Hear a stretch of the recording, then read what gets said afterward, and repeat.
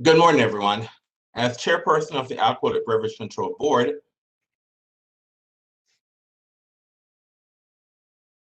for the District of Columbia, in accordance with DC Official Code Section 2576 of the Open Meetings Act, I'm welcoming you to the regular scheduled meeting of the Alcoholic Beverage Control Board. This meeting has been conducted pursuant to guidance made available by the District of Columbia's Office of Open Government regarding electronic meetings held by public bodies during the public health emergency.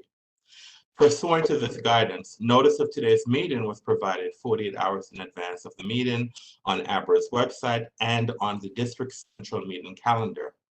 The notice included the time, date, agenda, and call-in or login information for public participation. This electronic meeting has been hosted by a WebEx account provided by the District of Columbia government. Please address any questions or complaints to the OOG at opengov@dc.gov. My name is Donovan Anderson. I'm chairman of the board. I would like to introduce the other members of the ABC board who are also participating electronically pursuant to Mayor's Order 2020-054. Please respond when I announce your name. Mr. James Short. Mr. James Short, present. Ms. Rafi Crockett. Rafi Crockett, present. Ms. Jenny Hansen. Jenny Hansen, present. Mr. Edward Grandis. Edward Grandis, present. The board has 5 members in attendance for conduct of business today, and that constitutes a quorum. Before we get underway with today's hearing calendar, I need to make a few instructions very clear so that the conduct of these hearings is understood by everyone.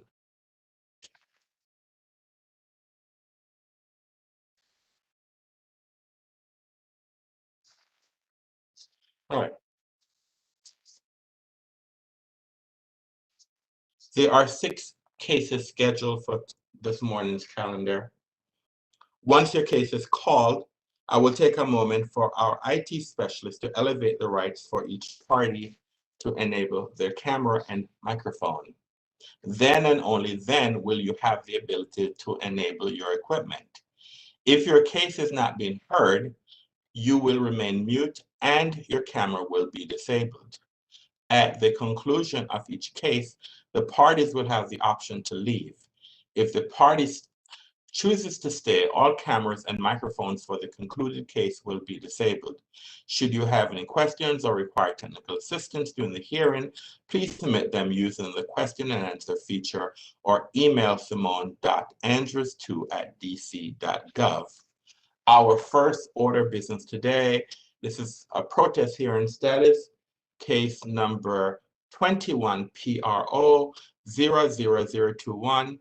Alice Bar and Lounge, license number 117897. Ms. Andrews, can you please elevate the rights of the parties in this case? Sure, step.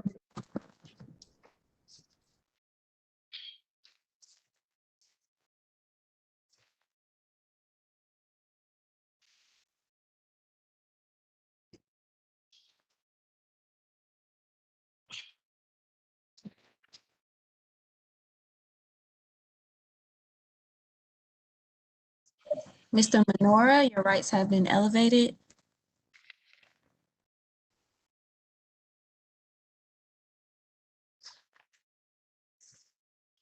Morning.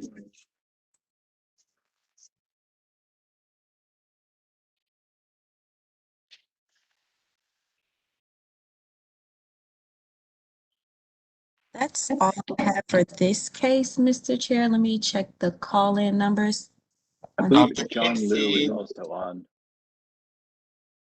The ANC, we should find, for the ANC, it's James Turner and Pablo Sable Harris.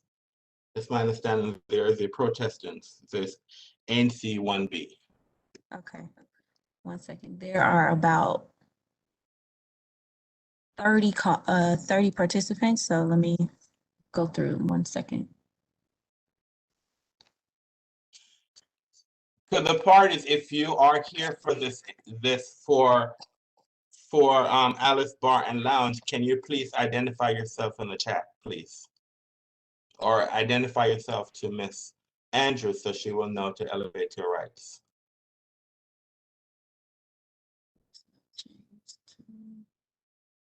Who is John Louis? Who's that person? He's one of the owners of Alice Bar and Lounge. Okay. Now, the reason why he's put in the chat that he can't hear, I don't know what is it he can't hear, so I don't know.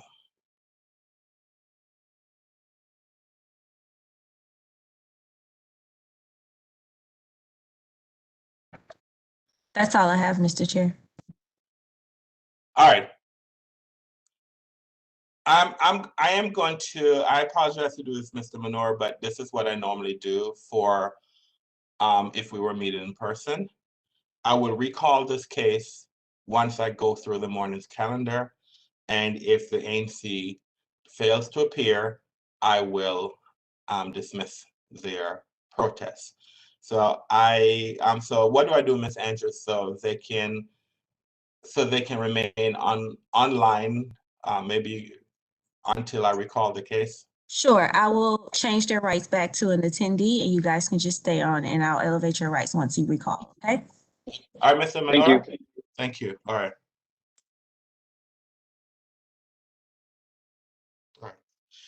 All right. The next case on our calendar is case number 21 PRO 00028, Union Liquor, license number 109197. Ms. Andrews, can you please elevate the rights of the licensee and the protestant in this case, please? Sure, stand by.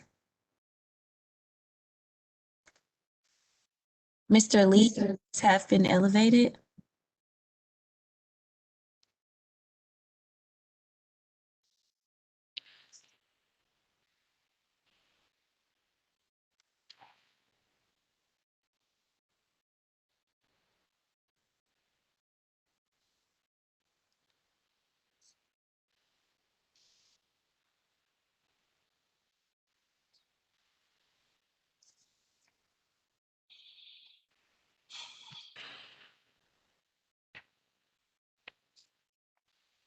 That's all. The licensee in this, I'm sorry, the protestant in this case is ANC 8A. And who I have here is Jamila White. If Miss Jamila White, if she's on this case, can you please identify yourself in the chat, please?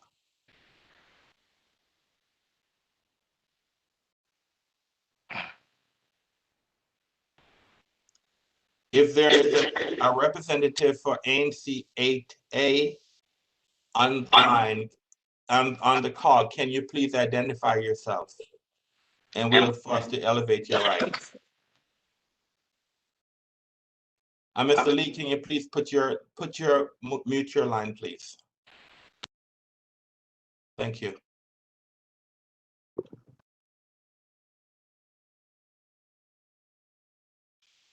All right, what I'm going to do, Mr. Lee, I will recall this case. I will go through the calendar and I will recall this case. And if the ANC is not there, I'll make a motion that we dismiss their protests.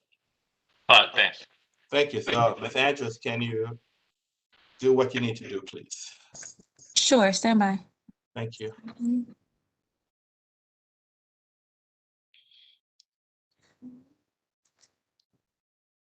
All right. Our next case in our calendar is case number 21 PRO 00025, Holiday Liquors, license number 091095. Ms. Andrews, can you please elevate the rights of the participant in this case? Mr. Lee is also the counsel, but realize so Mr. Lee is the counsel for the next two cases, so he can stay online for the next two cases, Ms. Andrews. Okay. Thank you. Mr. Lee, your rights have been elevated. Yes.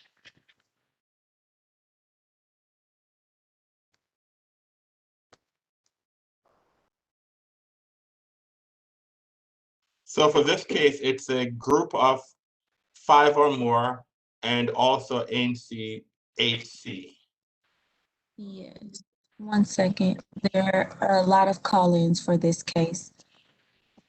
Mr. Conrad, your rights have been elevated.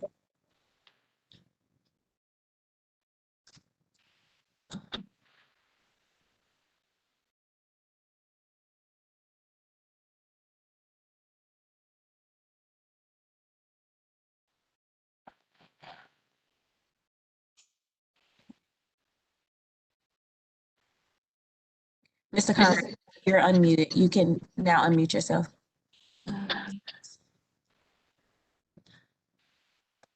Mr. Gordon, your line has been unmuted. Mr. Taylor, your line has been unmuted.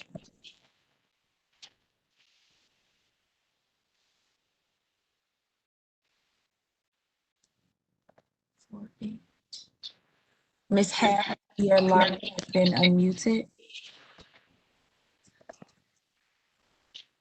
Ms. Ball, your rights have been unmuted.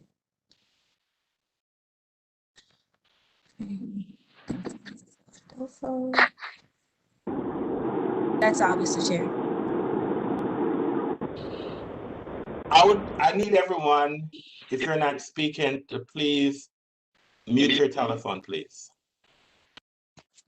Mr. Conrad, do you have a camera? If you have a camera, can you turn your camera on, please, sir? Mr. Conrad.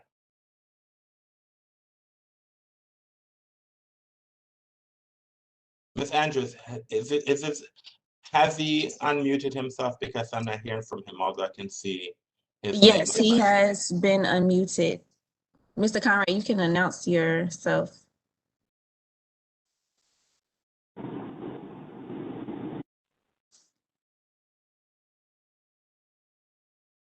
He says, Mr. Conrad.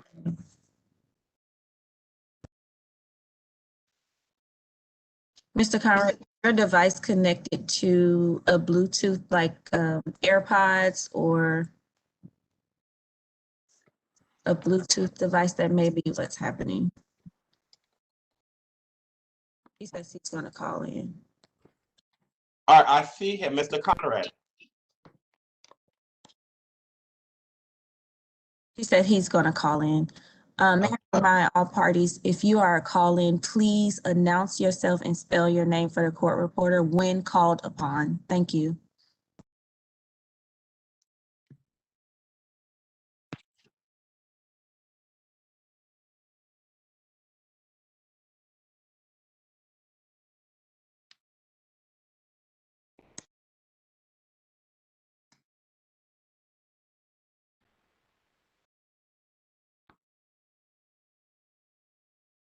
Okay, Mr. Chair, I do see Mr. Conrad has called in. I'm going to unmute his line. Thank you. Okay, Mr. Conrad, you can announce yourself. Yes, can you hear me now? Yes. I can hear Mr. Conrad. Okay, I hold on. apologize for the delay. We're having some technical difficulties with the WebEx platform on my computer, but we are present in our group of 5. All right, then hold on. Okay, good morning. All right, good morning, everyone. It's a protest hearing for Holiday Liquors. The protest is from ANC. It's from Mr. Conrad, who's a designated representative for a group of 5 or more, and ANC-HC. I still do not, ANC-HC is not on this call. I'm present. I'm sorry, This is Commissioner Victoria Akinzi okay, from all right. ANC-HC. Okay, fine, all right. So let me have all the parties, before we, it's my understanding that the group of 5 or more was given conditional standing at the roll call. It's also my understanding that Mr. Conrad was the only representative at the ANC. So I need 4 additional people from Mr. Conrad. You need to add 4 additional people. So Mr. Conrad, can you please state and spell your name for the record, please? Yes, my name is Christopher Conrad, CHRISTOPHER. My group of 5 is on the line. Yes, hold on, sir. Hold on. So you're Christopher Conrad, okay, and you're the designated representative for the group of 5 or more. Is that correct? That is correct. So can you please? Yeah. So hello, hello. I do not need. I'm sorry. Hello? Your phone lines are unmuted. I do not need anyone to speak until you're directed to speak. I can hear things in the background, so unless you are directed to speak while you're online, if you're going to speak and you do not want us to hear what's been said, please mute your line. I need Mr. Conrad to tell me to call who the additional members are. Once he calls your name, I need you then to come online and state and spell your name for the record. So Mr. Conrad, who is the first member of the group that is here today? Yes, I'm going to start off with Harold Taylor. I'll defer to Mr. Taylor. And Mr. Taylor, can you please state and spell your name for the record, please? Good morning. My name is Harold Taylor. Harold, first name, last name Taylor. All right, thank you. Mr. Conrad, who is the other member, sir? Yes, we have Cassandra Harris. Ms. Harris, can you please spell and state your name for the record, please? Good morning. My name is Cassandra Harris, Cassandra. Last name Harris, Harris. Thank you. Mr.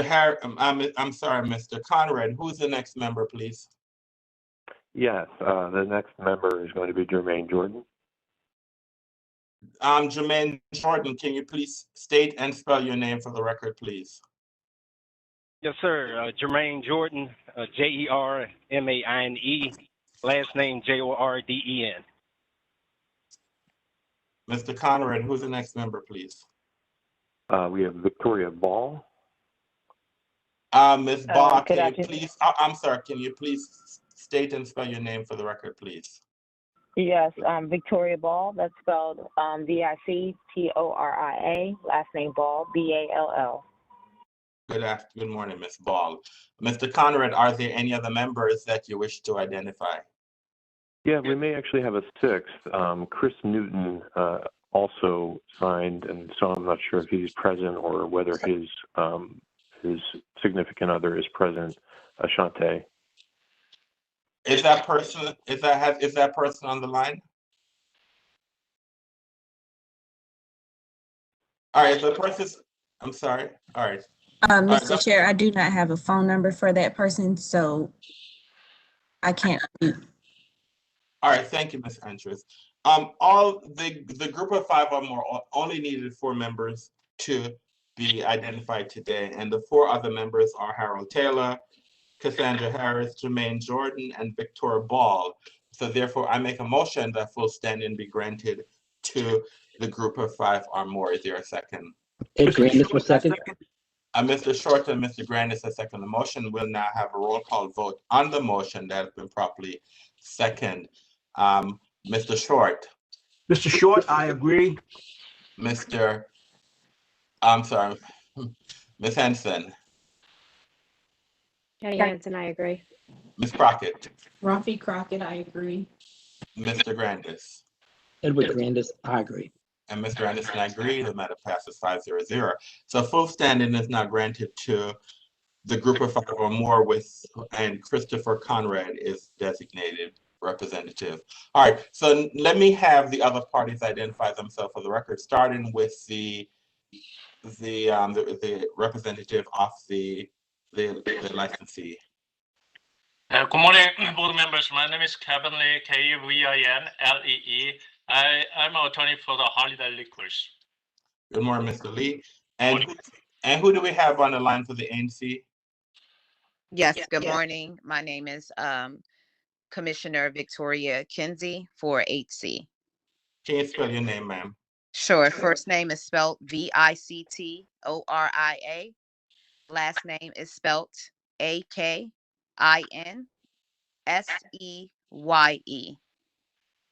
And you represent NCHC?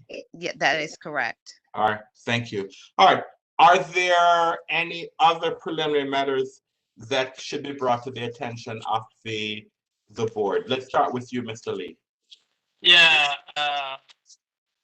we are currently working on the possible settlement agreement, and then licensee suggests to meet before the protest hearing at the site. So we just walk through together. We suggested, and then we will arrange the meeting with the ANC and the group of 5. All right, thank you, Mr. Lee. I'm sorry, Mr. Kinsey, are there preliminary matters you want to bring to the attention at least from the ANC's position that you want to bring to the board? No, we just haven't reached a settlement agreement at this time. All right, thank you. Mr. Conrad, are there any preliminary matters you want to bring to the attention of the board? No, I agree with everything everyone said. We're still in process. All right, thank you, sir. I encourage the parties to settle this matter if it can be settled, because I've always stated that you live in the community, you know what your concerns are, and it's better if you are able to come to a consensus on an agreement rather than leave it for the board to make a decision. But if there's no agreement, then the board will make its determination. Mr. Conrad, I just want to let you know, as just as an FYI, if there is a settlement agreement that's signed between the licensee and the ANC, and if you do not agree with it, Mr. Lee, please put your phone on, your line on mute, please. And if your group does not agree with settlement agreement by operation of law, your protest will fall. So I just want to let you know that if there's a settlement agreement between the ANC and the licensee, and if your group is not a part of the settlement agreement, or you do not agree with settlement agreement, your right to protest this matter will fall by operation of law, just as an FYI. Okay, sir? Thank you, sir. I appreciate it and understand that we are preempted by the ANC's decision in settlement matters, and I believe that the ANC's and the group of 5 are on the same page with regard to that. All right, thank you. All right, this matter is scheduled for a protest hearing on August 18th at 3:30 p.m. August 18th at 3:30 p.m. All right. Mr. Chair? Yes, Mr. Lee. Yeah, I just want to add, I just found that initially the group of 5 named there's 4 other people. Victoria Bar was not on the list of the protest letter. So it was Christopher Newton, but I think he's not there today. So does it affect the full standing for group of 5? Mr. Lee. I just found that on the letter. Yeah. Mr. Lee, yeah. Now, I had the protestant list all the names of the who made up this group. Okay. I had them go through all of the names. Okay. You did not object. I made a motion to grant them stand-in. The board voted to grant them stand-in. We have now moved almost through the end of the case, and now you're bringing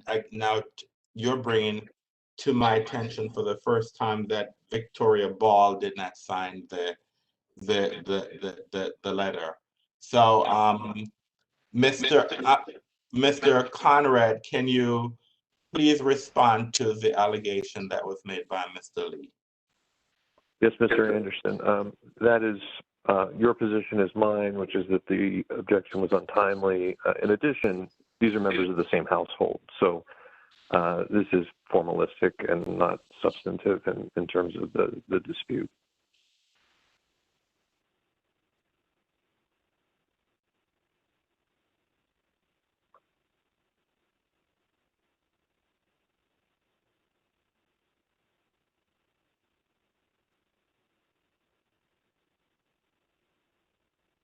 So, Mr. Conrad, are you then stating that Ms. Ball did not sign the petition.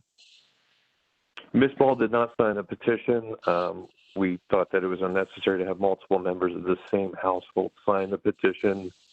Again, these are individuals that are associated with the same exact address. And so I think today is mere issues of schedule convenience for Ms. Ball versus Mr. Newton.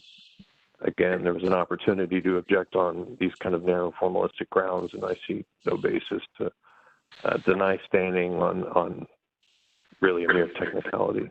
I'm happy to follow up and amend the initial letter if that's necessary. Ms. Ball has offered to stand in the shoes of Mr. Newton if there's any issue, but frankly, I think we should try and get to the merits of this and try and get to a resolution for the community rather than quibbling over individuals of the same household and whether their name was or wasn't on the protest letter that was initially filed, especially after we've already granted conditional standing.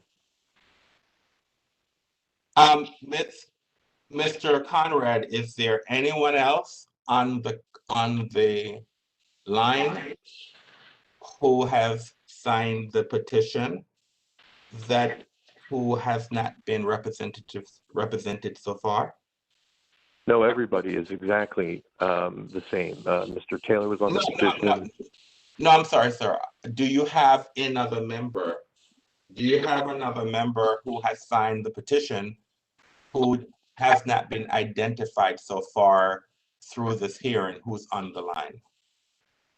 Oh, no. So we stopped at 5, and the only issue is, as I understand Mr. Lee's point, the 5th individual and Ms. Ball is of the same household, which again, I think is a more formalistic issue that we can resolve via amendment if needed.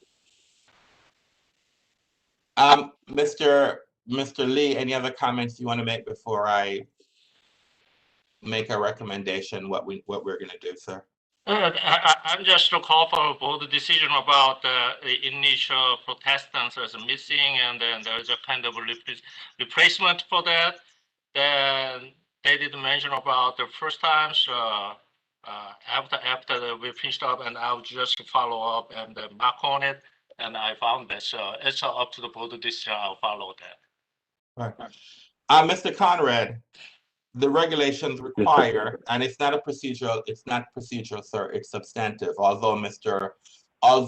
Lee was late in bringing this to the board's attention, if it's because it's a substantive violation, and it is required by the law that for a group of 5 or more, 5 people must be at the roll call hearing. I'm sorry, either at the roll call hearing or at the status hearing, and all 5 people must sign the petition. At the roll call hearing, you were the only person at the roll call hearing, and the other 4 people were not there. You were specifically informed by the board's agent that 4 additional members must be present today at the roll call here at the status hearing. Unfortunately, you did not present 4 members today at the status hearing who had signed the petition. And although the board had granted full standing to your group, the board has to legally, by law, has to revisit its issue. And so therefore, I am making a motion that because Ms. Ball did not sign the petition, and because she did not sign the petition, and by law, in order for the group to be granted standing, all four members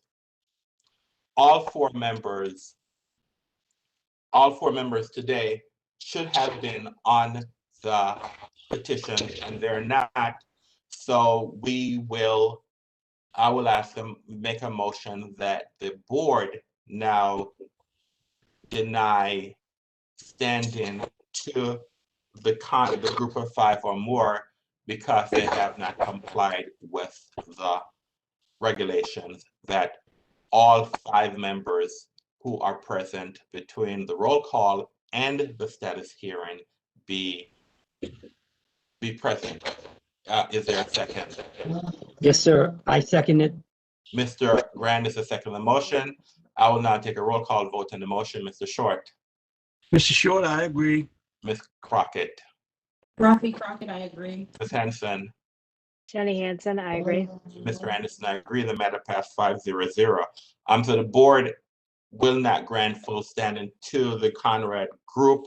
However, Mr. Conrad, the board will issue a decision, and we will issue a decision, and you have 10 days to ask the board to reconsider its determination. So if you have any legal reasons why you believe that the decision that the board made this morning, you have 10 days to appeal our decision, and the board will reconsider its position, sir.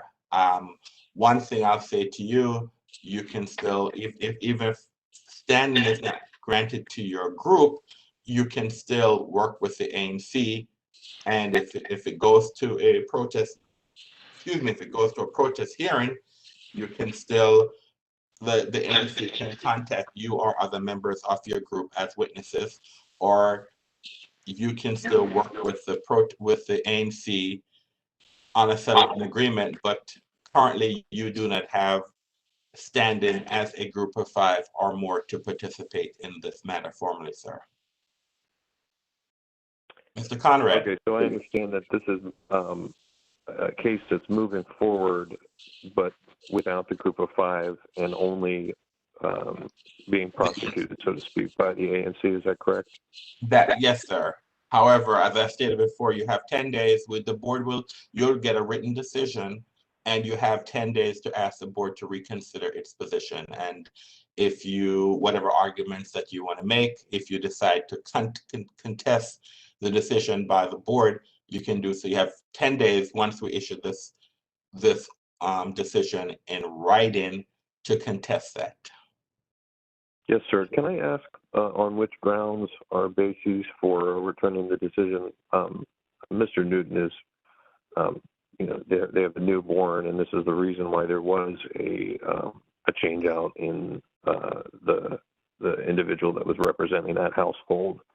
I just want to understand what good cause constitutes in this context, sir.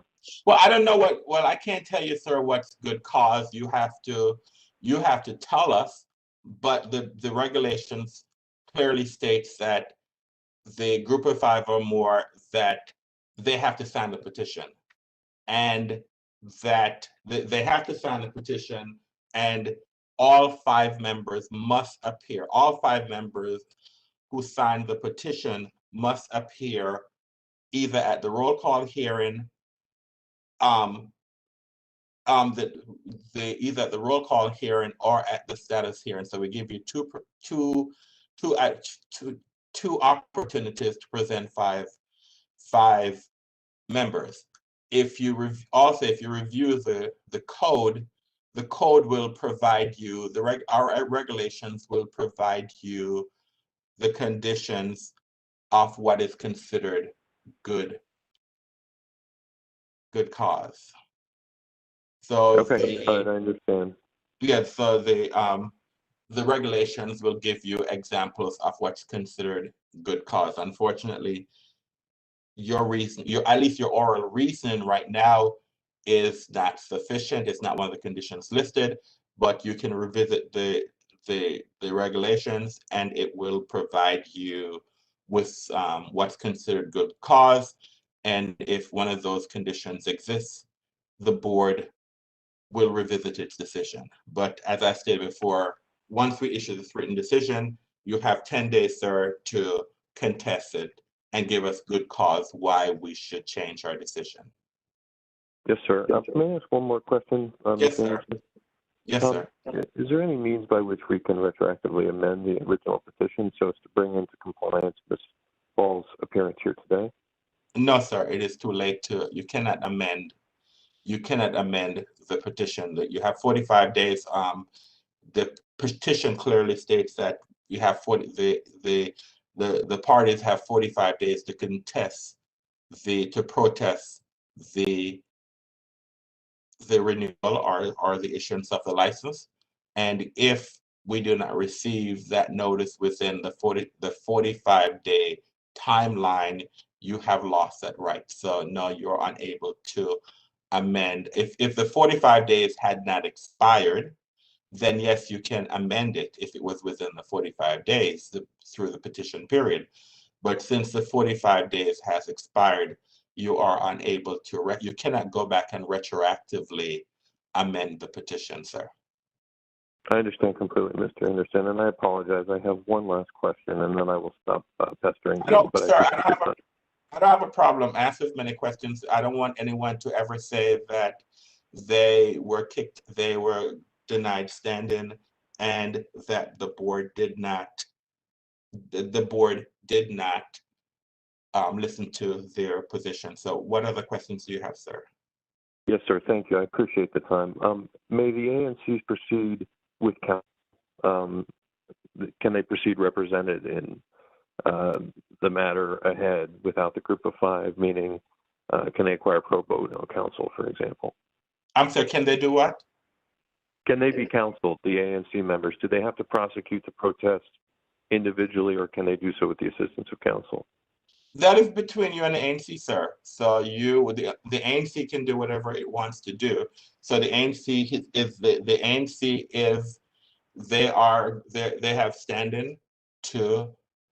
they have standing to represent the community. And if the ANC so designate you, or if the ANC decides that, well, at least through if the ANC votes and decides that you are counsel or you'll represent them and they advise us this is what their position is, that's up to the ANC. So you can speak to the ANC and the ANC can advise us what it is that their position is. But that's not up to the agency to tell the ANC who they can utilize. As long as the ANC provide written notice to us who their designated representative is, then that's up to the ANC. Or if we have a protest hearing, the ANC can do whatever it wants to do. But as long as reasonable notice is provided to the agency will never question the authority of the ANC and who it is that they're going to use to represent them, sir. Thank you for the thorough response, Mr. Anderson. So I understand that any of the ANC that are connected with this matter may represent me and delegate me to prosecute the action on their behalf, if that is their decision. If that is their decision, sir, that is the decision of the ANC, and the agency will not question the decision of the ANC as long as it's provided to us in writing who their representative is, sir. All right, sounds good. Thank you very much, Mr. Anderson. I appreciate your guidance on this matter, and I want to confirm with the rest of the board that that is, in fact, the case. Mr. Conrad, I speak for the board, and so it's not up to each individual board member to respond to you, sir. Unfortunately, the way this works, no, that's okay. The board members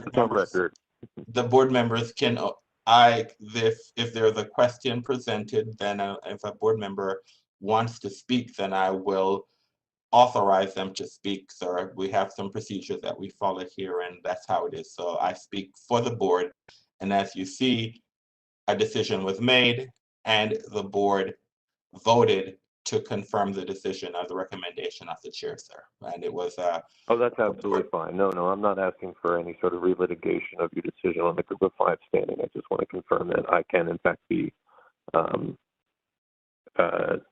delegated, that the ANC can delegate their responsibilities to me, and you've confirmed that, so I appreciate it. You're welcome. All right. Okay. So are there any other preliminary matters by either the ANC or by the applicant? No, that's all. Ms. Kinsey? Ms. Kinsey? Yes, I'm here. All right. Now, are there any other preliminary matters that you wish to raise, ma'am? No, just that we haven't made come to a settlement agreement yet with Holiday Liquor. That's it. All right, that's fine. As I said before, this matter is scheduled for a protest hearing on August 18th at 3:30 p.m. All right, now that we have scheduled this matter for protest hearing, there are a few things that I would like to instruct you about because the board's practices under the COVID-19 restrictions have changed. As you know, the board's hearings are conducted virtually, so it is more important than ever that the protest hearings are focused and addresses only those issues that are being protested. Following this hearing, you will receive an email from Assistant General Counsel April Randall that will include a copy of a protest information form PIP and a copy of an exhibit form, as well as specific instructions for the hearing. You are required to complete and submit the PIP and exhibit forms at least 7 days before the date of the hearing. If we do not receive a copy of your forms 7 days before the hearing, your application or your protest may be subject to dismissal. These documents need to be submitted to aber.legal@dc.com, .dc.gov, and to the opposing parties. Please know that these documents greatly assist the board in narrowing the protest issues, facilitating the process, and keeping the parties on point during the hearing. Each side is limited to no more than 5 witnesses, and you will only have 60 minutes to present your case. This includes all direct and cross-examination. The board does not intend to hear testimony in matters that are not relevant to those issues that are being protested. Are there any questions? No. Hearing none. Mr. Lee? No? No. All right, we thank you greatly for your cooperation. If at any time you have any questions, at any time leading up to the hearing, please do not hesitate to contact Assistant General Counsel April Randall at 202-329-6354 or contact her by email. Thank you very much. I ask the board supports settlement agreements with the parties. So if the parties are able to settle this matter, then the board welcomes that. If the parties are unable to settle this matter, then we will have a protest hearing. And as I stated, Mr. Conrad, you have 10 days once the decision is written to give the board good cause why we should revisit not providing standing to your group, sir. Okay? Sir. Thank you very much. All right, thank you. All right, you can stay on the line, Mr. Lee. So we'll now move to, so all the other parties are dismissed. And I'm about to call the next case. All right, the next case is case number 21 PRO 000330 Capitol View Market, license number 076250. Ms. Andrews, can you please elevate the rights of the parties in this case, please? Sure, stand by.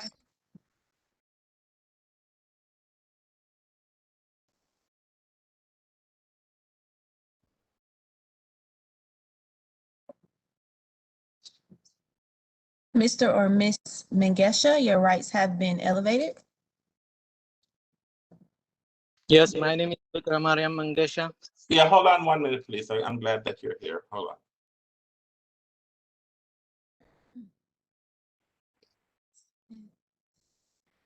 So we have ANC7C and we have the Capitol View Civic Association. Myron Smith is a representative. Mr. Commissioner Holmes, your rights have been elevated.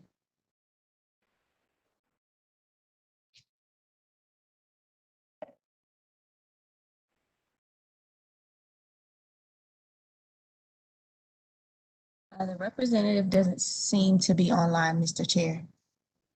Right here. Mr. Myron Smith, are you on the line? No, not Mr. Holmes. I'm talking about Myron Smith. Is there anyone online for, if you're here for the Capitol View Civic Association, please identify yourself for the record, please.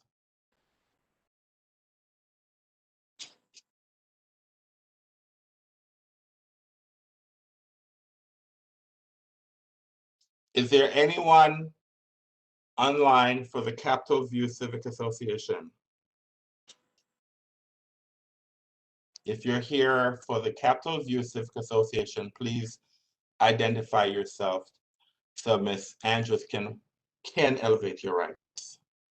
I see Ms. Dee Dee Lewis up on the attendee list.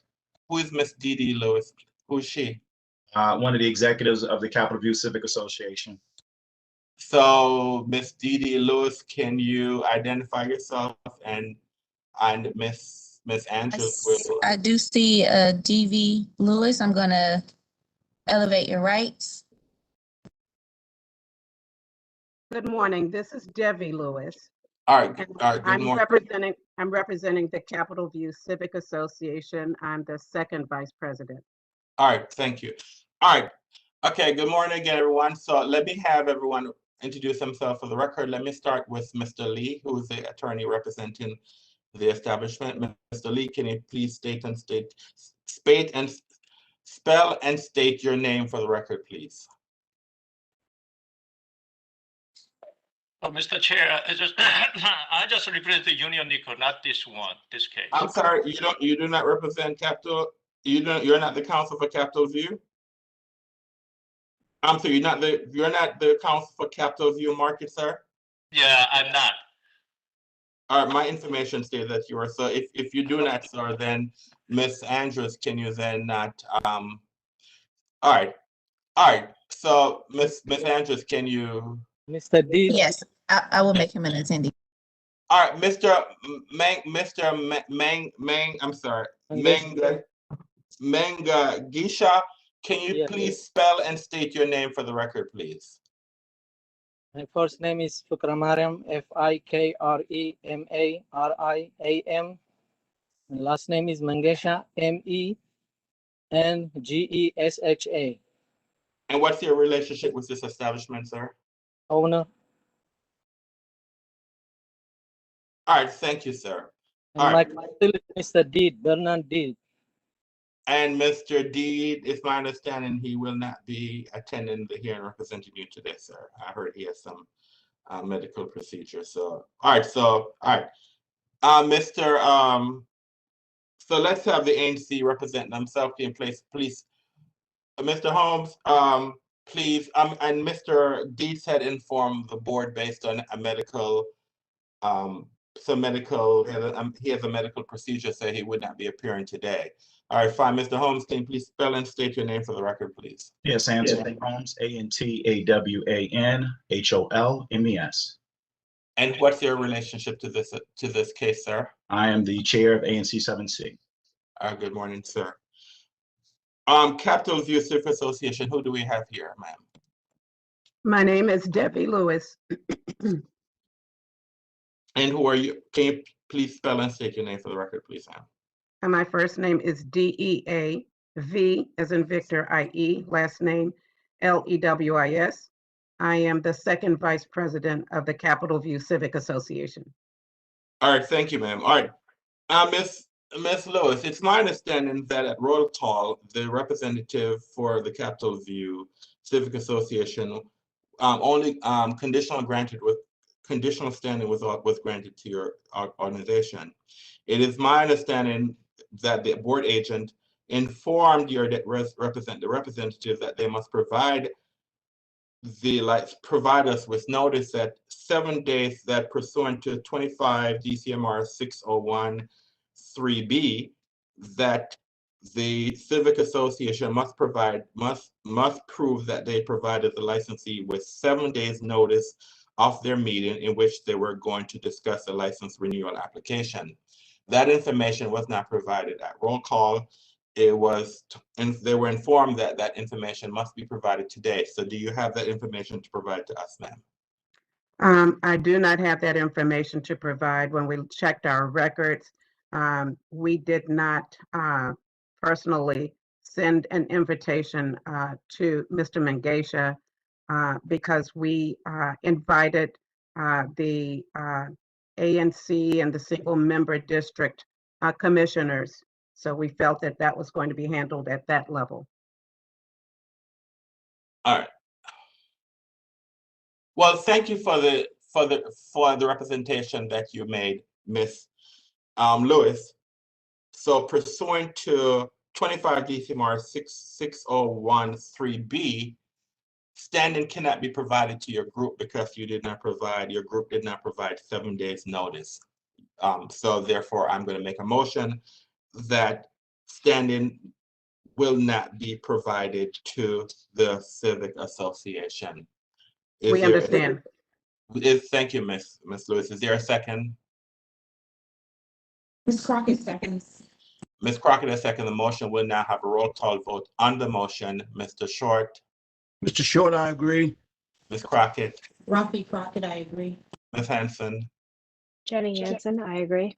Mr. Grandis, Edward Grandis, I agree. and Mr. Anderson. I agree. The matter passed 5-0-0. I want to thank you for your honesty, Ms. Lewis. You can, if your group, Civic Association, still wants to participate in this protest hearing, you would have to work with the ANC to work on this issue. It is, as I stated before, for future reference, it's 25 DCMR 601.6013B, that as a civic association, if you plan to protest the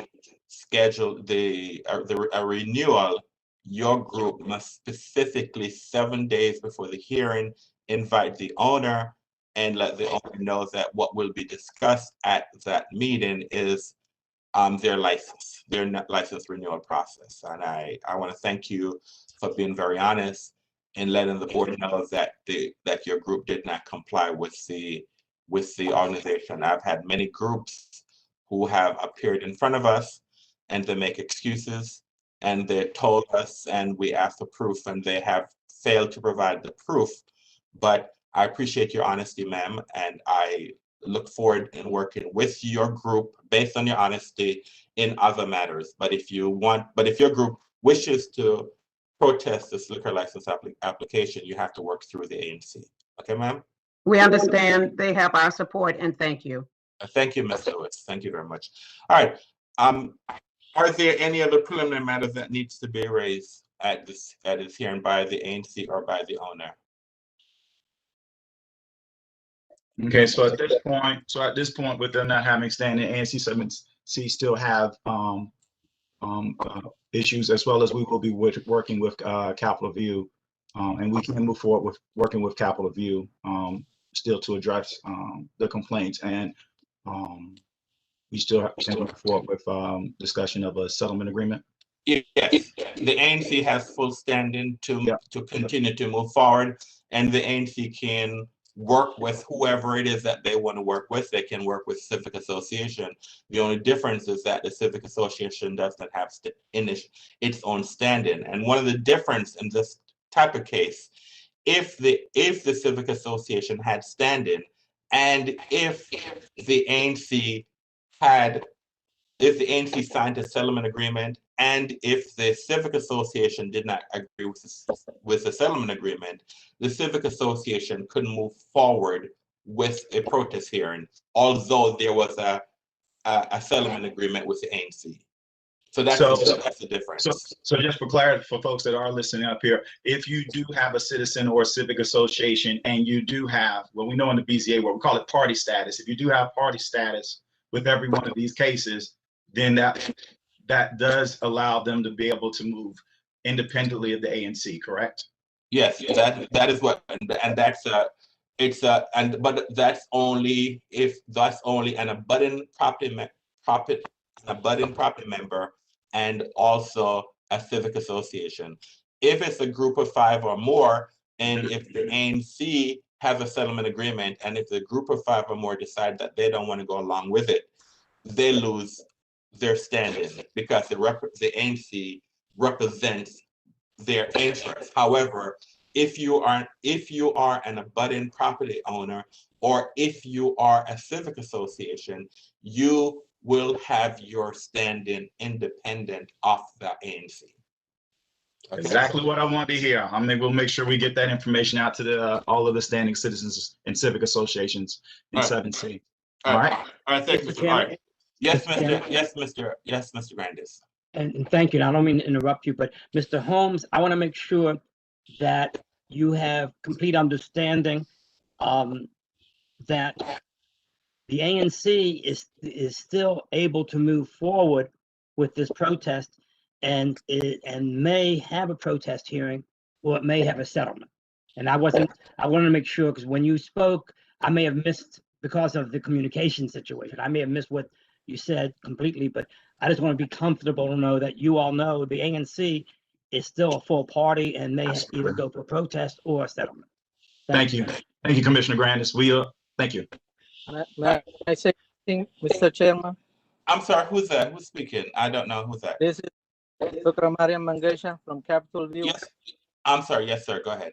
Yeah, let me say with due respect, let me say this. Mr. Antoine Holmes is the chairman of the Capitol View Civic Association. So I don't see anyone representing the ANC 7 here. That would be incorrect. I am the chair of ANC 7C. The chair of the Capitol View Civic Association, is not on the call. And you just had Ms. Deavy, who was the second vice president. But I am the chair of ANC 7C. Is there Mr. Mr. Mengesa. Mr. Mengesa, the ANC was given stand-in at the roll call. At the roll call hearing, your renewal was challenged by the Civic Association and by the ANC. And full stand-in was granted to the ANC at the roll call hearing. So therefore, by law, you have to negotiate with the ANC. The Civic, you can, if you so desire, you can negotiate with the Civic Association. You can still participate with, you can still negotiate with them if you so desire. However, as far as the ABC board is concerned, you must communicate with the ANC, because the ANC is the party that is recognized by the ABC board as moving forward with with this protest. And unless there is a settlement agreement with the ANC, if the ANC wishes to move forward at a protest hearing on and this protest hearing will be scheduled for August 5th at 1:30 p.m. So unless there's a settlement agreement with the ANC, if the ANC wishes to move forward with the protest hearing, that is their right, sir. So the only thing I'll say to you today, you must discuss what's going on with the ANC, because if you do not, the ANC has a right to move forward with the protest hearing on August 5th. And if you want to continue talking to the Civic Association, whoever you speak to, that is your prerogative, but you have to speak to the ANC. If not, we're going to have our protest hearing on August 5th. Is that correct, sir? Is that, are you? I know that Mr. Dietz is not here today, but Mr. Dietz understands the process. And so Mr. Dietz understands the process. So are you still there, sir? I'm not sure if your connection is. Okay. Your attorney, Mr. Dietz, understands the process. So you could speak to him after this hearing, and he will further explain to you what happened today. Okay, sir? Okay. All right. All right. Are there any other issues that needs to be brought to the attention of the board? All right. As I said, this matter is scheduled for a protest hearing on August 5th at 1:30 p.m. All right. Hold on 1 minute, please. Now that we've scheduled this matter for a protest hearing, there are a few things that I would like to instruct you about, because the board's practices on the COVID-19 restrictions have changed. As you know, the board's hearings are conducted virtually, so it is more important than ever that protest hearings are focused and addresses only those issues that are being protested. Following this hearing, you will be receiving an email from Assistant General Counsel April Randall that will include a copy of the protest information form and a copy of the exhibit form, as well as specific instructions for the hearing. You are required to complete and submit the PIP and exhibit forms at least 7 days before the date of the hearing. If we do not receive a copy of your forms 7 days before the hearing, your application or your protest may be subject to dismissal. These documents need to be submitted to Abra Legal and to the opposing parties. Please know that these documents greatly assist the board in narrowing the protest issues, facilitating the process, and keeping the parties on point during the hearing. What this means, Mr. Holmes, for your benefit, if this matter goes to a protest hearing 7 days before August 5th, you must provide a PIP with your documents and witnesses, because if that's not provided, it must be provided to the licensee, and it must be provided to Abra. If this is not provided to us 7 days, if we move forward with a protest hearing, you might not be able to call to call witnesses and have documents introduced in the records if the other side objects to them, sir. Okay. And you understand, sir? Yes, so basically, to have everything needs to be filed to you all by what you're saying, July 29th by 11:59 p.m. If that is 7 days before August 5th, sir, yes. Thank you. And I know, as far as the licensee is concerned, he's represented by counsel, and my assumption, although I shouldn't assume, is that counsel is aware of the requirement, but I'm putting the parties on notice that the 7-day notice is very important and it must be complied with. All right. Then the other changes that we've made is that each side is limited to no more than 5 witnesses, and you will have 60 minutes to present your case. This includes all direct and cross-examination. The board does not intend to hear testimony in matters that are not relevant to those issues that are being protested. Are there any questions? All right. Thank you greatly for your cooperation. If you have any questions at any time leading up to the hearing, please do not hesitate to contact Assistant General Counsel April Randall at 202-329-6354 or contact her by email. Thank you for your presentation this morning. I do hope the parties are able to work this matter out. If they are not able to work this matter out, we will see you on August 5th at 1:30 for a protest hearing. Okay? Thank you. Have a great day. Thank you very much. All right, then. Bye-bye.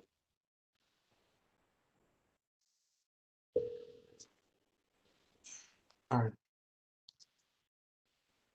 The next case on our calendar is you can leave, sir. Message for 5. Okay. Thank you. All right. 224. I need everyone to put their phone on they need to mute their line. If you're not speaking, your line needs to be muted. All right, thank you. The next case on our calendar is case number 21 PRO 00029 Master Liquors, license number 074594. Ms. Andrews, can you please elevate the rights of the licensee?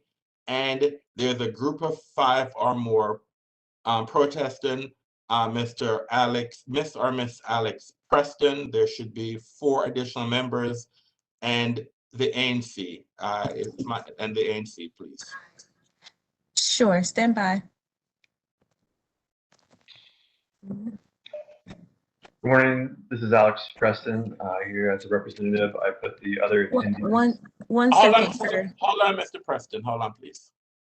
Mr. Alberti, your rights have been elevated. Thank you. JC.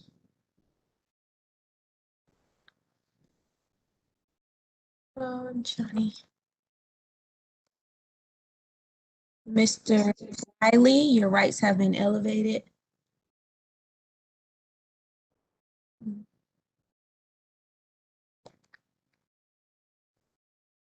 Ms. Claire Parker, your rights have been elevated.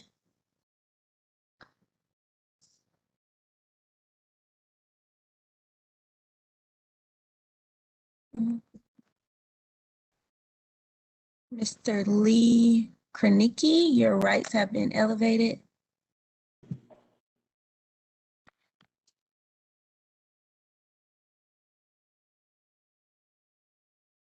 Mr. Alcorn, your rights have been elevated.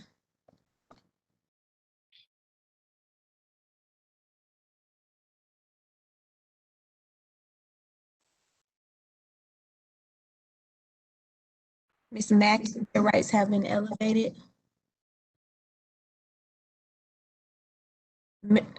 Alex Mackey, your rights have been elevated.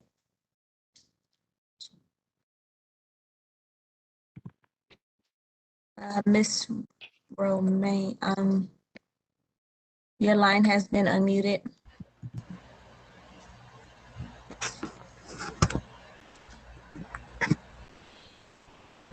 Mr. Hughes, your rights have been elevated.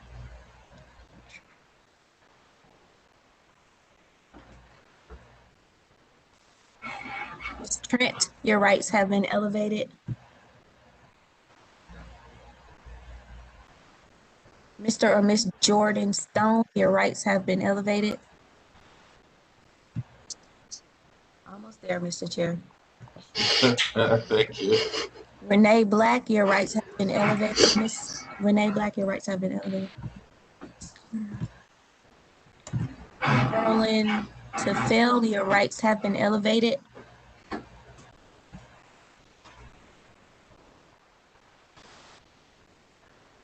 Mr. Andy, I'm not sure how to pronounce your last name. Your rights have been elevated. And one more. Miss Annalise Wilcox, your rights have been elevated. That's all, Mr. Chair. Thank you, Ms. Andrews. For everyone, if you have a camera, you can turn your cameras on, upload your camera, please. I would also ask the parties, if you are not speaking,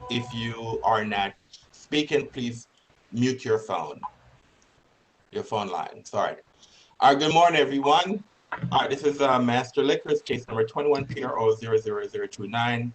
Master Liquors, license number 074594. Let's start with the licensee. Could the licensee please spell or state his name for the record, please? Johnny Briley, Johnnnie, last name Briley. And what's your relationship to the establishment, sir? Manager owner. All right, thank you, Mr. Briley. Okay, let's start with the ANC and Mr. Alberti.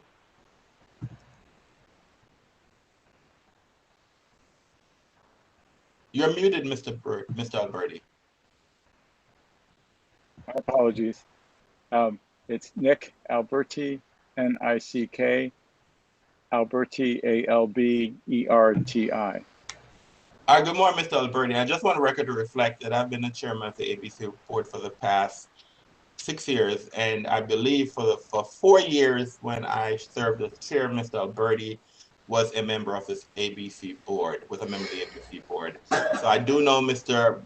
Alberti as a fellow board member, but as Mr. Alberti knows very well, the fact that I know him will no way influence my decision as chair of the ABC board. But I just want the record to reflect that I do know Mr. Alberti based on his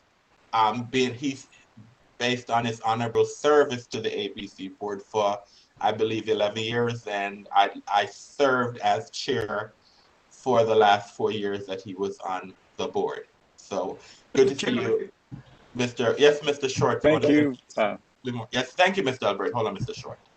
I too would like to say I served with Mr. Nick Alberti on this ABC board, and I know him quite well, and it will have no implications one way or the other about the decision I will make as a board member today.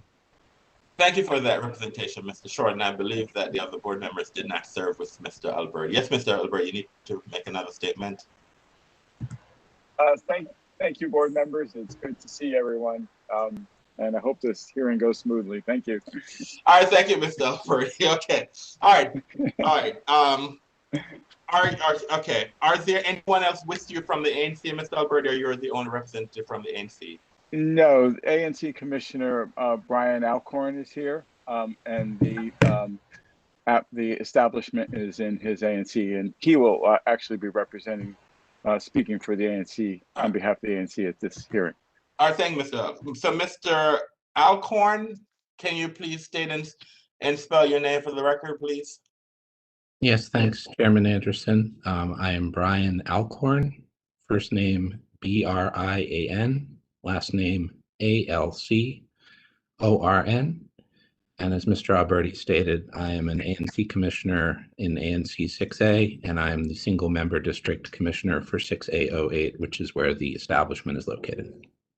And thank you, Mr. Alcorn. And I was not trying to highlight Mr. Alberti, but the cheat sheet they gave me, it listed Mr. Alberti as a representative of the ANC. So that's one of the reasons why I immediately went to Mr. Alberti. I was not overlooking you or asserting your authority, sir, as the representative of the ANC. Sure. Mr. Chairman, I appreciate that. We will also acknowledge, however, that Mr. Alberti is a co-representative of the ANC and a valued member of the community at that. So thank you. Thank you, Mr. Alcorn. All right, now we now have the group of 5 or more, and Alex Preston, can you spell or state your name for the record? Yes, this is Alex Preston, ALIXPRESTON. All right, Mr. Preston, it's my understanding that at the roll call hearing, you were given conditional standing because you were the only person at the hearing. So, Bob, you then have at least 4 members who signed the petition must be present here today. So could you please state who the additional members are? So what I want you to do is to call their name one by one. After you call their name, then I need those folks to identify themselves for the record and to spell their name, please. Okay, the first one is Leah Krenicki. Ms. Krenicki, can you please spell or state your name for the record, please, and spell your name for the record, please? Yes, Leah Krenicki, Leah, last name Krynicky. Good morning, Ms. Krenicki. Mr. Preston, who's the other member? Claire Parker. Parker, you said? Claire Parker. Ms. Parker, can you please spell and state your name for the record, please? Yes, first name Claire, Clare, last name Parker, Parker. Who's the next member, Mr. Preston? Renee Black. Ms. Black, can you please state and spell your name for the record, please? Yep. Hi, good morning. It's Renee, Renae, Black, Black. Thank you, Ms. Black. Who else, sir? Bryce Hughes. Is it Mr. Hughes? Yep, that's me, Bryce Hughes, BryceHughes. Thank you, Mr. Hughes. Who else, Mr. Preston? Ginny Romaine. Ms. Romaine?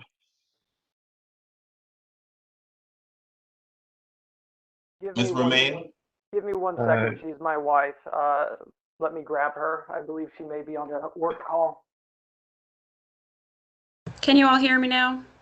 I can hear. Ms. Romaine? Hello? Yes, can you please state and spell your name for the record, please? Sure. My first name is Jennifer, Jennifer. Last name Romaine, Romaine. Thank you. And anyone else, Mr. Preston? Yes, Rachel Mackey. Ms. Mackey? Hi, Rachel Mackey, Rachel Mackey.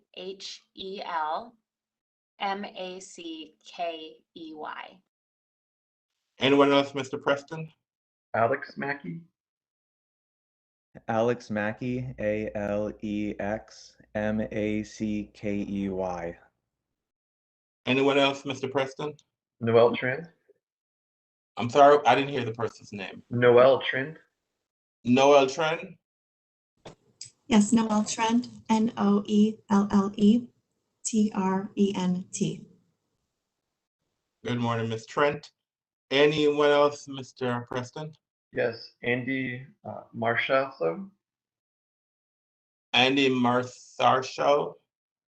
We have, who is that Hi. person? Good morning, Andy, Mr. Good morning. Andy, last name Marchesseult.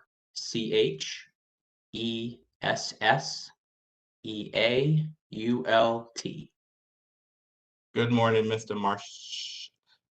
Pronounce your last name for me one more time, sir. Marchesseult. Marchesseult. Good Yep. morning, sir. Good morning. Anyone else that we have, sir? Yes, Annalise Marchesso. Now, I'm glad I did that because now I shouldn't have any problem. Miss Marchesseult.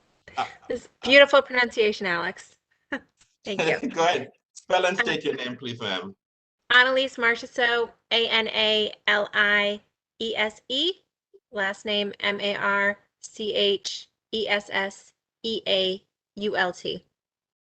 Good morning, ma'am. Thank you. Anyone else, Mr. Preston? Yes, Jordan Stone. Miss or Miss Stone? Hi there, Jordan Stone, JORDANSTONE. Anyone else, Mr. Good morning, Mr. Stone. Anyone else, Mr. Preston? Yes, I believe there's one other person on the line that I didn't get. And who's that person?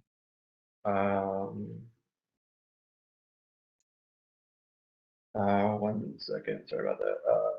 Tufel, I believe. Sorry, can't remember the. Is that Carolyn Tufel? Yes. Can you please state and spell your name for the record, please? Sure.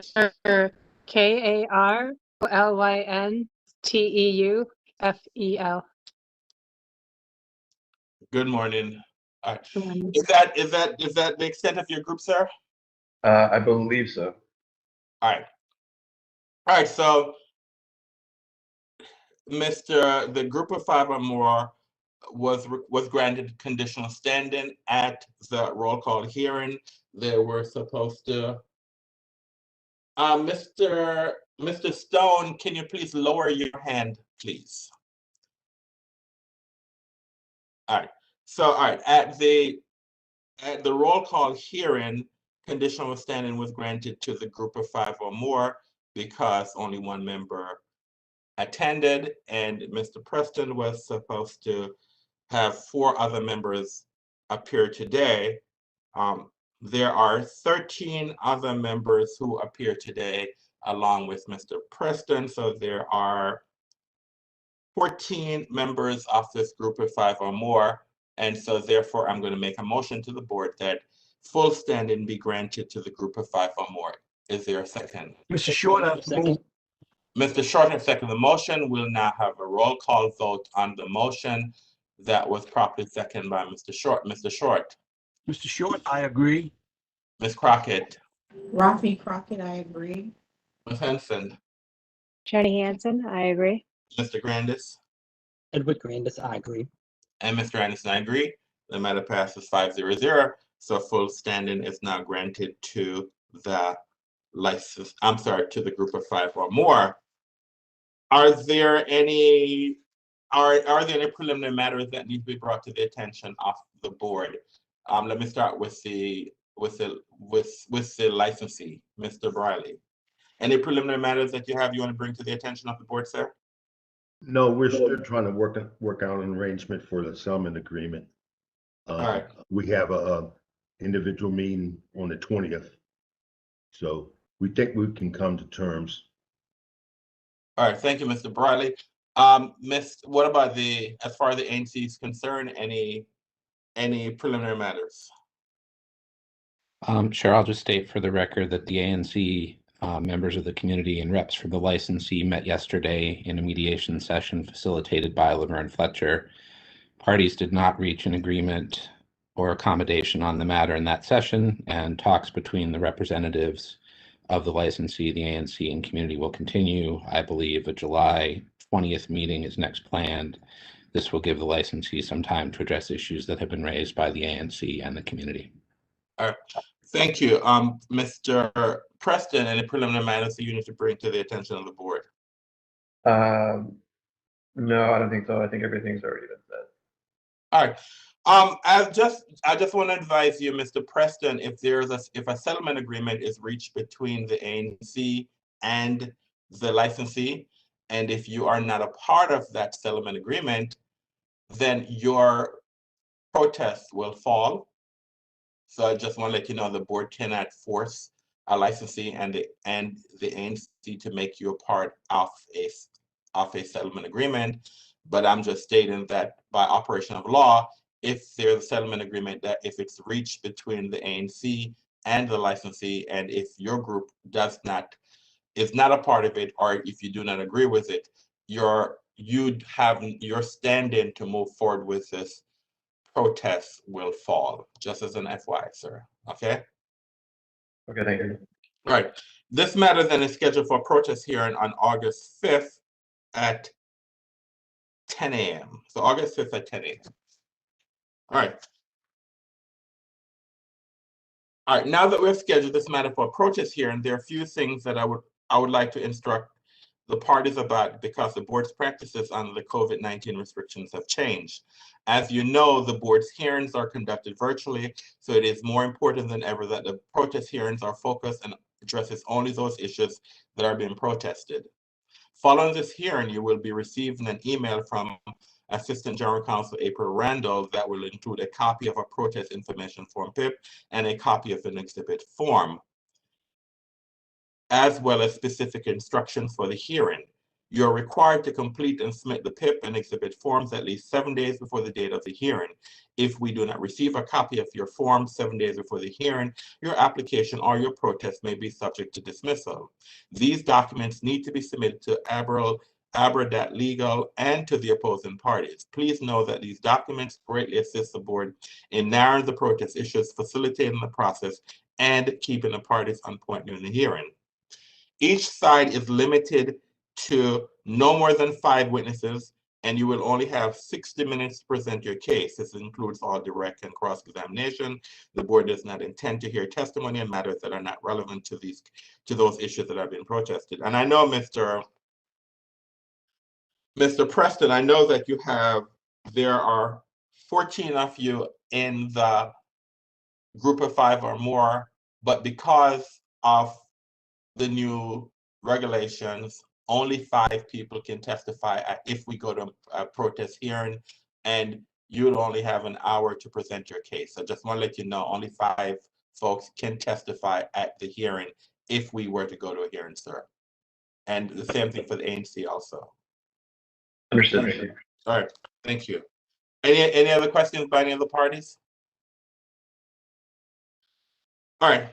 We thank you greatly for your cooperation. If you have any questions at any time leading up to this hearing, please do not hesitate to contact Assistant General Counsel April Randall at 202-329-6354 or contact her by email. I want to thank everyone who participated today for their attendance. It's my understanding that there's further conversations that will be held between the parties. I wish you well on your settlement discussions. The board supports settlement because this is your neighborhood. You know what occurs there. And if you're able to settle the matter, then you can come up with some terms and conditions that's workable for both sides.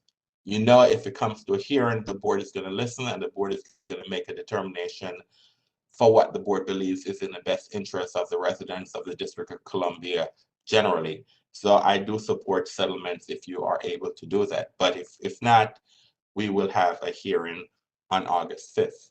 All right, so thank you again for being here today and have a safe holiday weekend. Thank you very much. All right. All right, the next case in our calendar is case number 19 PRO 00119 Secret Lounge, license number 107123. This hearing is canceled due to the submission of a settlement agreement for the board's consideration and approval. All right, let me go back to the first case in our calendar. I'm recalling case number 21 PRO 00021 Alice Bar and Lounge. Excuse me, license number 117897. The counsel for Alice Bar and Lounge is Matthew Menora, and we need the ANC is ANC 1B. Ms. Andrews, can you please elevate the rights of the parties when you have a chance? I think once you have dismissed all the parties, once you have had a chance to do that for this case, please. Yes. Stand by.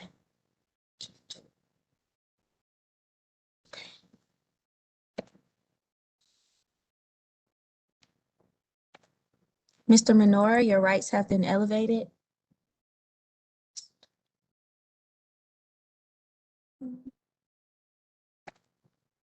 Go again.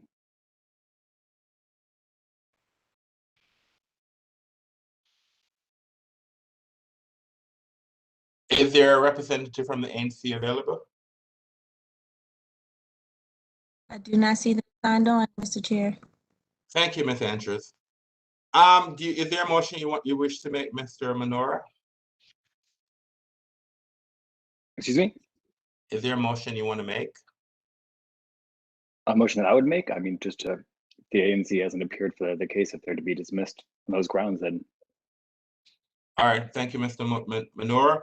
This matter was scheduled for a protest hearing at 10:30.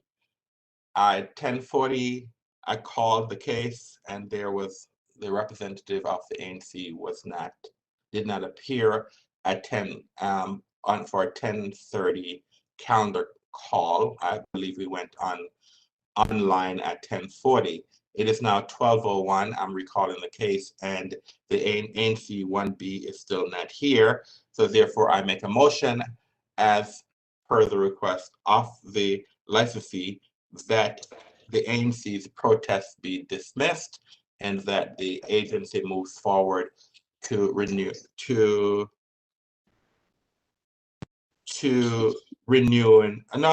granting this, that the agency moves forward with the application towards granting a license to Alice Bar and Lounge. Is there a second? Ms. Crockett seconds. Ms. Crockett has seconded the motion. We'll now have a roll call vote on the motion. Mr. Short. Mr. Short, I agree. Ms. Crockett. Rafi Crockett, I agree. Ms. Henson. Jenny Hansen, I agree. Mr. Grandis. Edward Grandis, I agree. And Mr. Anderson, I agree. The matter passes 5-0-0. The board would issue a decision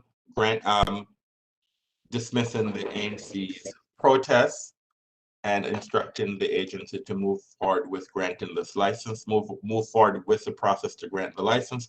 The ANC will be given 10 days to provide us with good cause why they failed to report today. If the board finds that good cause does not exist, or if they fail to respond, then the agency will move forward in its process towards granting this license. Thank you for your participation, Mr. Menorah, and have a great day. Thank you, Mr. Chairman. Appreciate it. All right, thank you. All right, the next case on our calendar that I'm recalling is case number 21 PRO 00028. This is Union Liquor, license number 109197.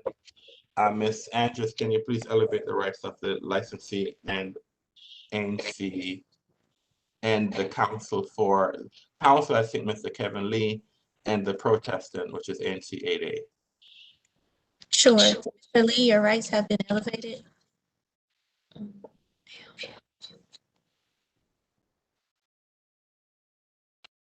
That's all. There's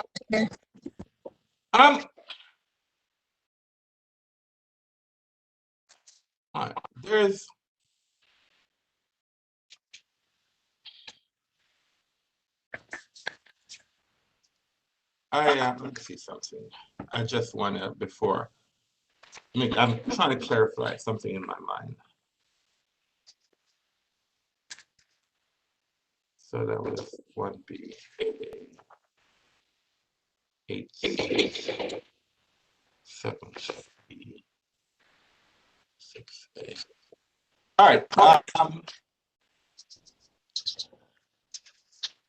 This case was scheduled for a protest hearing at 10:30. I called the case at 10:30 and ANC 8A did not appear. And it is now 12:04 and I'm recalling the case and ANC 8A is still not here. Is there a motion that you wish to make, Mr. Lee? Mr. Lee? Hey, hello, can you hear me? I can now hear you, Mr. Lee. Hello. Yes, sir. Yes, sir. Yeah. Hi, good afternoon, board members. My name is Kevin Lee, representing Union Liquors in the matter of protest. Is there, I see that the ANC, the protest, I'm recalling the case and the ANC is not here. Is there a motion you wish to make, sir? Yes, yes. What is that, sir? Yeah, motion to dismiss because they are absent to the status hearing. All right. As I stated before, this matter was scheduled for a protest hearing, status hearing at 10:30. This case was called at 10:30. ANC failed to appear. The licensee was here the first time the case was called. It is now 12:05. I'm recalling the case. The ANC, I'm sorry, the licensee is here and the protestant is still not here. I then, pursuant to the motion made by the licensee, I then make a motion that the protest by ANC 8A be dismissed. Is there a second? Mr. Short, I second. Mr. Grandis and Mr. Short has seconded the motion. We'll now have a roll call vote on the motion. Mr. Short. Mr. Short, I agree. Ms. Crockett. Rafi Crockett, I agree. Ms. Henson. Jenny Hansen, I agree. Mr. Grandis. Edward Grandis, I agree. Mr. Anderson, I agree. The matter passed 5-0. The motion that was passed is to dismiss the protest filed on the ANC and to authorize the agency to move forward with the process of renewing the application for this licensee. The ANC will be given 10 days once this decision is written to file a motion for reconsideration to provide the agency with good cause why it failed to appear today. If the ANC fails to appear, failed to provide us to respond to our written notice or to give us good cause, then the agency will move forward with the process of renewing this license. Thank you for your appearance today, Mr. Lee. Have a great day. Thank you very much. Thank you very much for your time. All right. Have a good day. Bye. Thanks. Bye-bye. Bye. All right, so we have now completed our morning session. And so let's do our calendar. The first calendar we're going to do this morning is our legal agenda. The first matter on our legal agenda is a review of a settlement agreement dated June 15th, 2021 between ANC 5C and the public option license number 118096. I make a motion that we approve this agreement with modifications. Is there a second? Ms. Crockett seconds. Ms. Crockett has seconded the motion. We'll now have a roll call vote on the motion. Mr. Short. Mr. Short, I agree. Ms. Crockett. Rafi Crockett, I agree. Ms. Henson. Jenny Hansen, I agree. Mr. Grandis. Edward Grandis, I agree. Mr. Anderson, I agree. The matter passed 5-0. The next matter on our legal agenda is a review of a settlement agreement dated June 17th, 2021 between ANC 6A and Toki Underground license number 118153. I make a motion that we approve this request. Is there a second? Crockett seconds. Ms. Crockett has seconded the motion. We'll now have a roll call vote on the motion. Mr. Short. Mr. Short, I agree. Ms. Crockett. Rafi Crockett, I agree. Ms. Henson. Jenny Hansen, I agree. Mr. Grandis. Edward Grandis, I agree. And Mr. Anderson, I agree. The matter passed 5-0. The next matter is review of application. Review of applicants' motion to quash subpoena and motion in limine to limit evidence at the protest hearing. This is for Signature Lounge, license number 117485. This is for a hearing that we'll be having this afternoon. The board will conduct oral arguments on this motion, and we will make a decision we will make a decision whether or not we're going to grant or deny the motion. So that's the decision that the board will be making for number 3 on our legal agenda today. The next case on our agenda is review of the protestants' opposition to our applicant's motion to quash subpoena and motion in limine to limit evidence at the protest hearing. This is on Signature Lounge, license number 117485. Again, this is scheduled for a 1:30 protest hearing, and the board will again listen to oral arguments and make a determination whether or not they're going to grant, deny, or whether or not the protestants' opposition will be moot. However, we'll make the decision once we have the hearing this afternoon at 1:30. The next case on our legal agenda is a review of this amended settlement agreement dated June 10th, 2021 between Advisory Neighborhood Commission 3B and Bread Soda, license number 78085. I make a motion that we approve this matter. Is there a second? Mr. Short, I second. Mr. Short, I second the motion. We'll now have a roll call vote on the motion. Mr. Short. Mr. Short, I agree. Ms.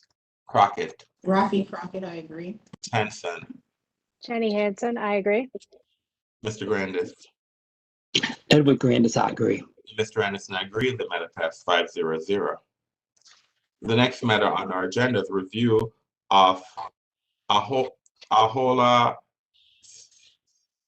CR3W Entertainment and Catering request for reinstatement of its canceled license. License number 108399. I make a motion that we approve this request. Is there a second? Ms. Crockett seconds. Ms. Crockett, I second the motion. We'll now have a roll call vote on the motion. Mr. Short. Mr. Short, I agree. Ms. Crockett. Rafi Crockett, I agree. Ms. Henson. Jenny Hansen, I agree. Mr. Grandis. Edward Grandis, I agree. Mr. Anderson, I agree. The matter passed 5-0-0. The next matter is a review of a settlement agreement dated June 22nd, 2021 between Advisory Neighborhood Commission 2E, the Citizens Association of Georgetown, and Town Wine and Liquor, license number 093813. I make a motion that we approve this request. Is there a second? Ms. Crockett seconds. Ms. Crockett, I second the motion. We'll now have a roll call vote on the motion. Mr. Short. Mr. Short, I agree. Ms. Crockett. Rafi Crockett, I agree. Ms. Henson. Jenny Hansen, I agree. Mr. Grandis. Edward Grandis, I agree. Mr. Anderson, I agree. The matter passes 5-0-0. The next matter is a review of A&S Grocery's response to protest a change from Class B to Class A. I make a motion. The license number is 101367. I make a motion to the board that we deny the request, and the reason why the board I'm asking the board to vote to deny the request. It is premature to approve the motion at this juncture with the protest pending that are scheduled for roll call hearings on July 12, 2021. Is there a second? Mr. Short, I second. Mr. Short, I second the motion. We'll now have a roll call vote on the motion. Mr. Short. Mr. Short, I agree. Ms. Crockett. Rafi Crockett, I agree. Ms. Henson. Jenny Hansen, I agree. Mr. Grandis. Edward Grandis, I agree. Mr. Anderson, I agree. The matter passed 5-0-0. The next matter is a review of a settlement agreement dated June 15th, 2021 between Advisory Neighborhood Commission 7E, this is the Capitol View Civic Association, and Tony's Market, license number 102043. I make a motion that we approve this agreement with modifications. Is there a second? Ms. Crockett seconds. Ms. Crockett, I second the motion. We'll now have a roll call vote on the motion. Mr. Short. Mr. Short, I agree. Ms. Crockett. Rafi Crockett, I agree. Ms. Henson. Jenny Hansen, I agree. Mr. Grandis. Edward Grandis, I agree. And Mr. Anderson, I agree. The matter passed 5-0-0. The next matter is a review of this amended settlement agreement dated January 14th, 2020 between Advisory Neighborhood Commission 6B and Brick Lane Restaurant, license number 109778. The motion that's been made that to the board is that the board rescind its approval of the amended settlement agreement with which the board approved on January 29th, 2020, due to the licensee's failure to address the trade name discrepancy after ample notice from the agency. Is there a second? Mr. Short, a second. Mr. Short and Mr. Grant is a second. The motion will now have a roll call vote on the motion. Mr. Short. Mr. Short, I agree. Ms. Crockett. Rafi Crockett, I agree. Ms. Henson. Jenny Hansen, I agree. Mr. Grandis. Edward Grandis, I agree. And Mr. Anderson, I agree. The matter passed 5-0-0. The next matter is a review of the settlement agreement dated June 25th, 2021 between the Westminster Neighborhood Association and the Secret Lounge, license number 107123. Excuse me, I make a motion that we approve this agreement with modifications. Excuse me, is there a second? Ms. Crockett, seconds. Ms. Crockett, a second. The motion will now have a roll call vote on the motion.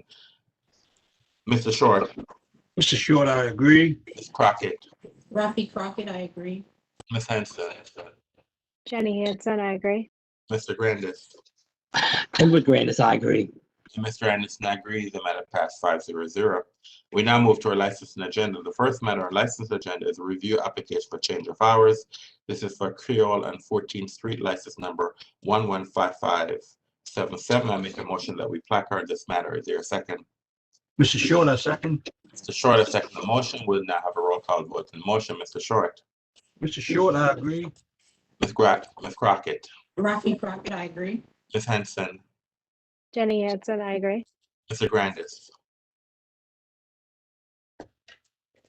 Edward Grandis, I agree. And Mr. Anderson, I agree. The matter passed 5-0-0.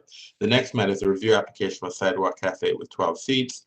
This is for Haddad Thai Restaurant, license number 021540. I make a motion that we approve this. Is there a second? Ms. Crockett, seconds. Ms. Crockett, a second. The motion will now have a roll call vote on the motion. Mr. Short. Mr. Short, I agree. Ms. Crockett. Rafi Crockett, I agree. Ms. Henson. Jenny Hansen, I agree. Mr. Grandis. Edward Grandis disagrees.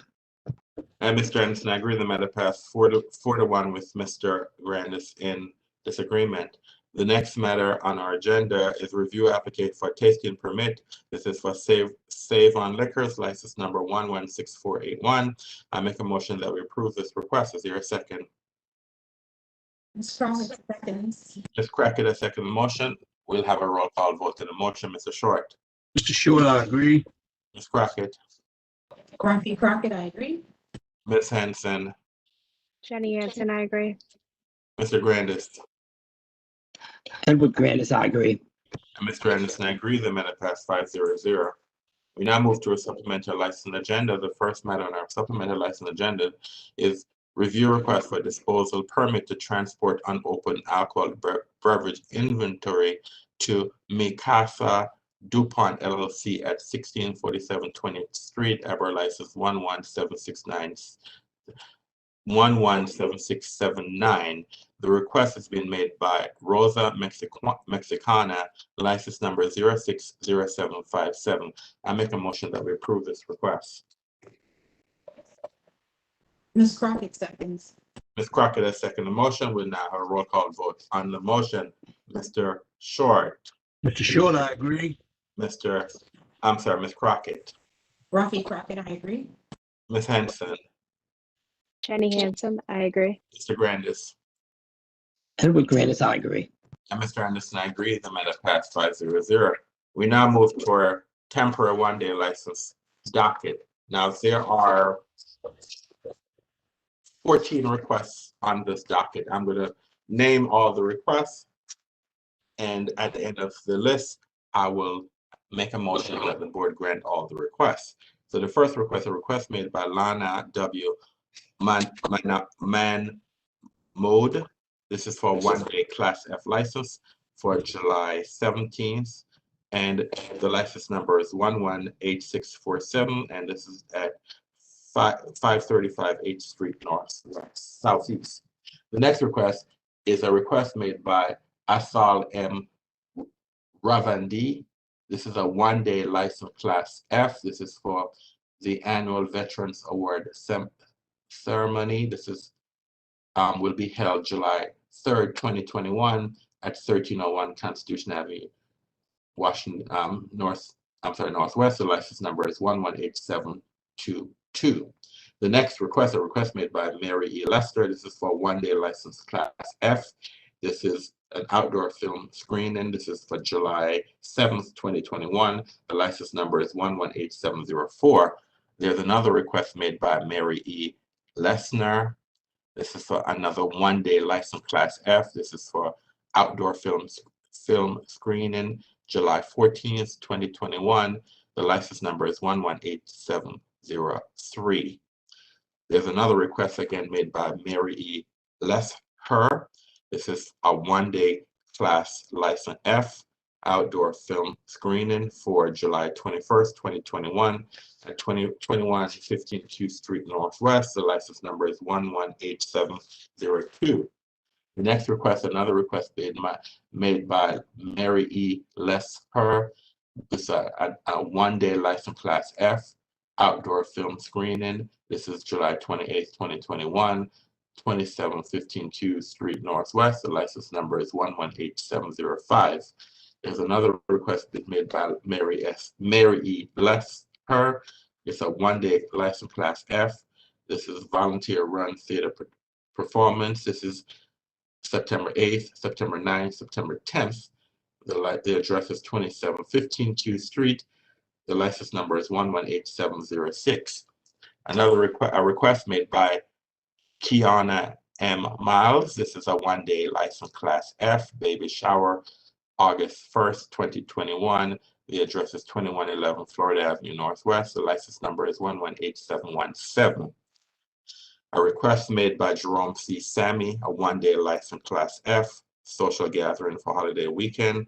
This is on July 2nd, 2021 at 1401 Oakey Street Northeast. The license number is 118665.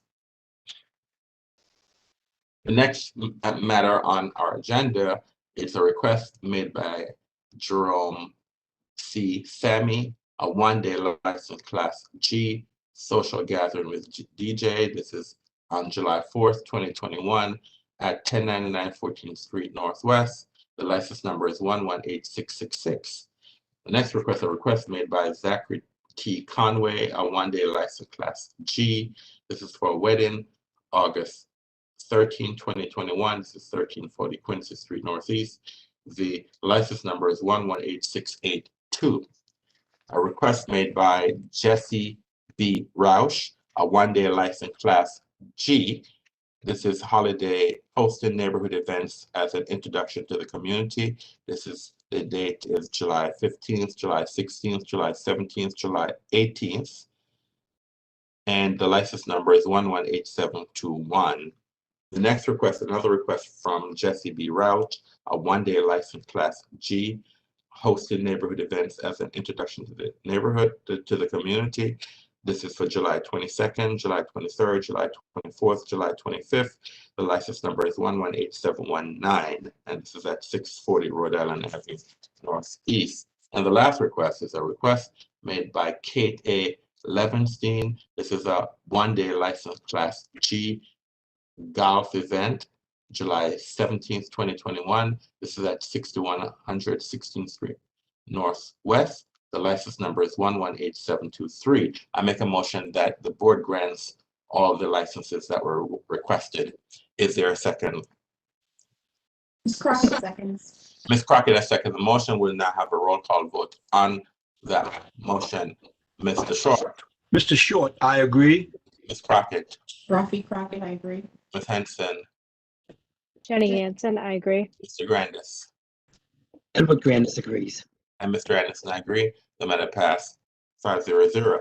We now move to the board's docket, and there are on the board's docket for the day, there are 21 requests. I'm going to go through all 21 names. I will state the applicant. I will state their class, category, and what's been requested. And at the end, I will ask that the board approve this. So the first request is a request made by 1789 Restaurant / Tombs F. Scott's, license number 009239. They are Retailer C Restaurant. It's a trade name change application. The new name is Fitzgerald's. The next request, a request made by Jose A. Mercado Jr. This is for a personal importation permit application. The license number is 21 IMP 00016. The next request is a request made by Alexander John Mayer. This again is for personal importation permit application. The license number is 21 IMP 00017. The next request, a request made by Brenda Carr. This is again another personal importation permit application. The license number is 21 IMP 00018. The next request, a request made by Joseph Byrne. This is again for personal importation permit application. The license number is 21 IMP 00013. The next request, a request made by Ruth Chris Steakhouse, license number 114779. They're a retailer C restaurant. This is a change of officer application to add Stephen G. Suggs, FZUCS. The next request, a request made by Ruth Chris Steakhouse, license number 114779, retailer C restaurant. This is a change of officer application to add Mary C. Lynch.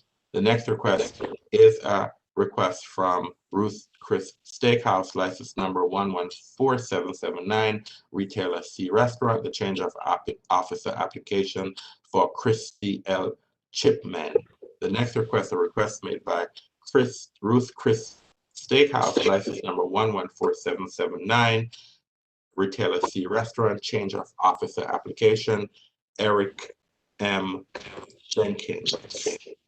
The next request, a request made by Ruth Chris Steakhouse, license number 114779, retailer C restaurant. It's a letter of request to remove officer Arnie G. Hart, HAAK. The next request, a request made by Ruth Chris Steakhouse, license number 114779, retailer C restaurant, letter of request to remove officer Alice G. Gibbons. The next request, a request made by Sarah's Market, license number 086230, retailer B. This is a transfer with sale application. The next request is a request from TAP 99, license number 116883. This is a retailer C Tavern. This is a new ABC license application. The next request is a request made by Hewitt Ethiopian Restaurant and Market, license number 100297. This is a retailer C restaurant. This is a letter of request to expand the first floor capacity from 16 to 27 to add the second floor with a capacity of 45 with a total load of 72. The next request, a request made by DLS Events, license number 116837. It's a catering license, a new ABC license application. The next request, a request made by Eden DC, license number 118161. Their retailer B, 25%. It's a new ABC license application. The next request, a request made by Stop Smackin' Restaurant and Lounge, license number 118129, a retailer C Tavern, new ABC license application. Next request from Capo Deli, license number 118095, retailer C Tavern, new ABC license application. The next request, Rodman's Discount Food and Drugs, license number 118104, their retailer D Restaurant, new ABC license application. The next request is a request from Tokai Underground, license number 118153, retailer C Tavern, new ABC license application. The next request, a request made by Kazera Lounge, retailer C Restaurant. It's a transfer with sale application.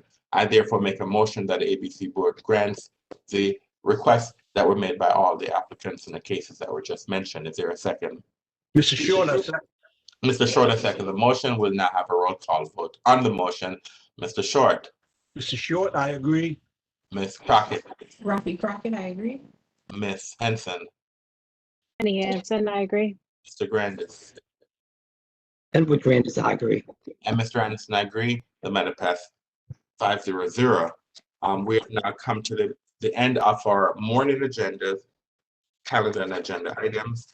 And so the board will now be in recess until 1:30 this afternoon. And I want to thank the public for its participation. I'll see you back at 1:30. And I now direct the board members to return to executive session for further developments. Thank you.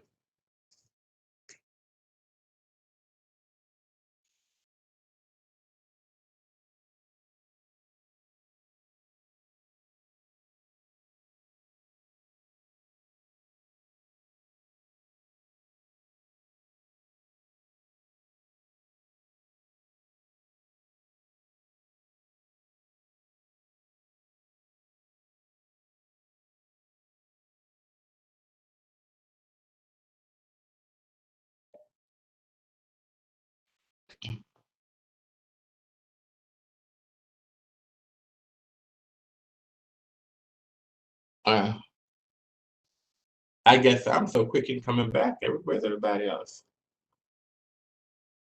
Mr. Anderson, you're still signed into the public session. I could have sworn I signed up. Oh, I'm sorry. I know We that. can hear you. I know.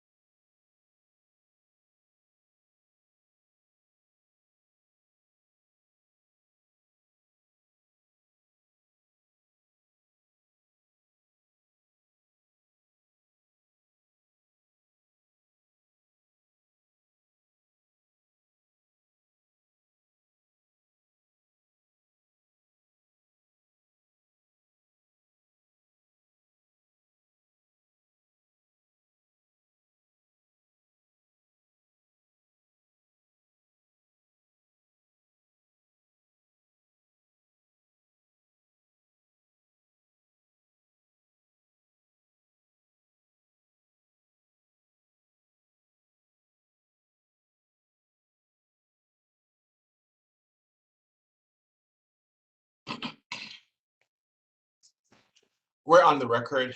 Good afternoon, everyone. My name is Donovan Anderson. I'm chairperson of the Alcoholic Beverage Control Board. Joining me today are board member James Short, board member Rafi Crockett, board member Jenny Henson, and board member Edward Grandis.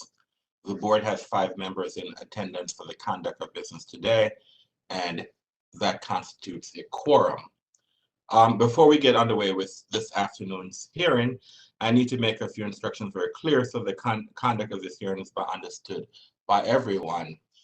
There's only one hearing this afternoon. We have a protest hearing, and at the during the hearing, should you have any questions or require technical assistance during the hearing, please submit them using the question and answer feature or email simone.andrews2@dc.gov. And our one afternoon hearing today, which is a protest hearing case that we have, it's case number 21 PRO 00017, Signature Lounge, license number 117485. And Ms. Andrews, can you please elevate the rights of the protestant, the licensee in this case, please? Sure. Stand up.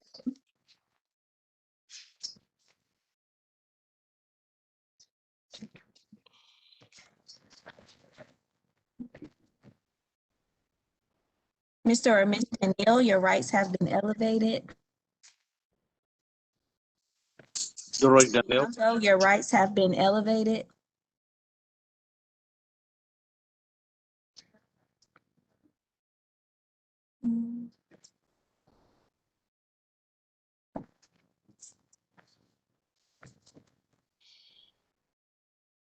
Mr. Silverstein, your rights have been elevated.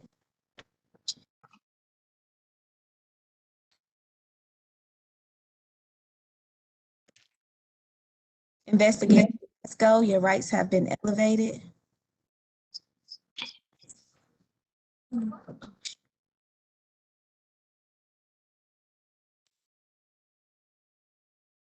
Officer O'Shea, your rights have been elevated.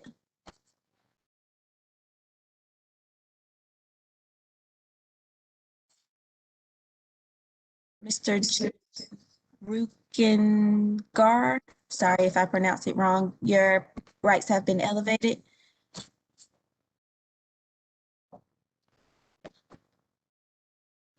Investigator Taylor, your rights have been elevated. This is Mike Silverstein. Can you hear me? I can hear you, Mr. Silverstein. Okay, thank you.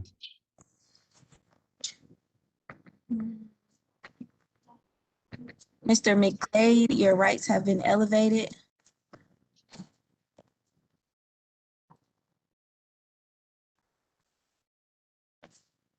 Mr. or Miss Francisco, your rights have been elevated. Mr. or Miss Engelman, your rights have been elevated.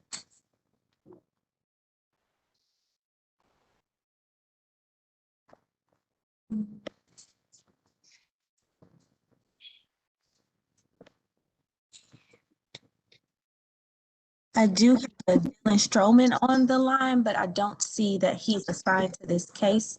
Could you please announce yourself in the chat? If you do belong to this case, I'll elevate your rights. Otherwise, that's all, Mr. Chair. Thank you, Ms. Andrews. All right, good afternoon, everyone. This is a protest hearing for Signature Lounge. And so I will start with introductions, and let's start with the applicant's counsel. Good afternoon, Mr. Anderson. This is Richard Bianco, last name spelled B-I-A-N-C-O, on behalf of the applicant, Signature Lounge, and with me is DeReggie Daniel, and I will have him introduce himself as well. DeReggie? Mr. Daniel, if you have a camera, please turn your camera on, but also I would like you to say and spell your name for the record, please. Good afternoon, everyone. My name is DeReggie Daniel, D-E-R-E-J-E. Last name is Daniel, D-A-N-E-A-L-E. Mr. Daniel, do you have a camera, sir? If you don't, that's fine. I'm just asking, do you have a camera? Do you show me that? I don't know. Somebody. All right. All right. So let's start with, yes, I can see you, sir. It's coming now? Yes, I do see you. All right. Thank you. All right. I'm also going to ask all parties, if you're not speaking, please mute your phone. So if you're not speaking. All right, let's start with the protestant. Let's start with the ANC. Good afternoon, Mr. Chairman. My name is Mike Silverstein, representing ANC 2B. I am Commissioner, ANC 2B06. Good afternoon, Mr. Silverstein. I just wanted to alert the public that I've been the chair of the ABC board for the past 6 years. And I believe I served with Mr. Silverstein. He was a board member that served along with myself and Mr. Short for, I think, 4 years while I was board chair. But I just want to alert the public that although I served as a board member with Mr. Silverstein, my knowledge of him will have no impact on what determination that's made today. So I'm confident that I can move forward and make a decision, although Mr. Silverstein had served as a board member during the tenure I have been chair of the ABC board. Okay. Mr. Chairman, Yes, Mr. Short. like yourself, I too served with Mr. Silverstein on our esteemed ABC board, and his knowledge of him and my service with him during that period of time will have no bearing on this case whatsoever. Thank you. Mr. Chairman? Thank you. Mr. Yes, Chairman? Yes, Mr. Grandis. I also would like for the record to know that I used to be on the ANC 2B, and during some of those years, Mr. Silverstein was very active with the ANC. And then when Mr. Silverstein was appointed to the ABC board, I, as an attorney, would have clients in front of the board, and he would serve in that capacity. And I will say that will not influence my deliberations today. Thank you. Thank you, Mr. Grandis. All right. So we have. To clarify, Mr. Chairman. Yes, Mr. Silverstein. I do know Mr. Grandis well, and we have worked. I do know Mr. Grandis, and we have worked on a number of things, but we never did serve at the same time on the ANC. I believe that his service was before mine. All right, thank you, Mr. Silverstein. Who else is on from the ANC with you, Mr. Silverstein? Please call their name, and I would like those folks to identify themselves for the record. That would be Meg Roggensack. She is delayed. She's at a WebEx seminar and is on her way here. She's delayed by work. She will be here. It is. So she's not on as yet. Is that correct? That's correct, sir. All right, that's fine. All right. So we have the DuPont Circle Citizens Association. Mr. Engelman, please state and spell your name for the record, please. Thank you, Mr. Chairman. My name is Glenn Engelman. First name spelled Glenn, last name Engelmann, and I'm the immediate past president of DCCA, and I'm here today as their designated representative. Okay. All right, so those are the parties that needs to be identified at this moment. All right. Hold on 1 minute, please.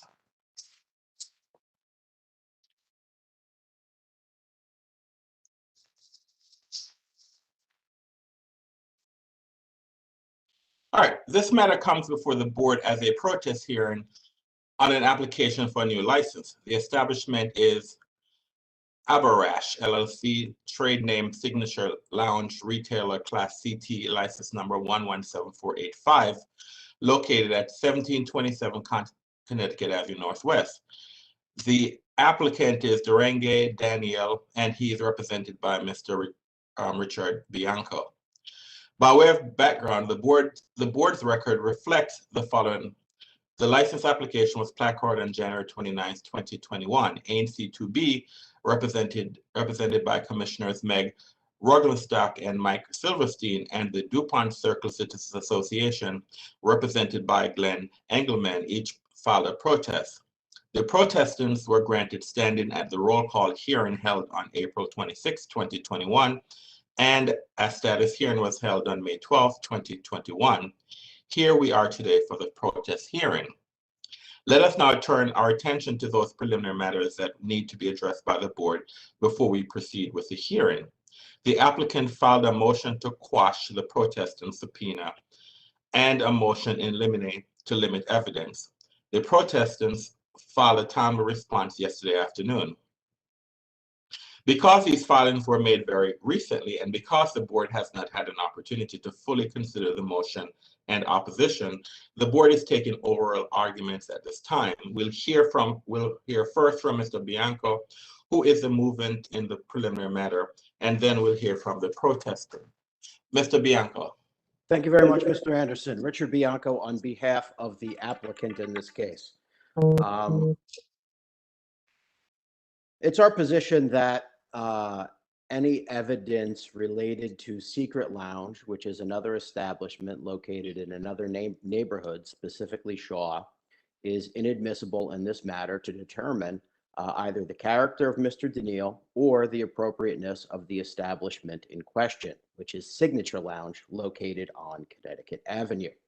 Specifically, DC Code 25301A1 states that to determine character, the board shall examine 10 years of records, quote, regarding prior violations of the District of Columbia alcohol laws. The proffered evidence goes far beyond that, seeking to provide information regarding a 3-year-old investigation and not resulting in a violation of any kind. The information sought to be admitted today would not be admissible against Secret Lounge because the board does not consider unadjudicated violations.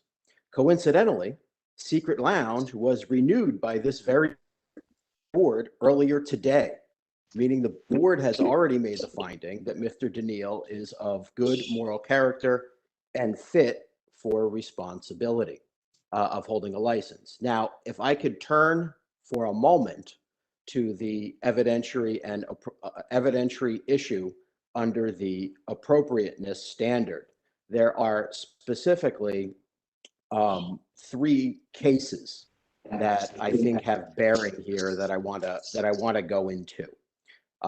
First, it's our position that anything that happened at Secret Lounge is simply irrelevant to the question before the board today, and that is the appropriateness of this establishment in this particular neighborhood. And I know that in many past cases, the board relies on a Court of Appeals case called Panatat versus the ABC Board, which can be found at 75 A 3rd 269 DC, and it is a 2013 case.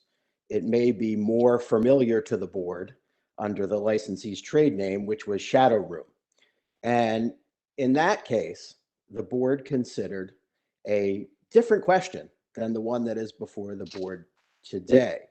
Essentially, the board considered evidence of how the prior nightclub operating at the same location could be indicative of the peace, order, and quiet impact of the subsequent club.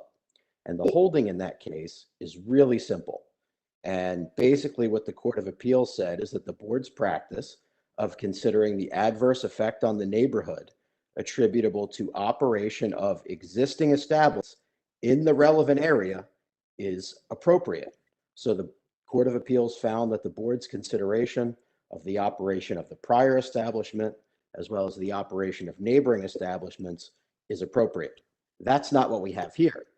What we have here is the proponent of the evidence offering evidence of a non-violation investigation that took place at another establishment outside of the relevant area, unrelated to this neighborhood in any material way whatsoever. And that is not appropriate to consider. Mr. Silverstein, in his opposing brief, argues 800 Water Street versus the ABC Board is controlling here. And the citation there is 992 A 2nd 1272, and that is a 2010 case. However, it's not. In fact, it has nothing to do whatsoever with the appropriate standard. That case was a case about a revocation on a show cause. The board made no finding with respect to appropriateness, merely that a licensee could not cancel a license with a show cause proceeding pending. It was a simple holding having nothing to do with appropriateness. Now, I think what is the controlling precedent here from the Court of Appeals is a case called Legimi versus ABC Board, and it's 433 A second 1010, and that is a 1981 case. And here's what that case says and why I think it controls here. The board is to evaluate each, quote, unique location and attempt to determine the, quote, prospective effect on the neighborhood. And to get there, it's appropriate for the board to include, one, the applicant's efforts to mitigate any operational concerns, two, the character of the neighborhood, three, the character of the establishment, and four, the owner's future plans. Now, the shadow room case adds to that analysis by allowing consideration of prior establishments at the same address and other establishments currently in the neighborhood. There's nothing in any case about the board considering unadjudicated violations for another establishment in another neighborhood. To allow this evidence to come in is extremely prejudicial. What it essentially does is it allows the ANC to throw bombs at my client and require us to relitigate a 4-year-old issue that did not result in a violation of any kind. The prejudice far outweighs any probative value, which is zero. Trying to equate two neighborhoods and two different establishments is not a relevant consideration when the board is looking at the appropriateness of this establishment for this area. And for those reasons, it is our contention that Officer O'Shea should not be allowed to testify, and any evidence related to Secret Lounge on 9th Street is irrelevant in this proceeding and should not be received by the board as evidence on the record. Thank you. Thank you, Mr. Bianca. Let's start with Mr. Eggleman, and then I'll have Mr. Silverstein. Mr. Chairman, Mr. Silverstein will be speaking on behalf of both protestants with respect to this motion. Okay, go ahead, Mr. Silverstein. I apologize. Go ahead. Thank you, Mr. Chairman. We respectfully ask the board to reject the motion to quash the subpoena and to limit the testimony of MPD Officer Brian O'Shea. The applicant's owner does not want the board to hear about how he's run his other business, but his written objection to the testimony of Officer O'Shea on the ground it's too remote in time goes to the weight of the evidence afforded by the board and not its admissibility. You can give it the weight it deserves, but it is admissible. Take into account that one of the time in between when that occurred and now, more than a year of that was under lockdown, and nothing has occurred during that time. The applicant incorrectly in his motion lists the scope of Officer O'Shea's testimony. He has extensive knowledge of the applicant's other business, Secret Lounge, how it is operated and affected the neighborhood. He's being subpoenaed to provide testimony regarding matters of peace, order, and quiet at Secret Lounge, including an incident that took place in October of 2018, in which Officer O'Shea had responded to reports of a large fight and had a table broken over his head during that fight. The assault took place inside the establishment, affected Officer O'Shea directly. He has had many dealings before and after that. The applicant claims that fitness for licensure is not a protest issue in this case, but the Court of Appeals says there's a statutory obligation to satisfy itself in that regard, even if it's not raised as a protest issue. And that was Craig versus District of Columbia Alcoholic Beverage Control Board, 21 Atlantic 2nd, 584, 590, 1998. Regardless, the applicant misses its mark. This is going to be a new business. The board will be required to predict how its operation may impact on peace, order, and quiet. Evidence of how the applicant's owner runs his other licensed business is relevant as he seeks to meet his burden in this case. And the Water Street case does mention that, but the Gerber case, Gerber versus District of Columbia Alcoholic Beverage Control Board, 442nd Atlantic 2nd, 499, I'm sorry, Atlantic 2nd, 1193, 1195, DC 1985, speaks of a case where a police officer's past service supported his finding that the applicant's business would be run responsibly. So things in the past and things of that sort can be done to prove a person is going to do a good job. They should also be allowed to show that a person has not done a good job. The applicant's owner should not be permitted to hide from, nor should the board be kept in the dark about his history in the alcohol business. The only history that the board has to go by, that we all have to go by in this case, is precisely the evidence the applicant's owner seeks to keep from the board. And the applicant's going to argue that his ABRA record is relatively clean. He's going to point to the lack of violations, penalties, and sanctions against his current establishment. But the instant case here, Mr. Chairman, is about peace, order, quiet, and public safety. And since he's brought up is going to bring up the clean record, we need to respond by demonstrating without doubt that these events that he wishes to hide from or exclude all had serious effects on peace, order, quiet, and public safety.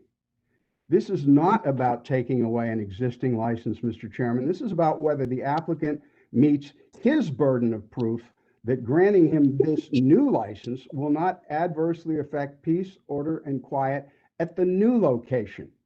And the board is obligated to make that decision and to take in, that's why we're here, and to take into account all available evidence and history. And the only history we have to go on is precisely the evidence that the applicant doesn't want us to hear. Thank you, Mr. Chairman.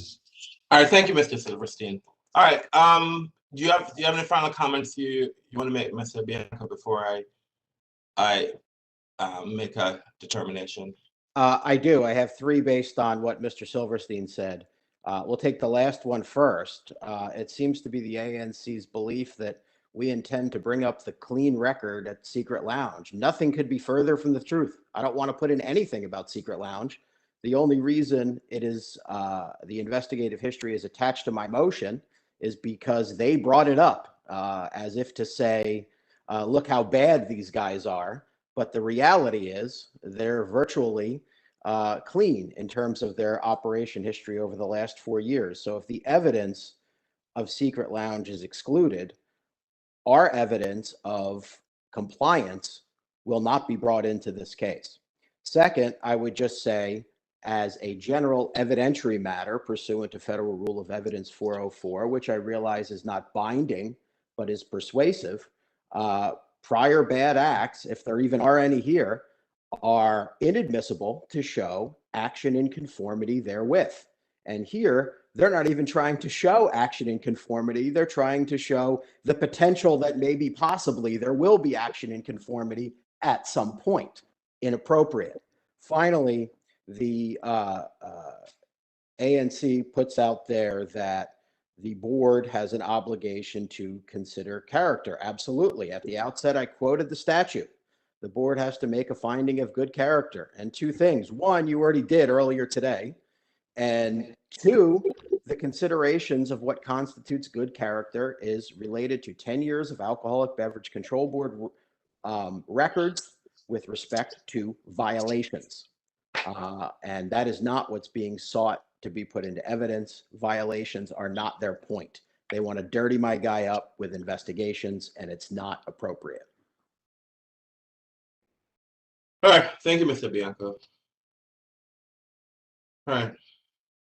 I thank Mr. Bianco, thank you, Mr. Silverstein, for the arguments, the very excellent arguments and persuasive arguments on both sides that were made. I'm going to ask the board to deny the applicant's motion.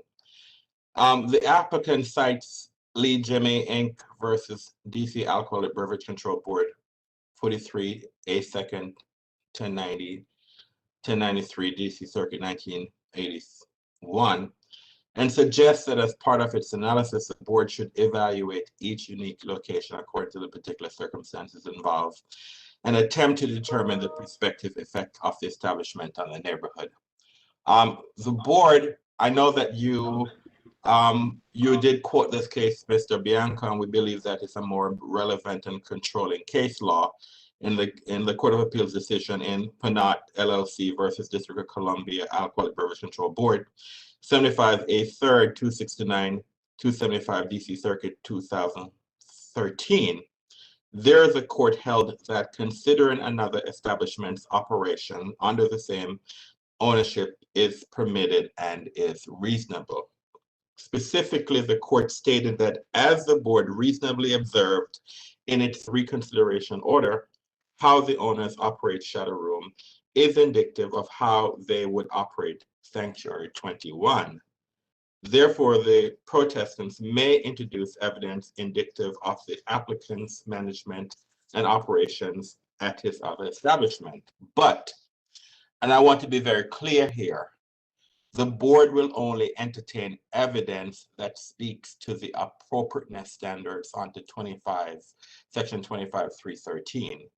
So that's what it is. So therefore, I'm going to ask the board to deny the motion. However, we will only entertain evidence that speaks under the appropriateness standards of 25.313. So therefore, I make a motion to the board that we deny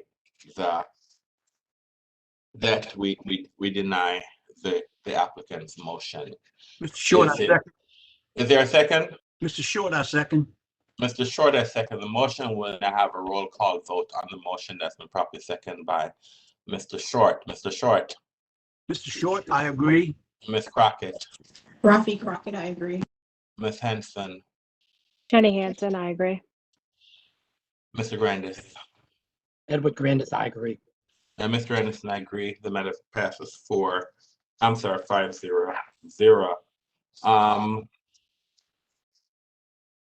Are there any other motions or matters that the board needs to consider before we start this case?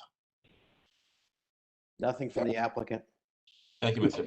Bianco. Mr. Chairman, I'm not an attorney, and I would ask for further clarification on what it is that we are permitted in when you speak of to the appropriateness standard.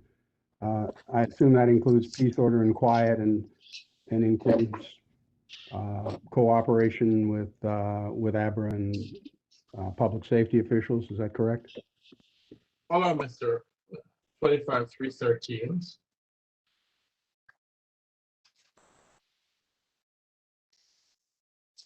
The appropriate standards on 25.313 to qualify.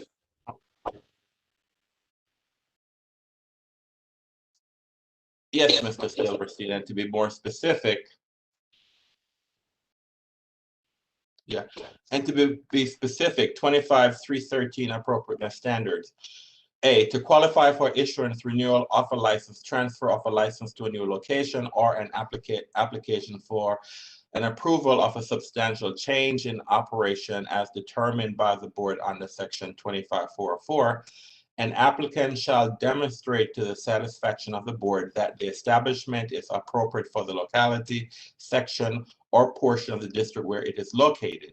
B, in determining the appropriateness of an establishment, the board shall consider all relevant evidence of record, including 1, the effect on the establishment on real property values, the effect on the establishment on peace, order, and quiet, including the noise and litter provisions set forth in section 25(7)25 and section 726.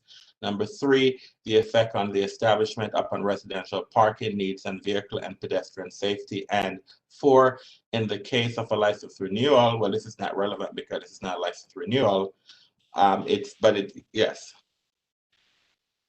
All right, so you are correct on the appropriateness standard. So, I mean, we can have some limited testimony, but this should be focused, however, on the appropriateness standard.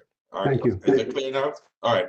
Thank you. All right. It's my understanding that the Miss Roggenstack has joined. Can you please state and spell your name for the record, please, and identify yourself, ma'am?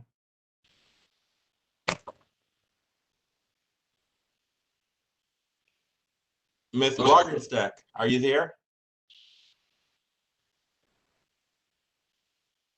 All right. She's logging back in. She's having trouble. I'm sorry.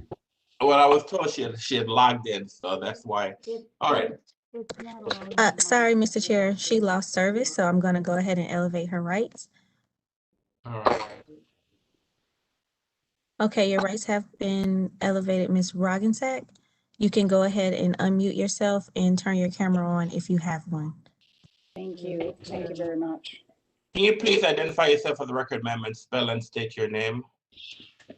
Yes, I am Meg Roggensack. I am the Advisory Neighborhood Commissioner for the single-member district in which this proposed establishment would be located, which is ANC 2B01. Ms. Rogers, are you in the same location as Mr. Silverstein? Yeah. Yes. All right. Well, I think he needs to turn. Well, both of your mics cannot be open at the same time. So if one person is going to speak, then the other one needs to be muted because there's a feedback. So I just want you to know that both folks can. One person their line has to be muted. If there's a problem, I'll let you know moving forward. Okay, but that's all. But nothing wrong with that. Just there's a feedback, so we can't hear clearly because. My bad, Mr. Chairman. All right, thank you, Mr. Silverstein. Okay, fine. All right, so we're going to start. I just want to remind each party that each side will have 1 hour to present its case, and each side I don't know how many witnesses each side has. However, you can only call 5 witnesses. Each side only has 5 witnesses. The 1 hour to present your case will be taken once the cases start. Will be taken from your cross-examination. So please do not spend your time cross-examining the other party because that is going to take away from the 1 hour. Your time will start. So your time will start after the board has presented its case. And so the procedures that we're going to follow, today is that we've done preliminary matters. The applicant will get 5 minutes to present its case. The protestants will have 5 minutes to present its case. Then the board will call its first witness. After the board calls its first witness, the applicant will present its case in chief. Once the applicant presents its case in chief, both sides will have the protestants will have an opportunity to cross-examine. After the applicant presented this case, then the protestant will present its case and cross-examination. Then we'll have maybe rebuttal witnesses that will have 5 minutes for closing by the protestant and 5 minutes for closing from the applicant. I'm sorry, 5 minutes for close from the applicant and 5 minutes for closing from the protestant. I just want to let me ask a question. Is the ANC and the Civic Association, are you presenting one case or are you presenting your separate cases? Which one is it? Please give me some clarification. We are presenting separate cases.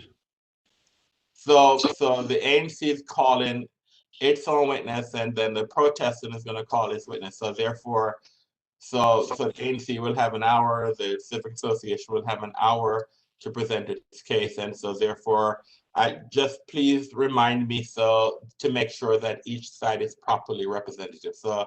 So what we're going to do now is that the licensee will have 5 minutes to present its case. Then I'll have the ANC have 5 minutes, and then I'm sorry, Mr. You're from, let me make sure I'm getting the DuPont Circle Civic Association, then they'll have 5 minutes to present its case, okay?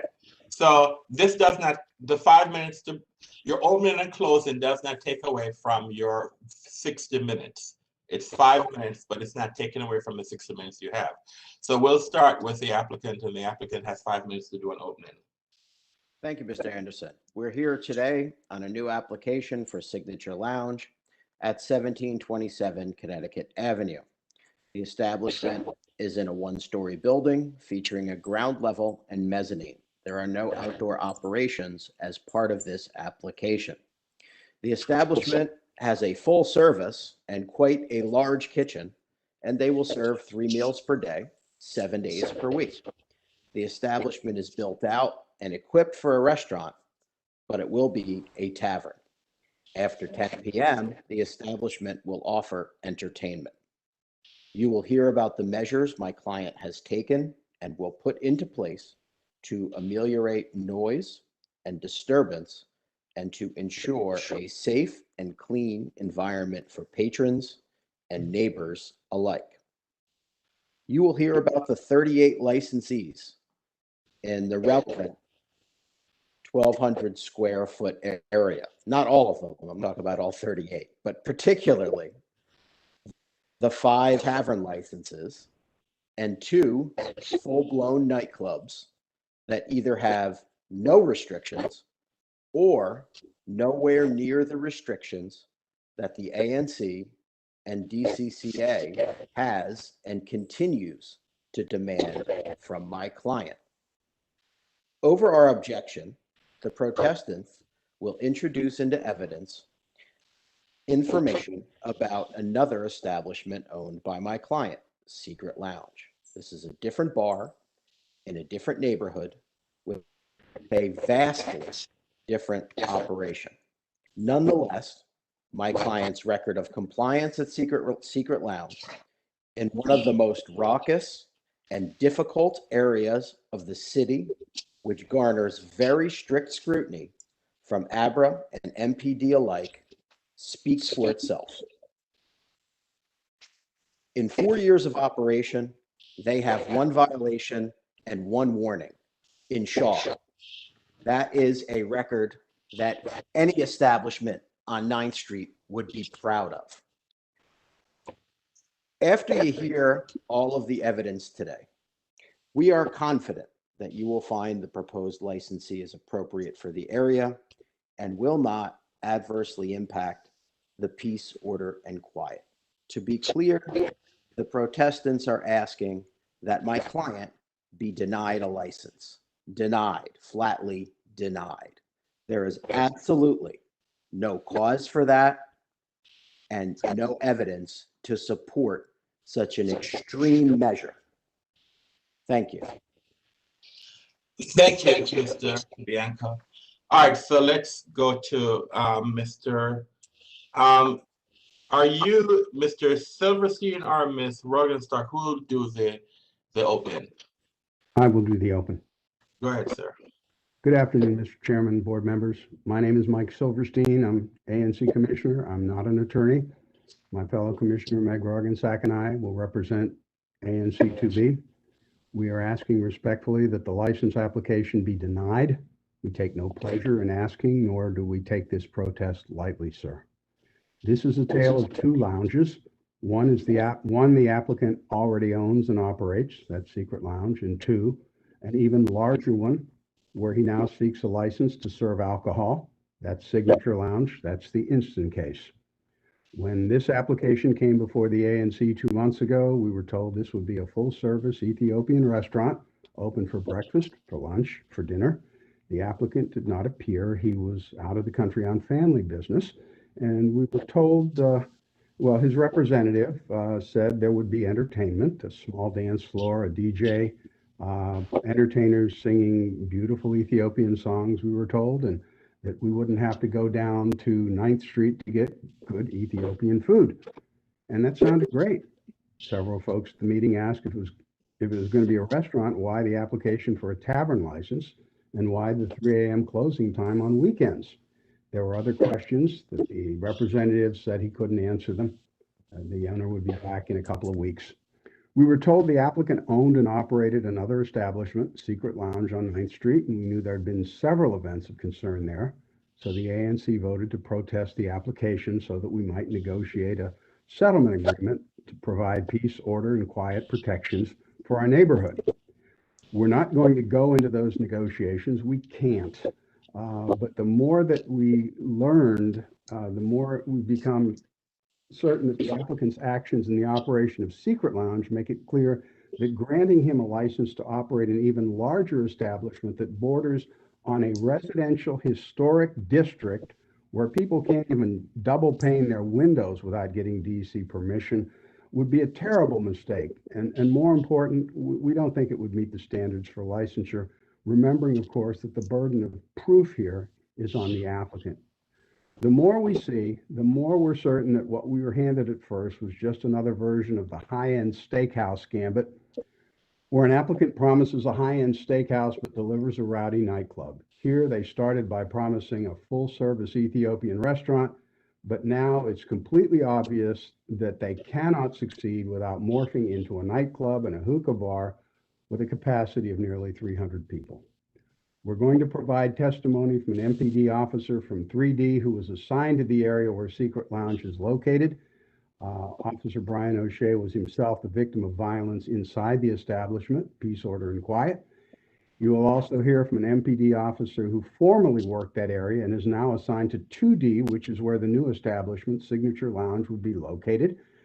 Lieutenant John Merzick will provide insight into the operations of Secret Lounge and testify how granting a license to this applicant to open Signature Lounge north of DuPont Circle will impact not only on the immediate neighborhood, but on the deployment of police resources in Club Central, on M Street, and 19th Street, the club zone south of DuPont Circle, which is the largest nighttime entertainment zone in the city and is the goose that laid the golden egg for the city in terms of business, in terms of tax revenue, in terms of entertainment.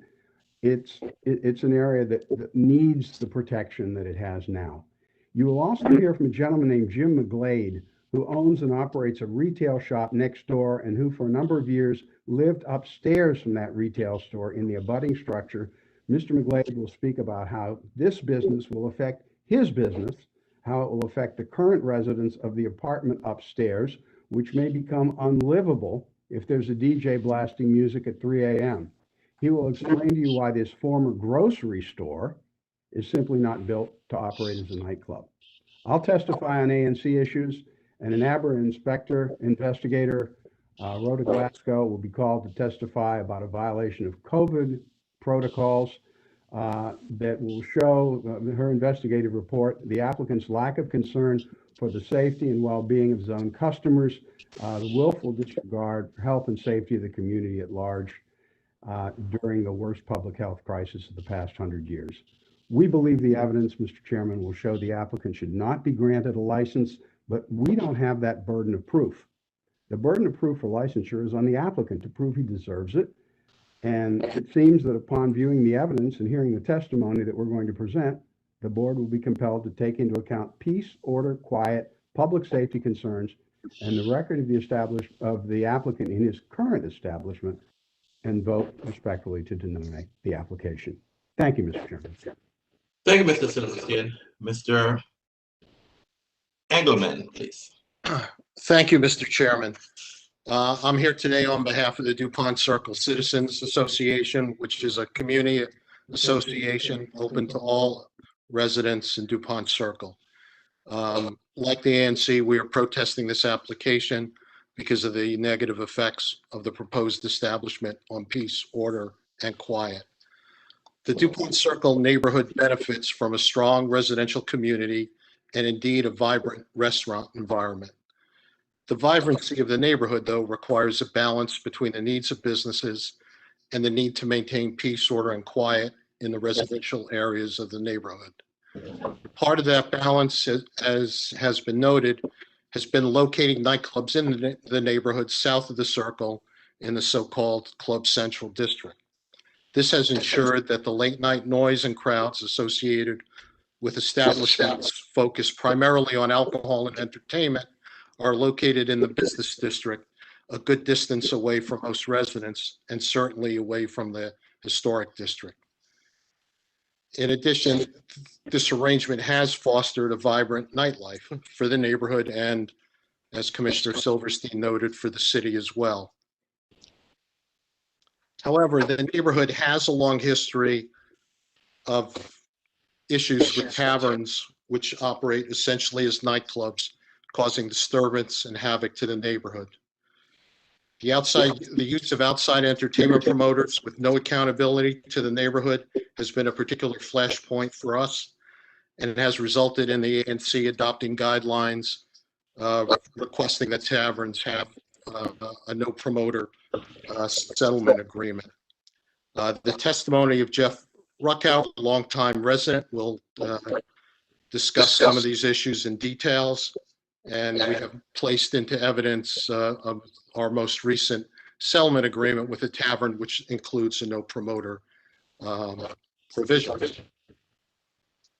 Maintaining the balance in the neighborhood requires mutual respect, transparency, and a willingness to reach mutually acceptable compromises. As has been noted, the history of interaction of this applicant with the neighborhood has demonstrated none of those characteristics. In the PIF we have submitted, we do prefer and request that this application be denied, but we have also offered a lengthy series of requirements that, if the board in its wisdom determines otherwise, be imposed upon the applicant, including, most importantly, a no promoter provision. Thank you for your time. All right, thank you. Before we move on, I just want to get some clarification from the ANC. How are the two representatives going to tell me what is it? What are you going to do, Mr. Silverstein, and what are you going to do, Ms. Roggensack. Ms. Robichek? Yes. Ms. Roggensack will question me. I will handle the rest of it. Okay, fine. I just want to make sure that I know what role everyone is going to play. All right, thank you. All right, so the board, hold on. All right, the board will call his first witness, Mr. Donald Butler. Mr. Butler, can you spell and state your name for the record, please? Yes, good afternoon, Mr. Chairman. The name is Donnell Butler, Donnell Butler. All right, Mr. Butler, can you please either turn your microphone up, because your voice is very soft, so I want to make sure that we'll hear you clearly.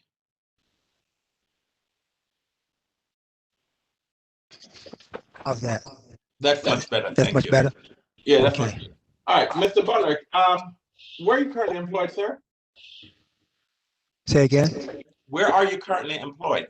Oh, I'm employed for the Alcohol Beverage Regulation Administration, Washington, D.C. How long have you been employed by? I've been employed with the alcohol beverages for nearly 22 plus years. Now, what is your current job title at ABRA, sir? My title is as an investigator. And what are your duties and responsibilities as an investigator? My duties and responsibilities are ABC violations of licensed establishments in the District of Columbia to regulate Title 23 and 25. So what does that mean, sir? What do you do? What is it that you do daily, sir? I go out and I look for violations of licensed establishments within DC area. How do you mean that? What do you mean by you look for violations? So, or any violations that occur within the licensed establishment under DC 25 and 23. So how do you make sure that the licensee is in compliance? So tell me, so what do you do? So tell me what you do when you go out. What is it that you do? When I go out, I look for the ABC establishment that I'm addressing. Make sure that the managers are there, the owner is there, and alcohol is not being served to minors, and everything is in compliance with the laws. Now, are you familiar with this establishment, sir? Yes, sir. And how are you familiar with this establishment? I was assigned as an investigator to look into the protest matters of a new establishment. And all right. So did there come a time that you wrote a report, a case report regarding this establishment? Yes, sir. Now, do you have the ability to share your screen? Yes, sir. Ms. Andrews, can you please give him the ability to share his screen, please? Sure, stand by.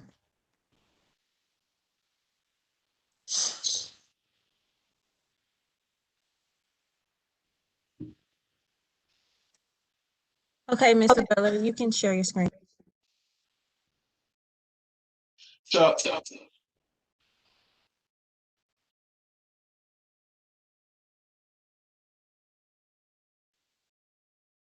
Okay, I have to report up. Stand by for a minute, sir. Thank you.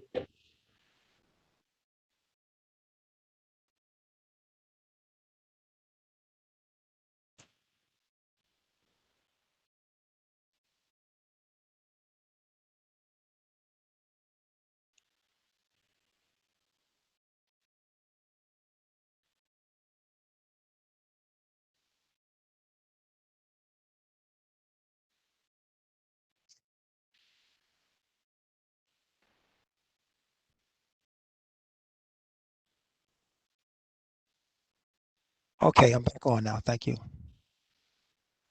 All right. So can you bring the case report up, please? So My case report is up, sir. we can't see it though, sir. You can't see it? No. One more second. Let me adjust something here.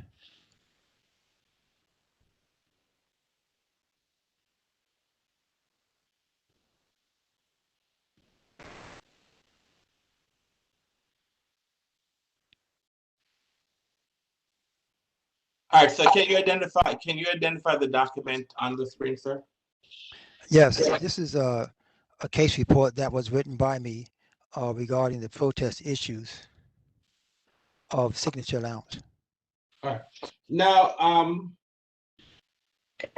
did there come a time that you interviewed any of the parties in this case? Yes, sir. And can you tell us who did you interview, sir, and what were you able to gather from them? Okay, on Thursday, June 3rd, approximately 1:15 p.m., I contacted Glenn Engelman, protest representative for DuPont Circle Citizen Association via telephone to speak with him regarding the protest investigation in Signature Lounge. And what information? What I need you to do, Mr. Butler, just summarize who you spoke to about the protests and what information were you able to gather from that person? Okay, Mr. Engelman basically stated that Signature Lounge would impact peace, order, and quiet, and the concerns surrounding Signature Lounge. I also spoke to, one second here, I spoke to Mr. Engelman, Mr. Butler, Commissioner Rogensack, who said, Ms. Rogensack said that she didn't want to speak on record, but she referred me to Mike Silverstein. And his concerns were a Signature Lounge is mainly for safety of the community, and the number of times that the establishment would utilize outside promoters for evening entertainment. And Mr. Sigelman also stated that 3 times per week, outside promoters and entertainment would not be acceptable, stating further that residents would feel unsafe due to various events that have already occurred throughout the city. Mr. Silverman stated that He believes allowing the establishment to utilize promoters once a month may be acceptable. Did you have an opportunity to interview the licensee? Yes, I interviewed the licensee. I spoke to him Wednesday, June 16th by telephone, and Mr. Danielle, regarding Signature Lounge applicant, Mr. Butler arranged a meeting to meet with him at 1:00 p.m. at the establishment. He stated that he complied with the ANC's request regarding music and noise by putting speakers away from the windows and adding approximately 13 cameras. Mr. Daniel also stated that he wants to be able to have entertainment at least 3 times a week to keep his business solvent and revenue stable. He also stated that he does not have the client following that outside promoters would be able to generate revenue for his business. He also stated that he plans to operate a family-style restaurant offering breakfast, brunch, dinner, and etc.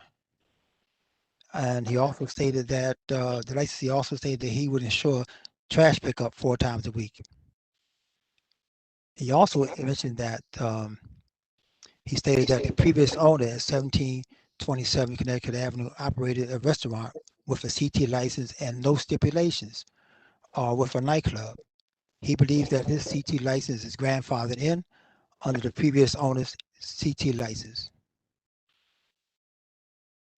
He also mentioned, the licensee also mentioned in regards to the establishment on 9th Street Northwest, he stated that it does not have any violations. That's the gist of that conversation. All right, so can you tell us about the neighborhood, the characteristics of the neighborhood, sir? Okay, the characteristics of the neighborhood is zoning is MU20, zoned to intend to permit minimum density, compact mixed use development with emphasis on residential development. And the nearby establishments.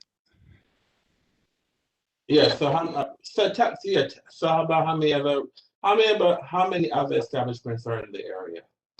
Okay, according to the District of Columbia Geographic Information System, there are 38 board-approved licensed ABC licensed establishments located within 1,200 feet of the Signature Lounge. And please note that of the 5 CT restaurants establishment, 2 have entertainment endorsements, 2 have sidewalk cafes, 1 have games and skills endorsement, and none have settlement agreements.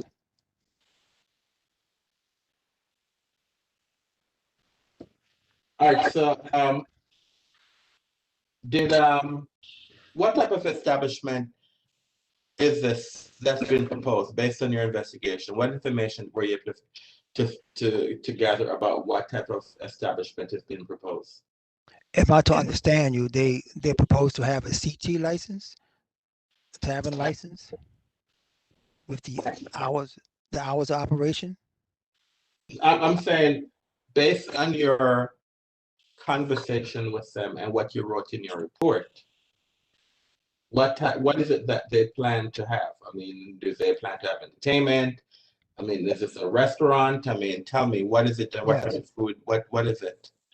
They plan to have a family-oriented restaurant with American cuisine and Ethiopian cuisine and entertainment at night. That's I'm sorry? And that's what the restaurant is set up to be. Did they provide you with like a menu? Did you see a menu? Did they provide you with one? They didn't provide a menu, no, sir. So what are the hours that are being requested for operation? The hours are from Sunday to Thursday. Hours of operation is 7 o'clock to 2 a.m. And Friday and Saturday, 7 a.m. to 3 a.m. Saturday, 7 a.m. to 3 a.m.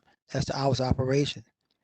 If anything, the hours of sales of alcohol beverage are 9 a.m. to 2 a.m. Friday and Saturday, 9 a.m. to 3 a.m. Let me go back to the menu. You said you didn't see a menu? Did you ask them for a menu?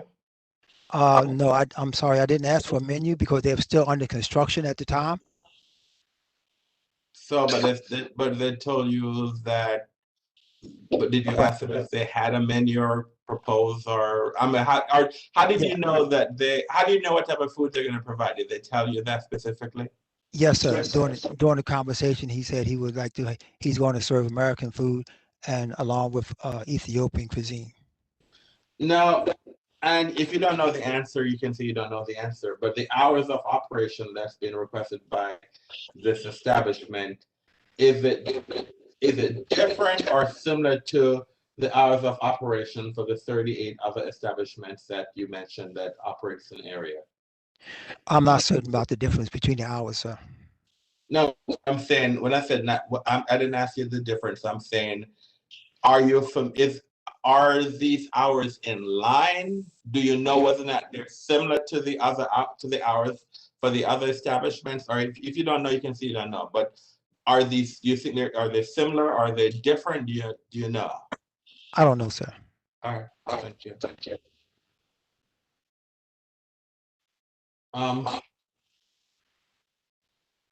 Did you or any other investigator went and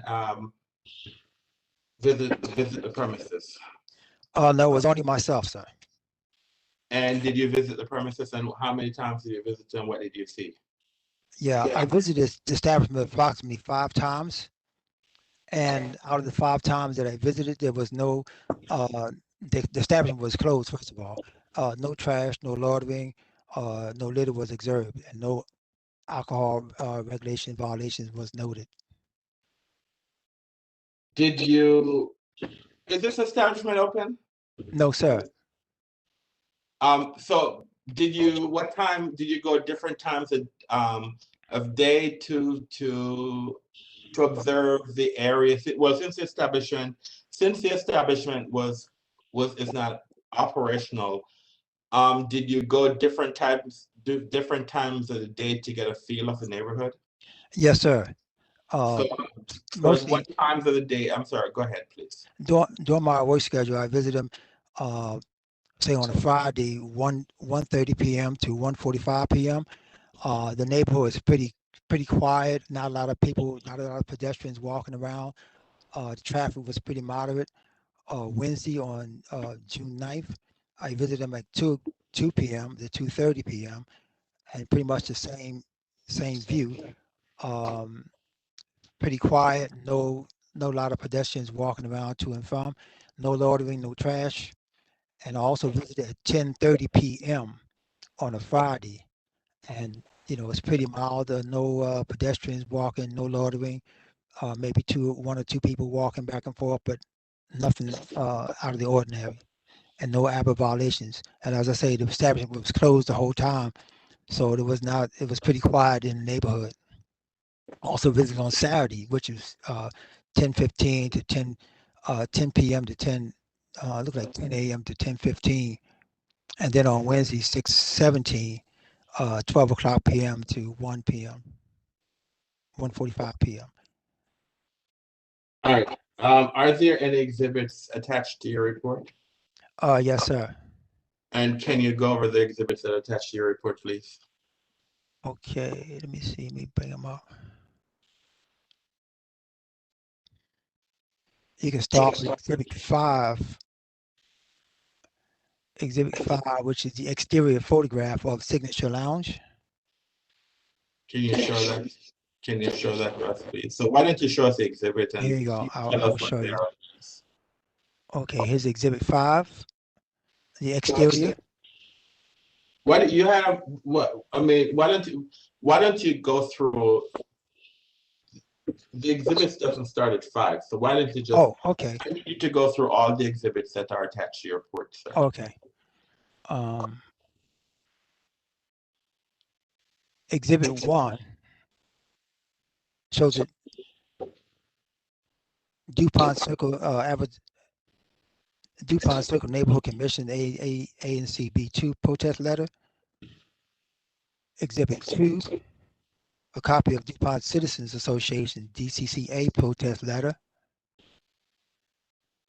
Exhibit 3, the District of Columbia Geographic Information System within 1,200 feet. Exhibit 4, It shows the another District Columbia geographic system, no public school within 1,200 feet. Exhibit 5, exterior photographs of Signature Lounge. Exhibit 6 is another view of the establishment of Signature Lounge. Exhibit 7 is another view of Signature Lounge, the exterior. Exhibit 8 is the left side adjoining building at 1727, showing the left side of the building, which is under construction. Exhibit 9 is the exterior adjoining building on the right side of the establishment. Exhibit 10, it shows the exterior Signature Lounge in the rear of Signature Lounge. Exhibit 11 also shows the exterior rear, another angle. Exhibit 12 shows a storm bin. It's kind of on the side, but it shows an oil bin. Exhibit 13, if you can see, that's on the side view too. That shows Signature Lounge trash cans in back of Signature Lounge. Exhibit 14, it shows the nearby residence at 1724 20th Street, brownstone apartment on 20th Street in the rear of Signature Lounge. Exhibit 15 shows the nearby residence, 1717 20th Street. It's an apartment building, also on the rear of Signature Lounge. And Exhibit 16 is the inside lounge facing the street, facing Connecticut, looking out at Connecticut Avenue.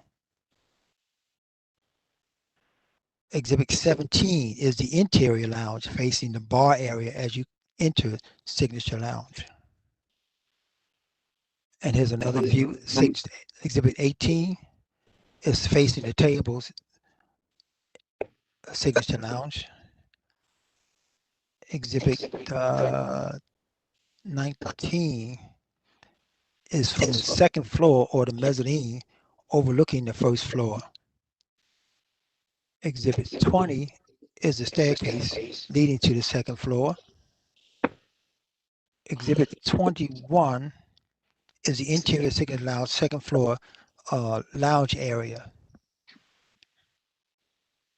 Exhibit 22, interior lounge second floor table seating area facing the bar. There's a small bar to the right hand side of the second floor. 23, the interior Signature Lounge, the second floor table seating area. It's like approximately 7 tables. Exhibit 24 is like they have bench seating around the left side of the second floor on the wall. Exhibit 25 shows a photo of the women's and men's restrooms on the first floor. Exhibit 26 shows the kitchen area. 27 shows the kitchen area of the stoves. 28 also shows the kitchen area of the sinks. 29, it shows proposed license ABC hours of operation of Signature Lounge, ABRA number 117485. And number 30 is the email from the Unified Communications showing no call for service. And 31 is the one for no call to service. They got can you what is 30, please? 30 is showing the public notice of Signature Lounge. No, so 31 is the nature of operation. All right, so you said 31 is the response from the from your Office of Unified Communication. Were you able to? Did they have any information regarding any complaints from that address? None at all, sir. No complaints at all for that area from April to the current June. Now, let me ask you a question. It's correct that this establishment is not open, is that correct? Correct. And I saw you had showed several interior shots of the establishment. Did the owner represent to you that this is an actual representation of if a license was granted, this is what the business would look like? Well, when I was there doing a walkthrough, he was currently talking about redoing the wallpaper, remodeling the place. So I don't know what it would look like from this day to the next. So what I'm trying to find, so all the furniture and chairs and stuff that you share, did you get an impression from your into the walkthrough that if the license would be granted, that this would be an accurate representation of what the place would look like? Yes, sir. So I'm sorry, what you're saying yes to what? Yes, I'm saying that is a pretty much accurate representation of what the establishment would look like if they granted the CT license. All right. All right. Thank you, Mr. Butler. You're welcome, sir. You can close your screen now, sir. Okay.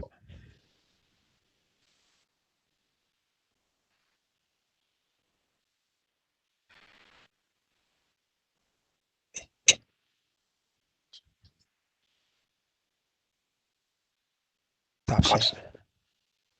Okay. All right. Does any other board members have any questions for Mr. Butler? Mr. Chair, I'd like to have a couple for him. Mr. Short. Good afternoon, Investigator Butler. Yes, sir. Good afternoon. How many visits did you make to this applicant's location? Approximately 5, sir. And they're closed, so what did you expect to find when they're closed? Well, I was looking for what I was assigned to do, peace, order, and quiet. If there was any noise in the area, any loitering, any littering, any trash that may be around the establishment. Other than that, the establishment was closed and no visible signs of anything unordinary. Well, this question is to your ability to maybe predict, since it was quiet and peaceful on those visits you made, would it be like that with the business open? In your opinion? I can't say, because once the business is open, I don't know what the atmosphere would be like. Thank you. That's a very honest answer. Now, this is going to be a CT in a tavern, and they are asking the board for entertainment. How many nights a week? I'm not certain. At least 3 nights a week. Okay, and how many nights would they say they would have they would lease the club out to other people or other agents? From what I understand, he will have promoters at least 3 nights a week, sir. And he committed to that? That was in conversation. It may not be a commitment on his part, but that was in conversation in order to bring in his revenue and make his business stable. 3 nights a week would definitely do that. Okay. And what kind of business do you think I know you said CT, and we know that most CTs don't function until, at least the ones that do more than 70% of their food sales. So in your opinion, it looked like a pretty large kitchen, equipped to handle any kind of crowd. So that's commercial kitchen. So, and he had no menu or couldn't tell you any idea what kind of food he's going to serve, other than telling you it's going to be American and Ethiopian. But there was no menu, as you said to the chairman. Is that correct? Correct, sir.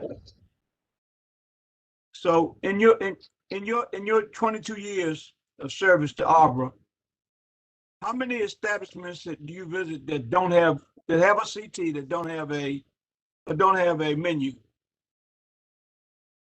In the years that I've been as an investigator, visiting CTs that don't have a menu, there's not a lot. There's probably none, if any. Most of them do have some type of menu, but I would say that if he's up and coming, he's getting his establishment online, then he's probably have a menu, preparing a menu for his establishment. but at that time, I didn't ask for one. He didn't present one at the time. Thank you very much, Investigator Donnell Butler. Those answers were right on time, and thank you very much. That's all I have, Mr. Chair. I thank Mr. Short. Any other questions by any of the board members? Yes, Mr. Chairman. Yes, Mr. Grandis. Thank you. Mr. Butler, I Yes, want sir. to thank you for attending today, fulfilling your obligation, and the good presentation you made. Thank you very much. Thank you. Would you be able to put the document back up so we can see it and so I can go through some questions I have? Yes, give me a second, please. Thank you.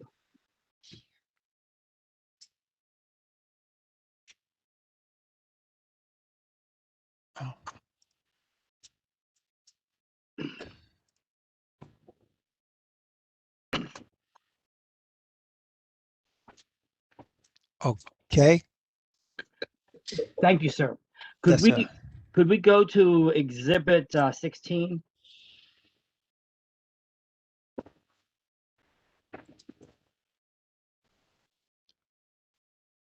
Okay.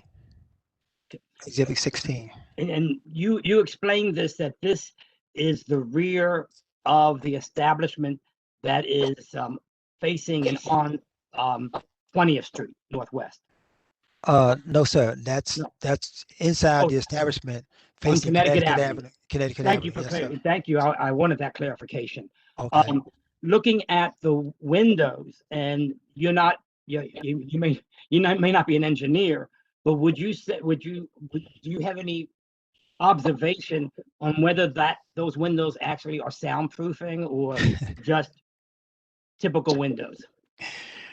As you said, I'm not an engineer, so from my observation, they look like typical windows. Okay, and we won't take that as an engineering comment, Okay. but it is something I think we need to discuss. Number 20, could you go to number 20, please? And as you do that, I'm seeing tables and chairs. I just want to be clarified. That's actually how it looks today. Oh no, that's actually how it looks when you went in. Correct. Right?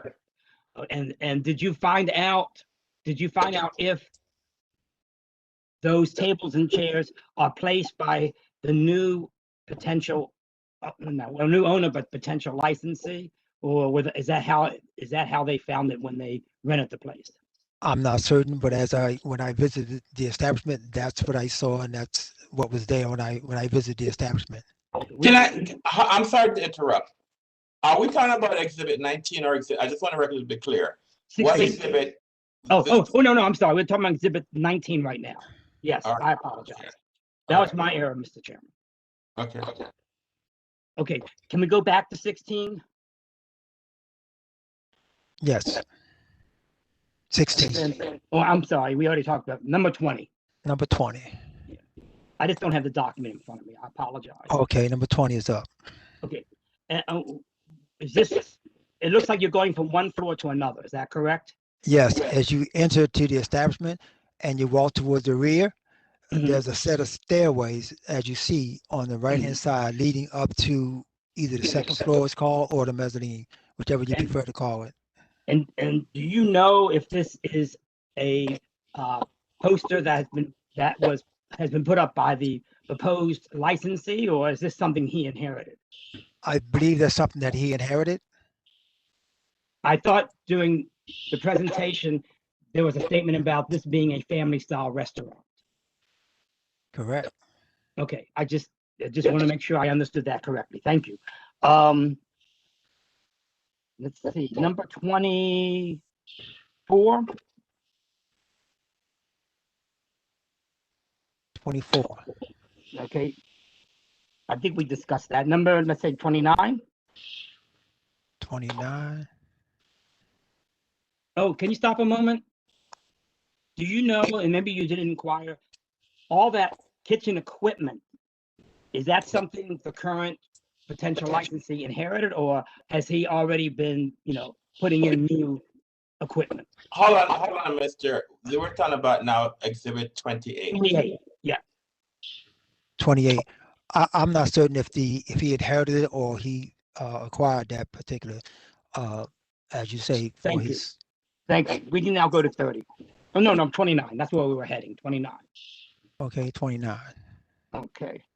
And because of my screen, and I apologize, it's very small. Okay. Can you just, so for the record, go through the standard hours that they're requesting and whether it's for including the hours for entertainment? As it stands, the hours of operation are from Sunday through Thursday, 7 a.m. to 2 a.m. Friday and Saturday, 7 a.m. to 3 a.m. And did you The alcohol, Oh, sorry. Go ahead. the alcohol sales Yes. from Sunday through Thursday are 9 a.m. to 2 a.m. and Friday, 9 a.m. to 3 a.m. Saturday, 9 a.m. to 3 a.m. Okay. Thank you. And did you talk about the hours of entertainment? No, sir, we didn't get into that. Oh, you didn't? Okay.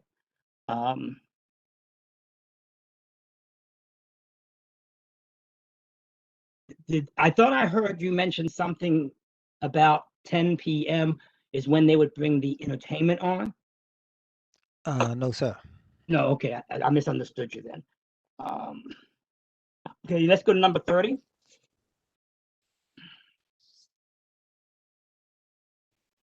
Okay. Okay, now we're looking, I think on there's some, once again, it's very small for me to read. Is there something about occupancy on there?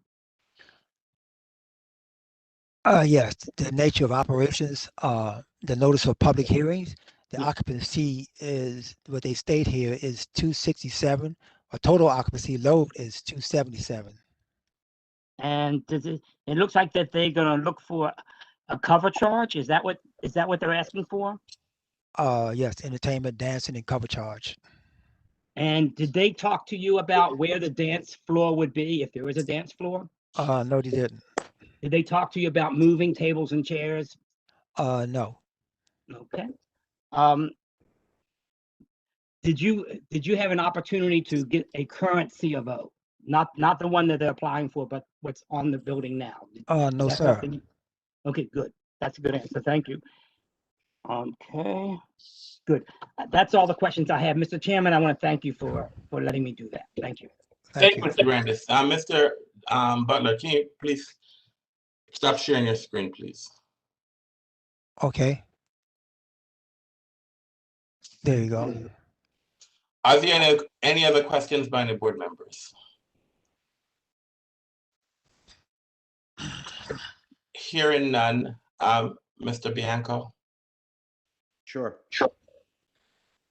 Good afternoon, Mr. Butler. Yes, good afternoon. I'm going to have a few questions for you about your investigation. When you visited the establishment, on the occasions that you visited the establishment, did you take note of any other licensed establishments in proximity to this location? Yes, there are a couple licensed establishments in that area. Okay. And are you going from your records, or are you going from your recollection of your actual visit? By recollection, sir. Okay. So did you observe the establishments that are in proximity actually operating? I'm trying to remember. Yes, I did at one point remember. I can't recall the name of the establishment. It's on the south side of the, going south side on Connecticut Avenue. Okay. And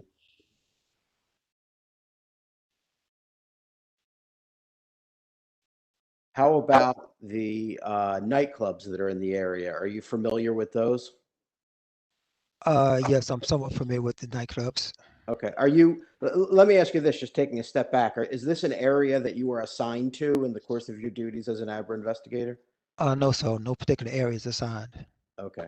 So on your exhibit, you list the 38 nearby establishments within 1,200 feet, and two of the ones you list are nightclubs. So I want to go down to the second of two, which is Assets at 1805 Connecticut Avenue.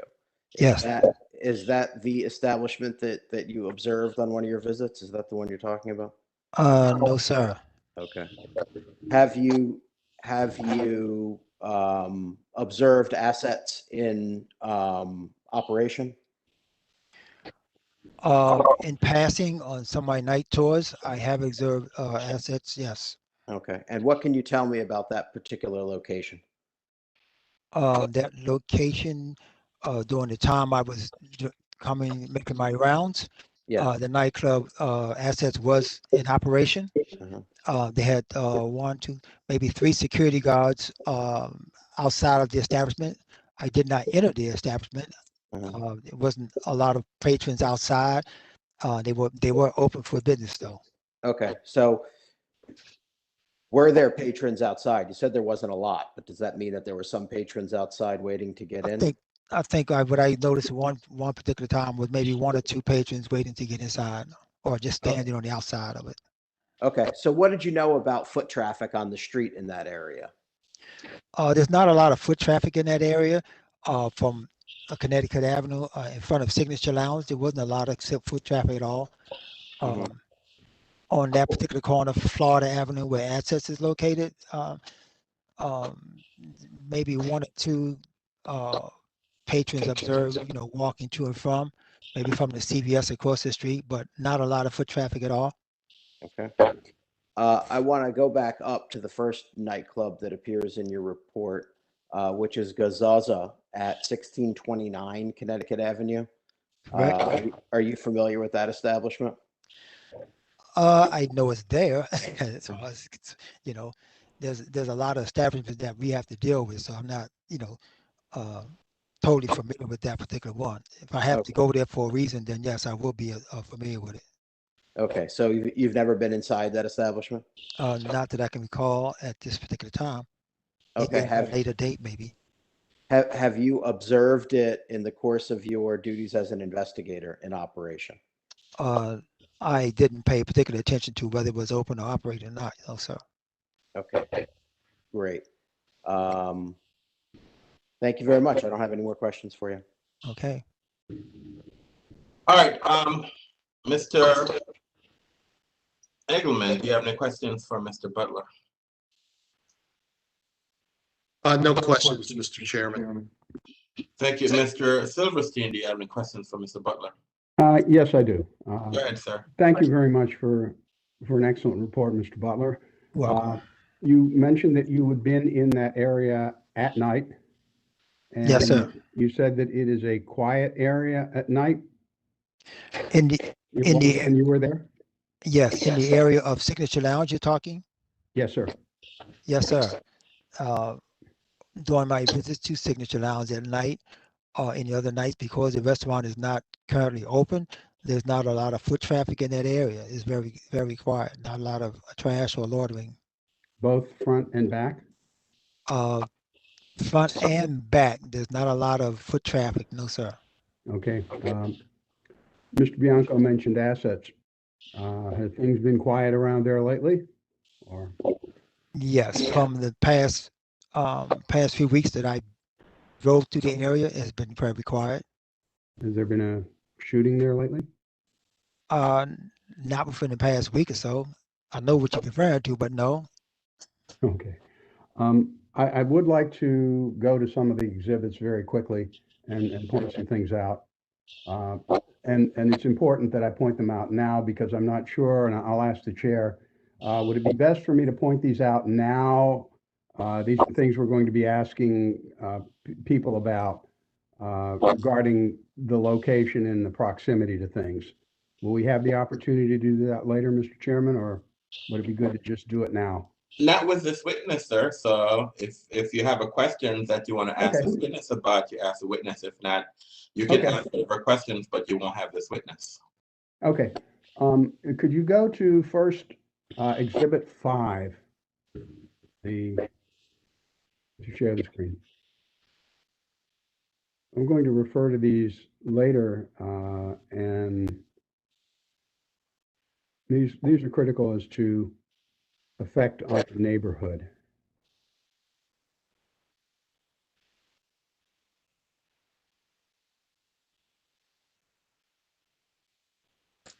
Okay, Exhibit 5. Okay. That is the front of, am I correct? That this is the front of the proposed establishment, and on the right of it is an establishment called Bite the Fruit? Correct, sir. And are they abutting?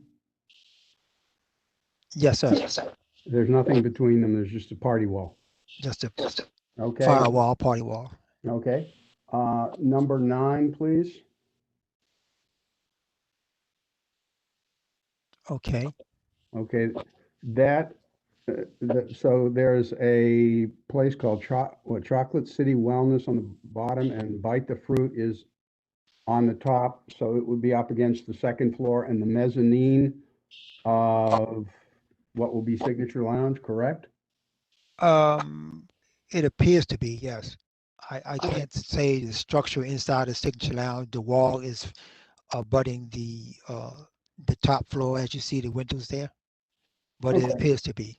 I just want to make sure when we refer to these things that the board has these pictures in their mind. Number 10, the rear of Signature Lounge is taken from the street. Could you tell Yes. us a little about the street? How is it it's a one-way street? Is it small? And how far is it to the properties across the street where all the people live? Yes, it's the rear of Signature Lounge is on 20th Street, and the brownstone apartments is across the street, maybe 2-3 doors down on the opposite side. Could you go to 20th. apartment exhibit 14? 14. Yeah. Okay. Okay. This is 1724 20th Street. Yes, sir.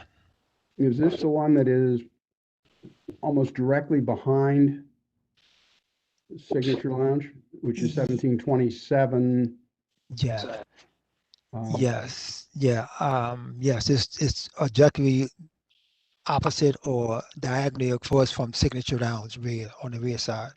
So maybe about 50 steps from the front of that to the back of Signature Lounge. Yeah, about 50. Yes, I would say so.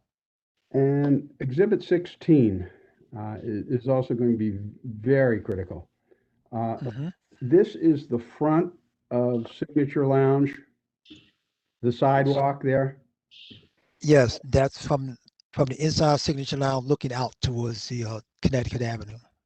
There's a railing there to delineate, I assume, a sidewalk cafe, correct? Correct, sir. Yes, sir. And there's a tree box there. Yes, sir. And this is absolutely critical.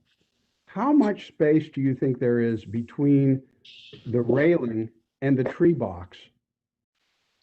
I would estimate about 5-6 feet, maybe. 5 or Maybe a 6 little. feet? And Yeah, there's going to be between that tree box and the railing. Yeah. I would say about. I would say my estimate right now would be about this, maybe 6, maybe a little 7 feet from each. And they're asking for a this occupancy of 277 and people standing in line at night. What I understand is the occupancy, yes, is 277. The occupancy load is 277. Total capacity 267. Okay, well, we're going to bring that up, but I just wanted the board to have the opportunity to see these things, and thank you for taking these shots. Exhibit 20.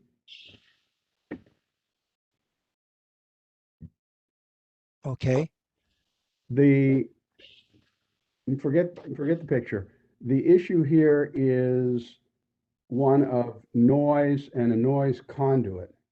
This is a stairway that leads up to the mezzanine, correct? Correct, sir. And on the back of, behind that picture rather, is the shop next door, correct? Or is the building next door? The building is next door, yes, sir. Did you see anything in the way of major noise baffling or anything there? No, sir, I can't say that I have. And finally, Exhibit 21, the party wall itself. Yes, sir. Again, do you see any, that's directly against, you have a case where the noise goes up the stairs, but what is there at that point that separates it from the place next door and also the apartment above it? All I can see is, all I can say is just as you come up the stairway, there's just a wall to the right-hand side that you're looking at that leads to the small bar towards the end. I don't know the sound barrier or how thick the wall is itself next to the apartment that that's adjacent.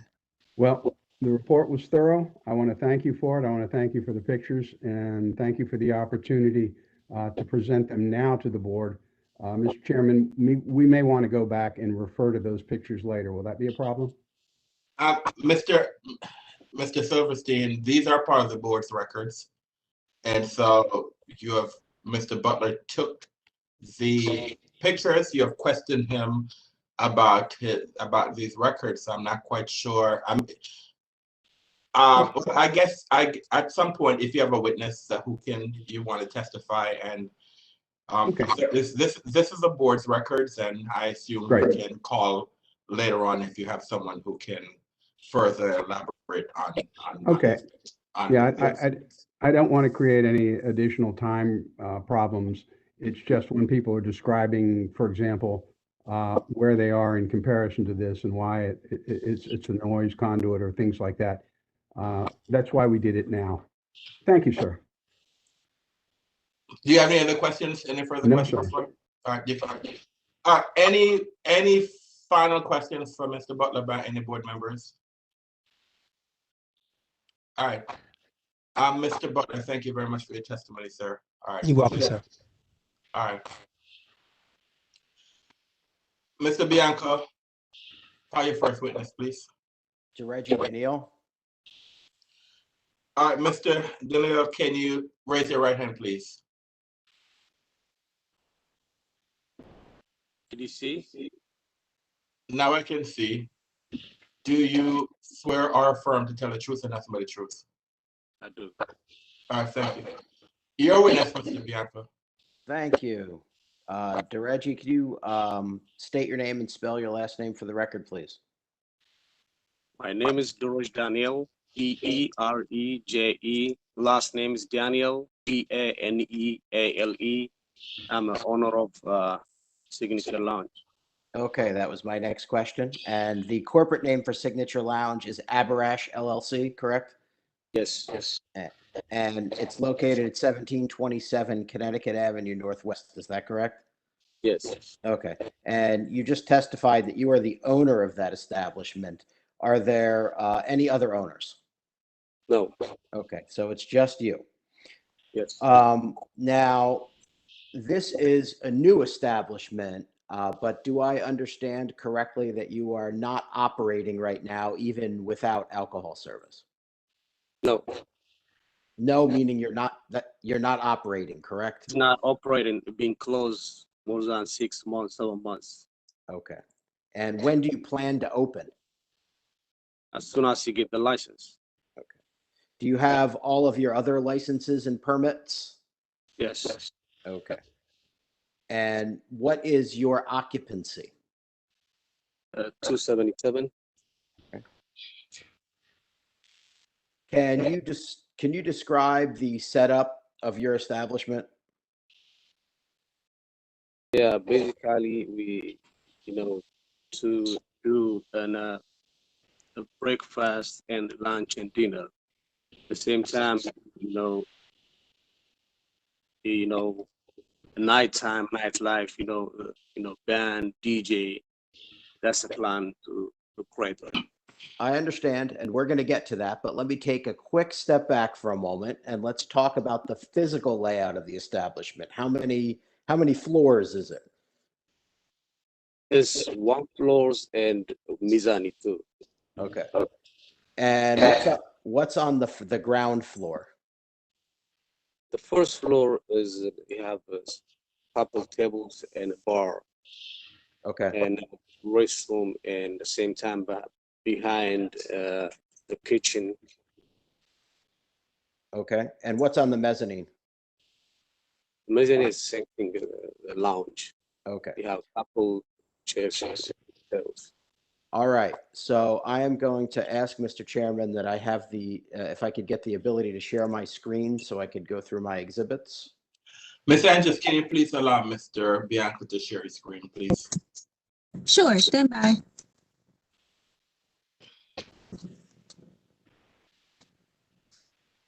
Okay, Mr. Bianco, you can share your screen now.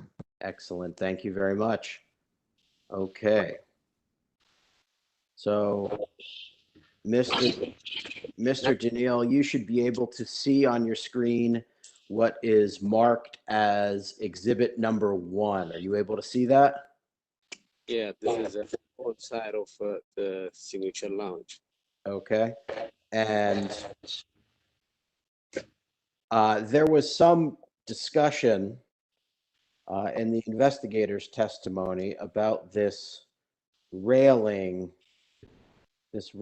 here. What is that?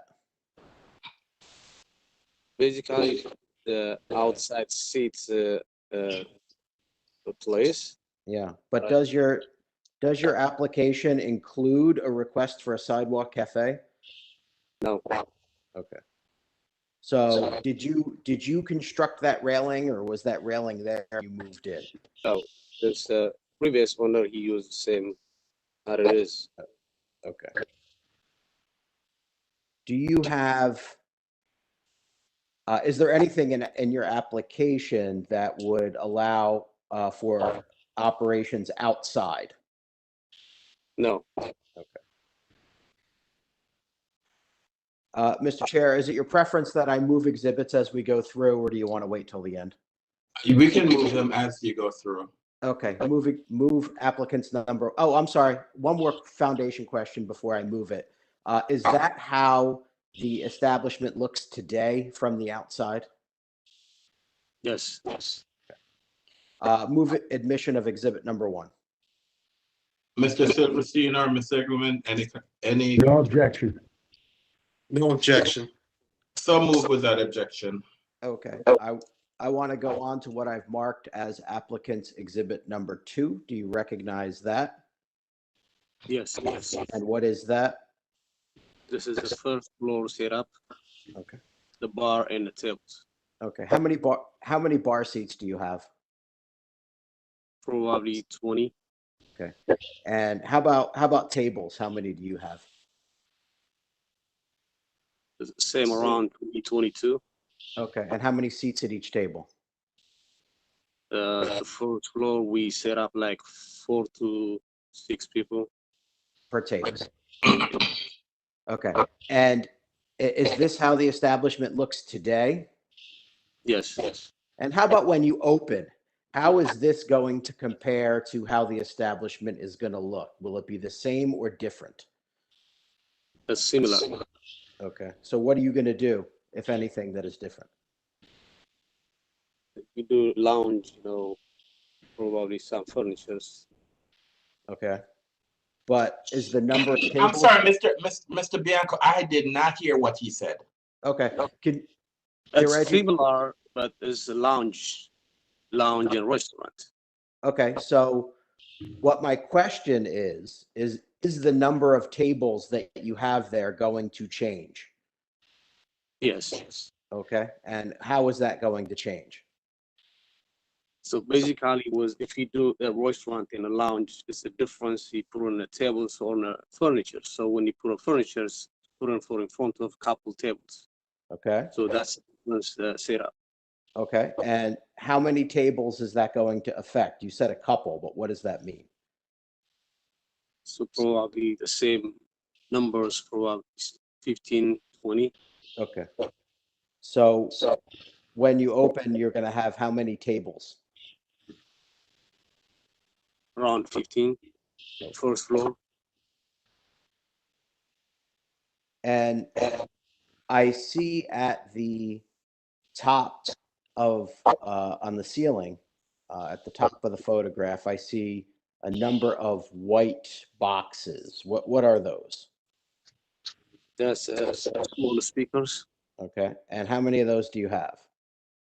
So I think 6. Okay. Are there presently any other speakers in this area of the establishment? Yes. Okay. Where?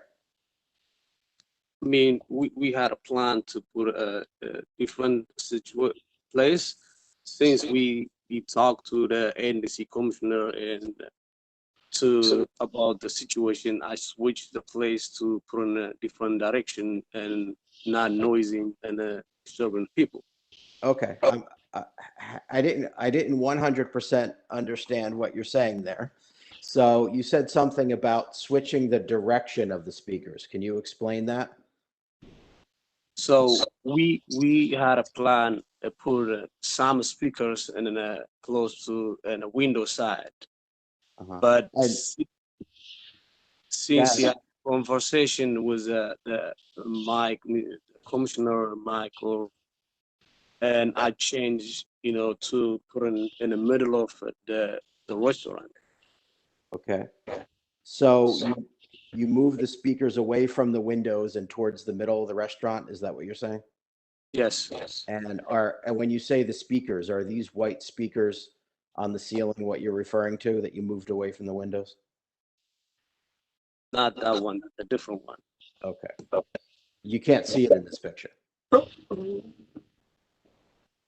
Is that right? No. Okay. So how close are the speakers to the windows and doors? It's really far. I haven't, and after a while, we had a restroom. After restroom, we had a kitchen. After a kitchen, and the last the window side, the wall. It's really far. Okay, so by really far, do you mean 30 feet, 50 feet, 100 feet? Could you put a number on it? Probably 50 feet, 100 feet.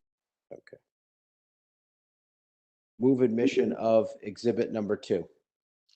Any objections? No objection.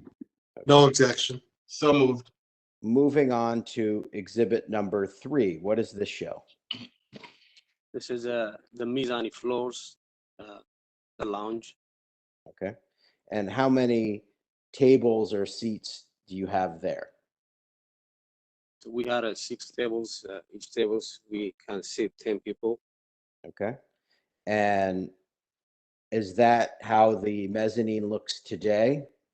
Yes. Is that how it's going to look when you open up? Yes, similar.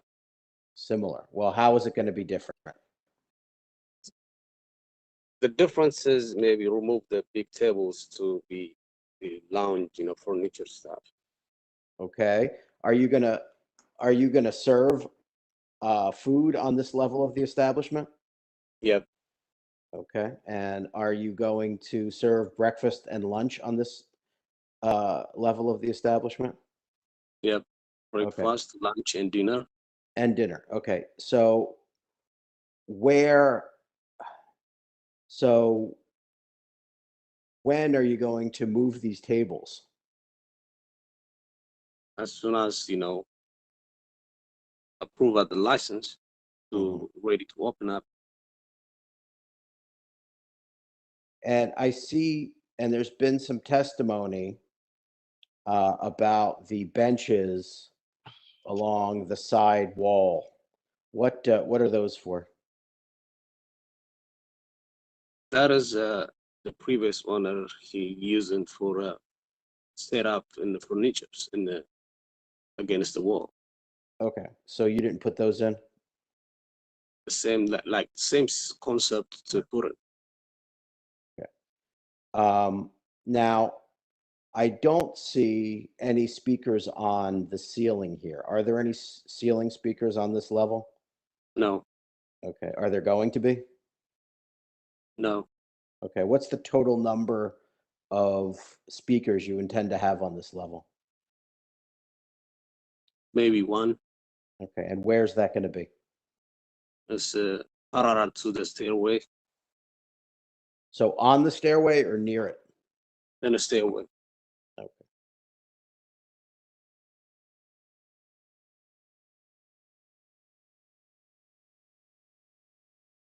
And is there going to be any dancing on this level of the establishment? Now, first floor, not mezzanine. Okay, so what's this area of the establishment primarily going to be used for? Dining and lounge. Okay. Move admission of applicants number 3. Any objection by any parties? No No objection. objection. Okay. So move. Moving to applicants number 4. Do you recognize that? Yeah, this is a kitchen. Okay. And I see some wires that are hanging there. What are those? That's for camera systems and a printer for foods. Okay. Is that going to stay like that, or is that going to get fixed? That was processing to fix now, about to done soon. And what kind of cooking equipment do you have in this establishment? We have the food, refrigerators and stoves and grill and some equipment to make like pizza. Mm-hmm. You have a fryer? Yeah, I do fryer too. You have an oven? Yep. Okay. You mentioned that you had refrigerators. Do you have a walk-in? Yeah, we do have walk-in refrigerator and underground. Okay. So there's a basement area that has a walk-in? Yep. Okay. Tell me about your food program. Basically, we had a plan to start from brunch to dinner, so that's the plan to make me the place to be, convince me the setup and the location. That's what it is. Okay. And what specific food are you going to offer on your menu? We try to do seafood, burgers, fries, and at the same time in Ethiopian food. Okay. So tell me about breakfast. What are you going to serve for breakfast? We do egg, pancakes, and juice, coffee, teas, Okay. all French toast. Uh-huh. What about for lunch? What's going to be on your lunch menu? So the lunch, we try to do some spaghettis, ladders, Ethiopian food, and burgers, steaks. That's the plan to make a lunch. Okay. Is the dinner menu going to be different than the lunch menu? It's similar. The difference is you had an happy hour menu in the late night after 4 o'clock, but a similar menu. Okay. And are you going to have a formal printed menu when you open? Yes. We already ready now. You're already ready. Yep. Okay. What type of Ethiopian food are you going to serve? It's the most traditional foods. Okay. Could you describe what those are, please? There's, herbs, kitfo, some veggies, different, 12, 13 different kinds of veggies. Okay. And lettuce and spaghettis. Okay. Tell me about the hours of operation of your kitchen. What hours are you going to be open? Yeah, we had a plan to open since in the morning, 7 o'clock, to closing until Thursday to Sunday is 2 o'clock, and Friday, Saturday is at 3 a.m. So your kitchen's going to be open whenever the establishment is open. Is that Yeah. what I'm hearing? Okay. It's open to closing. Okay. Have you hired your kitchen staff yet? Yes. How many have you hired? Well, 6 people. 6. And how many are you ultimately going to have? Around 20 people, included the bartender, barman, hostess. I'm just asking about the kitchen. What's the total number of kitchen employees that you're gonna have? 6. Okay. And you've hired them all already? Yeah. Okay. And do you have a chef? Yes. Now I wanna, well, at this point, I'll move admission of exhibit number 4. No objection. No objection. So moved. All right, so now tell me, DJ, tell me about the front of the house staff. What jobs are you gonna have in the front of the house? You mean outside the front? We have the most important is security. So And how many security are you gonna have? we have 2 security in the front. Then the next door, when you in, you have a host, somebody who put in the tables, reservations to assign the people. Okay. And who else are you, and how many hosts are you going to have? I have 2 hosts. Okay. And how about wait staff? How many waiters and waitresses are you going to have?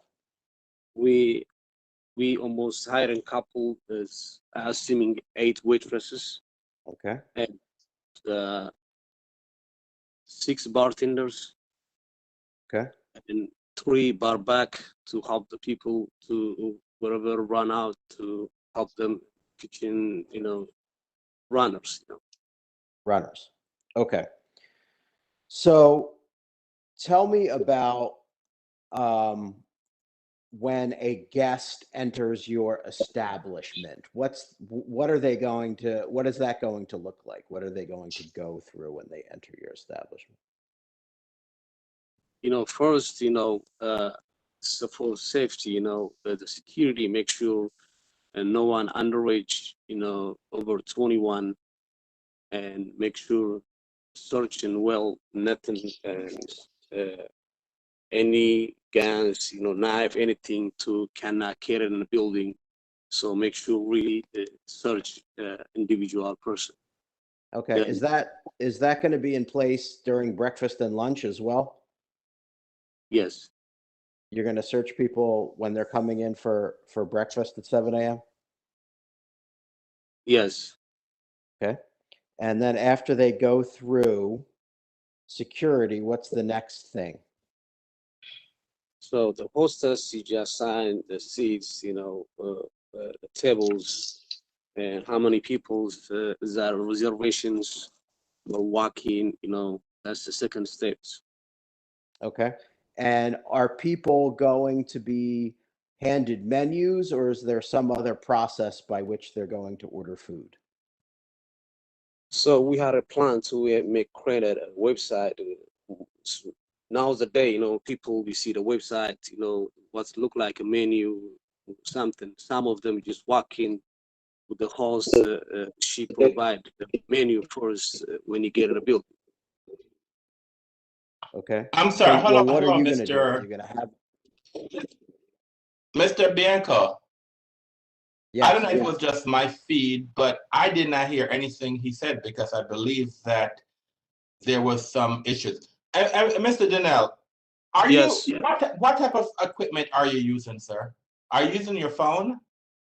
Yeah. Can you put the phone down so it stays stationary, sir? Because it's moving. So whatever you're using, can you just have it that it remains stationary, sir? Because it's moving. So are you able to put it down so it stays stationary and it doesn't move? Okay. Because I think you have it in your hand, and so it keeps on moving. Okay. And is that clear now? Yes, it shouldn't move. I don't want, so make sure it stays and it does not move, sir. It's kind of distracting that your background keeps on shifting. And I believe, I don't know if it was just my feed, but I did not hear your answer to the last question because I believe that your internet was, I don't know if anyone else had heard you, but I didn't hear anything you said because there was interference. I could go back and ask him the question again if that helps. Yes, please ask him a question. And please, sir, have the phone stay in a stationary position, sir. Okay. So what my question was, is that when customers enter Are you going to be handing them a printed menu, or is there some other way that they're going to order? So what I said is we are arranging now the website and the menu and the venue look like. Some people using that, but no matter what, the host, that's her job to anybody get in the building to hand out the menu. Okay. And what times of day are you going to be handing out menus? We do, that's the reason I hired 2 hosts and a daytime and a nighttime. So what times? Is it all times or is it less than all the time? All the time. Okay. And later on in the evening, after 10 o'clock, could you describe what your establishment is going to look like? How is it going to change, I suppose, is my question. So the nightlife, the way assuming, you have more security. We're assuming 5 to 6 securities and 2 securities in the front door. Make sure no one underage, no one pregnant person, to be drunk, and somebody intoxicated, to drink something, not let them in a building, and make sure search everybody, and they had a warrant to search them. Then the host, she take them to give them a menu to let them see the tables. Okay. So you said you're going to have 5 or 6 security, and you said 2 of them were going to be at the door. Where are the other ones going to be? There's 2 of them on the first floor, 1 of them in the upstairs, there's 1 of them the stairway, and walk around the building. Okay. So I want to show you what I have marked as exhibit number 5. Do you recognize that? Yeah, this is the back side of the building. Okay.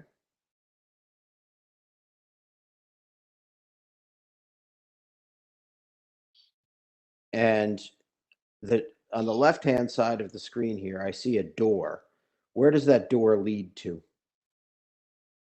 That is the door as employees in and out, deliveries and trash, any service company to use that exits.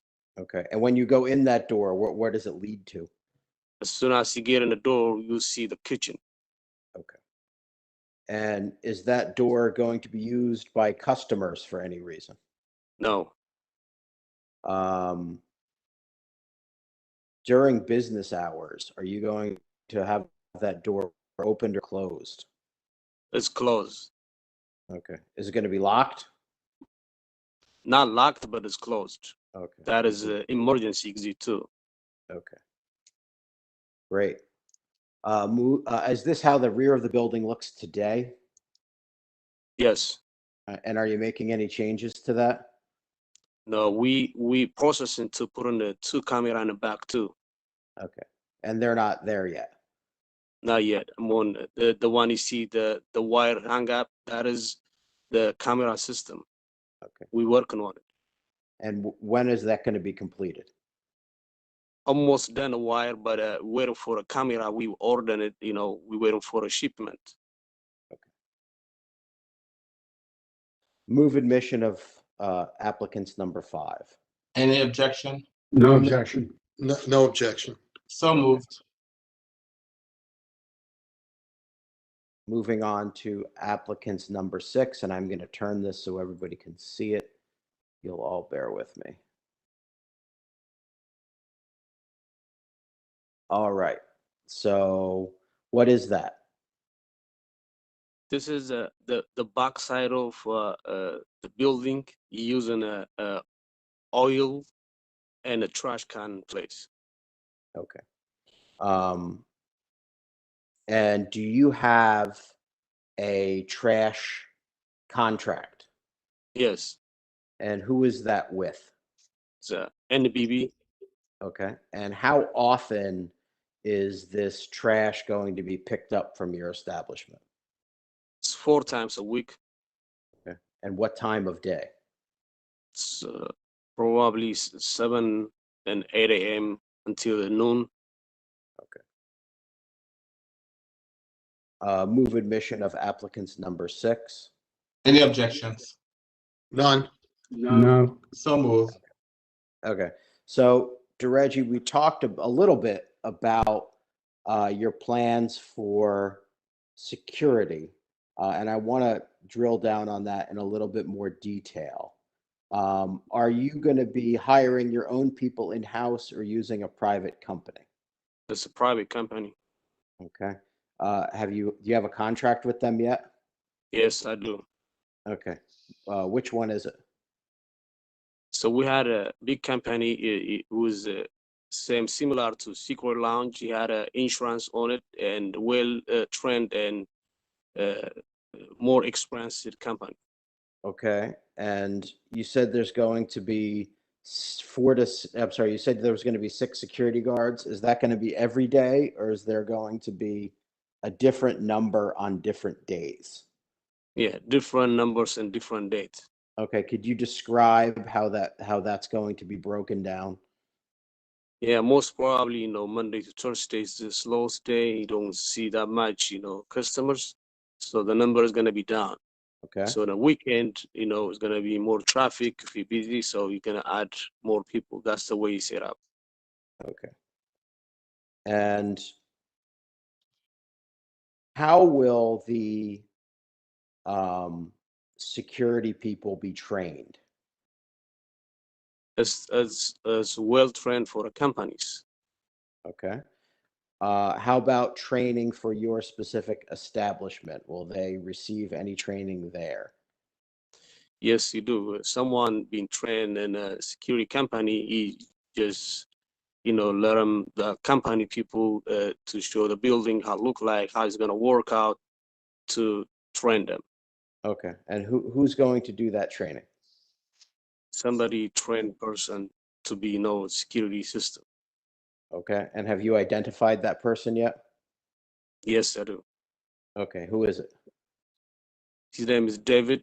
He used to work a big company, and I think he worked in the government too. So he's familiar with building the area. Okay. Do you know his last name? Not really, not sure. So we talked a little bit throughout the course of your testimony about security cameras and how many total cameras are you going to have? When I see the building, when I take over, I see 5 or 6 cameras. But basically now I changed to 16 cameras, included the backyard, and front, and inside, upstairs, downstairs, kitchen, entire building. And Okay, you broke up a little bit there. Did you say 16? I didn't hear you. yes. Yes, 16 cameras. And does your camera system have the ability to record as well as view? Yes, we do. So we had a recording to keep the record until a month, 30 days. Okay. Are you familiar with the establishment that operated at this property prior to you? Yes. And what establishment was that?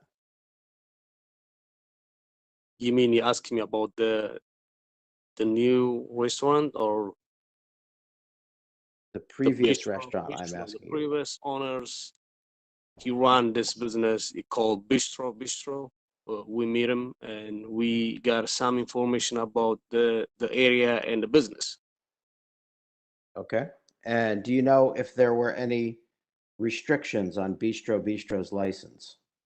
Never. Do you know if it was a restaurant or a tavern? His tavern license. Basically, I asked the same license what he have.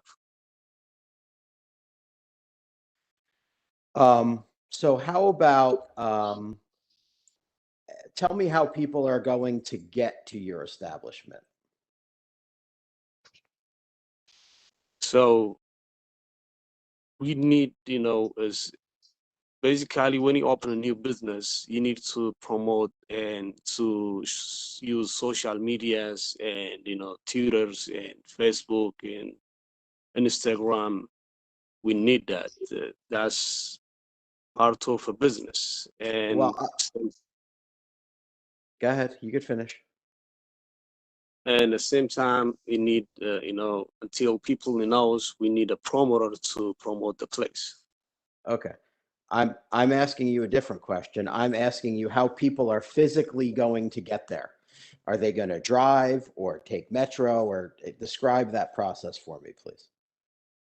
Basically, based on conversation with the Mike, I recommend the customers not, abusing neighborhood parking, not parking illegal, but I recommend Uber, taxi, and the places very close to the metro. That's where I recommend the people. Okay. And are you going to have any signage with respect to parking? We do. Okay. I had a plan to put in a building. Okay. And what's that going to say? Said, please don't park neighborhoods area and zone parking and illegal parking. Better to use an Uber, taxi, and metro. Okay. Can you tell me what kind of build out did you do at the property when you took over? So we do, renovation, couple of stuff, to upgrade it, and wallpapers, to fix some, different broken stuff to fix it, and make sure everything, the kitchen work, the AC system work and the light system work to upgrade it and check it. Okay. And you have a lease for this premises? Yes. How long's the lease? 10 years. So you were here at the beginning part of the hearing when we were arguing over whether the board would hear information for Secret Lounge, and over my objection, they ruled that they could. So I'm going to ask you some questions about Secret Lounge, if that is okay. That's fine. All right. So are you the owner of Secret Lounge? Yes. Are you the owner, or are there other owners? I'm only owner. Okay. And how long has it been in operation? Almost 4 to 5 years. Okay. And when was that license last renewed? It was renewed today. Okay. And in the last 4 years, or since the time you've been open, do you have any violations? I can't say no, but we had one warning for a COVID time. I can explain if you can. Basically, we use it strictly, if you see 9th Street is really hardest and really a tough crowd in here. You can see my record, I don't have any violation, but one warning I have is we do 6 feet and people are 6 people on the tables. So one of the guy, he went in a building, he said, it's not gonna be, it's a full capacity. Then the other person, when he walk in, the door is locked. That is a violation. That's only I have it as warning. Okay, so I have brought up on my screen what was attached to my motion as Exhibit B. Do you see that? Yes. Okay, and it says investigative history, and I could represent to you that I got this from ABRA, and you were just talking about a COVID violation, And I am highlighting number 1 on this investigative history. Is that what, from 8/29 of 20? Is that what you were referring to? That's the way I explained to you now. Yeah. And that resulted in a warning, correct? That's it. Okay. So now I want to go back down here to 2018. And this says there was entertainment without an endorsement and you got a $1,000 fine. Do you remember that? I do remember that, basically when I was applying the license, Andrew Klein, he represent me. I submit all the documents, included entertainment license. So Andrew office, one of the person he made the processors, she forgot to put on the entertainment license endorsement. So I was assuming I have it because I submit all the document to him. And the investigator, when she came, she told me, you don't have endorsement license. I said, I have it. And she said, check out. And the next day I called Andrew Klein office. He found out the person she processed the license, she forgot. I never made a payment. The payment from through the Andrew Klein office, and because of he made a mistake. Okay, That's but but the fine was paid there, and that was your only violation. Is that what you're That's only testifying? have it. Okay. And can you tell me the difference between how Secret Lounge operates and how Signature Lounge is going to operate? This is one thing the NEC and the board you should realize. I'm really open and negotiable person to do anything to work with them. I don't have any issue. I don't have any problem to work with them. But the difference is the reason why I came there is a two totally different business. In 9th Street business, only nightlife. The Connecticut Avenue, we had a plan, we had a couple, my family members, you looking for a job. I called them and I'm going to hire more people, more than 20 people to give them an option to work.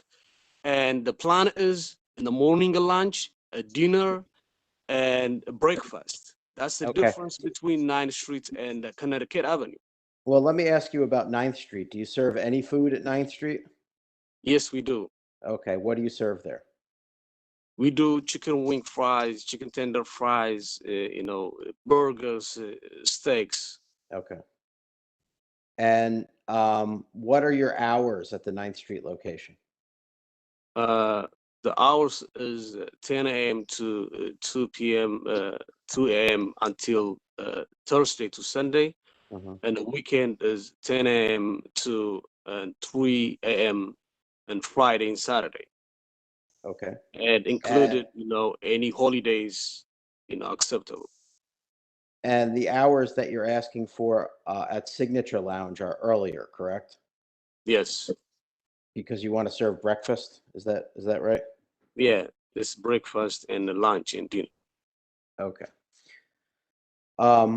Can you describe the 9th and U Street area compared to 1727 Connecticut?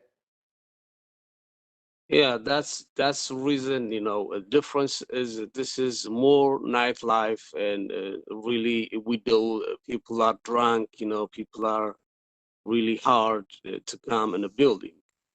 And the differences at Connecticut Avenue, we want to go out this kinds of situation to better business, to do breakfast and lunch and dinner. That's the concept to come there. But I don't even know this kinds of situation to come through. Okay.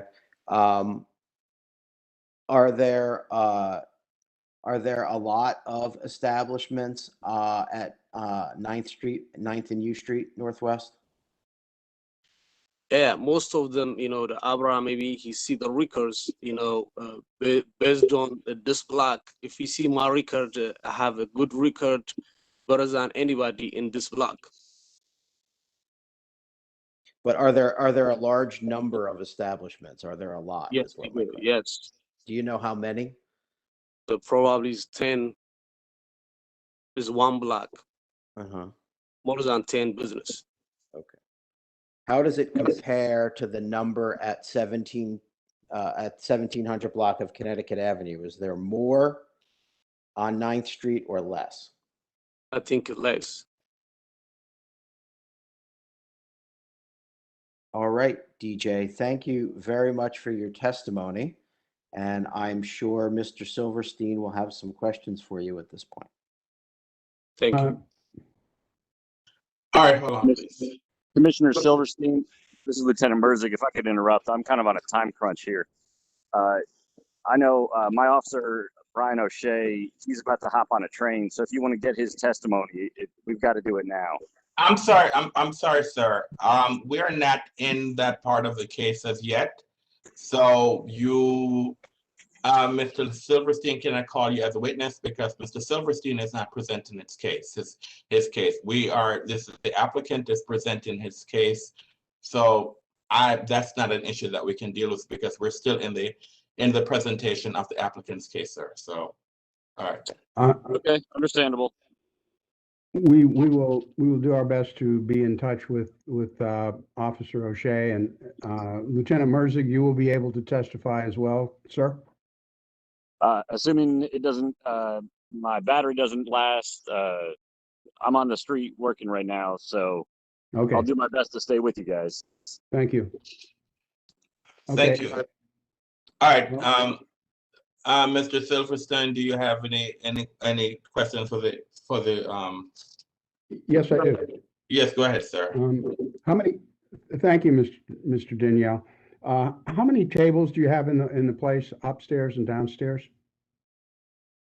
The downstairs, I was assuming probably 15 to 20, the first floor. The upstairs, we have 6 tables. It's a big tables. We have 10 people can sit it. How are you going to fit 267 people in there with all those tables? You going to move them? Some of them are going to move them. That's the setup is different.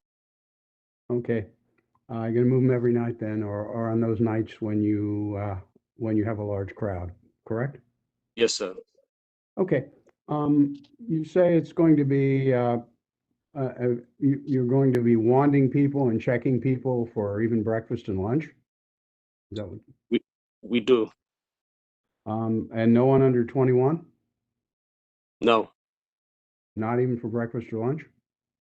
Maybe breakfast. We do check the ID, but not allowed to drink an alcohol. Oh, but you're going to allow people under 21. So that you say it's a family restaurant. Why are you so insistent on promoters who take a 25 or 35% cut on your take 3 or 4 nights a week if you're going to be mostly a restaurant? Yeah, basically, I'm not even happy to do it to promoters. But this is a new business. So I'm not willing to give someone 30% on my sale and they have a lot of employees. But we have a new place. You need to have promote to make, the money and to be survived. That's only concept. So if you know the people couple months, you may know you don't need it. I don't have any promoter in the secret lounge. I promote by myself because we promoted in the beginning. That's the concept. So we don't want to pay more money for outside promoters to do the business.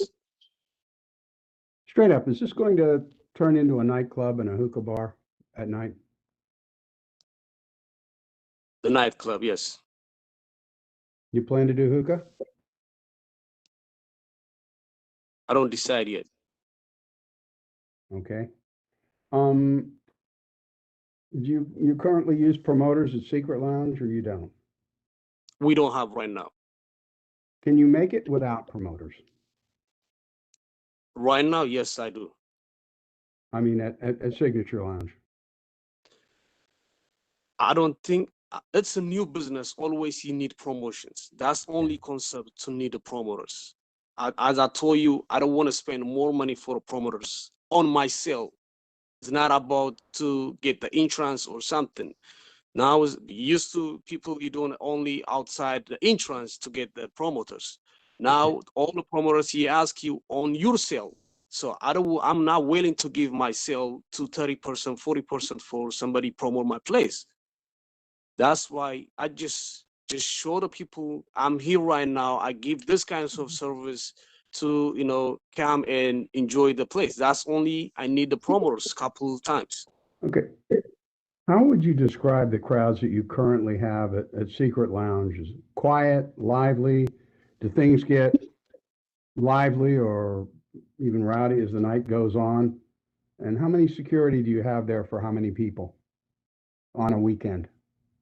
I have 6 securities. The people I have security were trained, and we had insurance of $2-3 million for anything incidents happens. Because I learned from the beginning, we hire a company who's not have insurance. Now I made that correct. I have a good company to have insurance, search people, and control the crowd. Back in 2018, there were several outbreaks of violence in and around your current establishment. And after the Central Police requested the ABC board hold a fact-finding hearing, in advance of that, you voluntarily, and I'll stress voluntarily, offered to have an RDO unit. Did the RDO unit calm things down for you? Help calm things down? Was it helpful? We do, if we ask even 9th Street, I'm the most coordinator people to encourage them to use an audio system, because I'm the voluntary. When I start, I see the difference.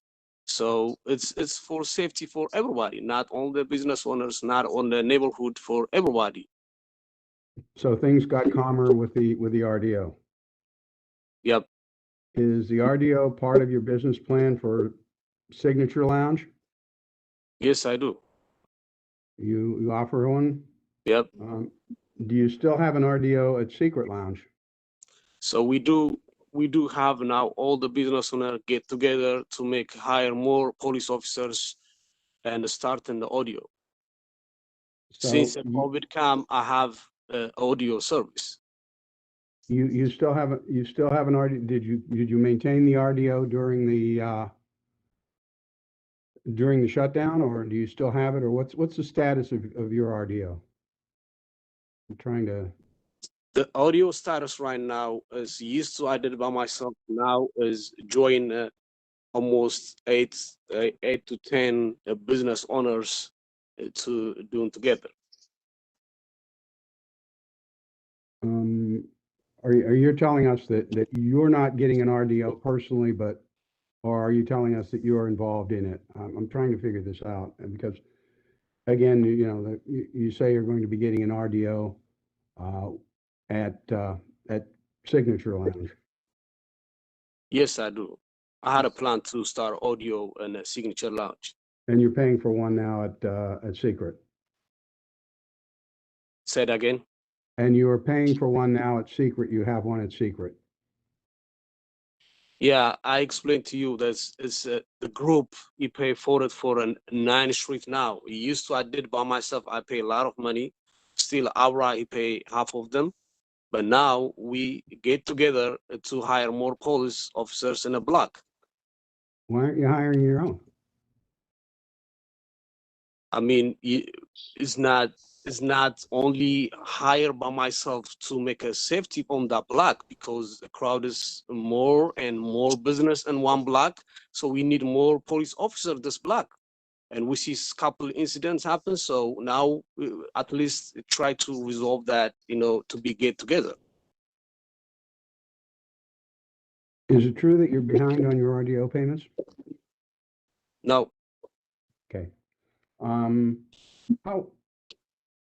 How would you describe your level of cooperation with police? As I said, you can see our record. This is a toughest block right now in the District of Columbia. Is so many crowds. There's a lot of people fighting and violated, but based don't see this block. All business owners have a good record. I can say that to run the right way. Okay. And have you met your next door neighbor, Mr. McGlade, who owns the shop in the abutting business in the abutting building and building next door, and do you know his concerns? I do. I met him. I just walked through there. I talked to him. I heard you guys, you have, worrying, about the night time, he's gonna block in the line, this and that. I talked to him personally. He don't have any issue. I told him work together in neighborhood, and there is no issue with him. Okay. No further questions. Thank you very much. Thank you for being here. Thank you, Mr. Silverstein. Mr. Eagleman, do you have any questions? Yeah, just a couple. Thank you. You mentioned that you're going to have 5 to 6 security on weekends, fewer on Mondays through Thursdays. How many security folks do you plan on Monday through Thursday? I was assuming 2 securities. Okay. And the training that security is going to get, you indicated the outside contractor you're hiring is going to be responsible for. Is that correct? Yes, that's the reason we had insurance and responsible to sign it. So if he had insurance responsible, so he doing his job is clearly he's not gonna be responsible. Right, but have you personally reviewed what that training is going to look like, and are you comfortable that's going to be adequate for the size of your establishment? Yes, I do. I've been seen couple companies within the secret lounge. I have the best experience now, and I took them there. I showed them the area, the back, the front, and inside, how we're gonna, serve and control the place. Is very comfortable and like the job. You mentioned it sounds like you have some plans to renovate the space before you open. Can you describe what your plans are? So we not like renovate. It said just changing the wallpapers. That's what we do. And the previous owner, he has, as I said, 5, 6 security company. The security cameras is not even clean. I removed that, and we made almost 16 cameras. It's clearly in the front, back, and inside a building, upstairs, downstairs, and hallway. Okay, and one of the pictures the inspector showed of the walkway up to the upstairs portion, are you going to paint that area, take off the wallpaper? Yeah, we do. What's your plan there? We do wallpaper. If you see the wall is 2 different colors, white and the some reddish, and that's the other one is it's blue or something. So basically, we do, when you see the left side, you see burgundy colors and the wallpapers. We come through all the way down. Okay, and I think there was a picture of a woman there. Is that going to remain? He's gonna remove that. It's gonna be covered. Okay, those are all my questions. Thank you. All right, thank you, Mr. Eagleman. Mr. Bianca, can you please, you know what, don't close. I was about to ask you to close your screen. No, but don't do that. So, Mr. Bianco, I need you to go to exhibit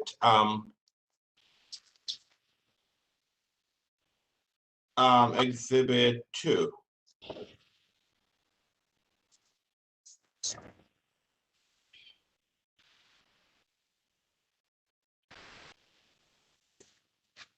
So this is exhibit 2, is that correct? All right, Mr. Daniel. Yes, sir. Yes, sir. All right, can you tell me if a license was granted to you, what changes, if any, will you make to exhibit 2? Basically, we change. So most of the chair, when you see, some of them is broke and is fed. So we assuming to change couple furnitures to remove the old tables and chairs. All right, let me ask you a question, sir. Approximately how many tables and chairs are currently in this area? Probably this one, it was in probably 15. It's really long.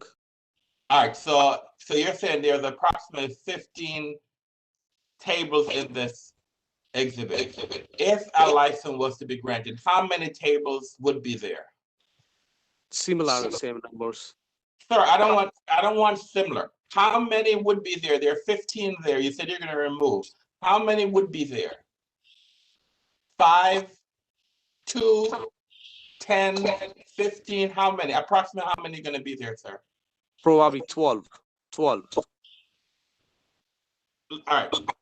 Mr. Let's go to exhibit 3. All right.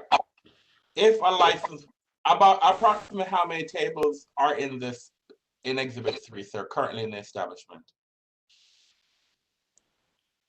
Around 10. If a license was to be provided to you, how many tables would be in this area? 10. All right. Mr. Bianco, can you please stop sharing your screen for the moment, please?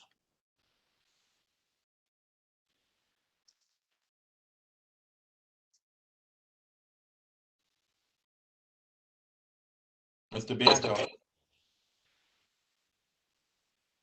Yes, I'm trying to turn off the screen share here. I'm just having an issue with it.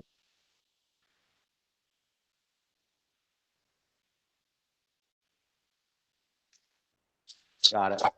Thank you. Appreciate the indulgence.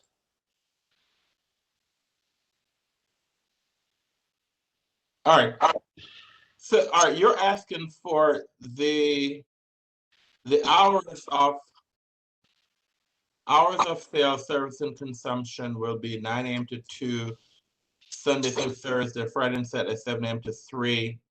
So you said you're going to serve breakfast. So when will your,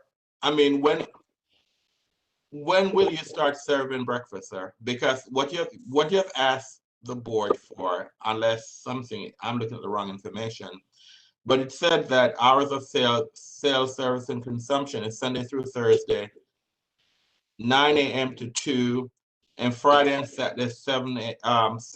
to 3 a.m. So if you're going to serve breakfast, how are you going to open at 9 o'clock?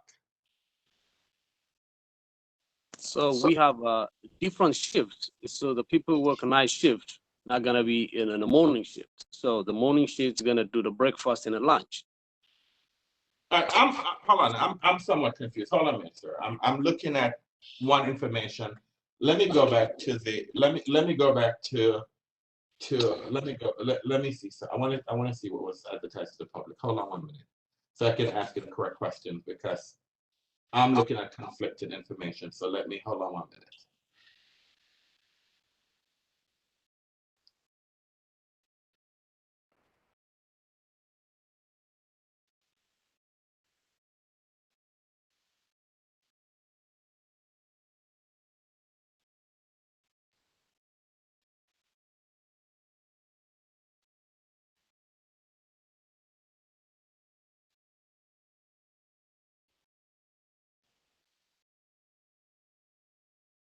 Give me 1 minute, please, okay?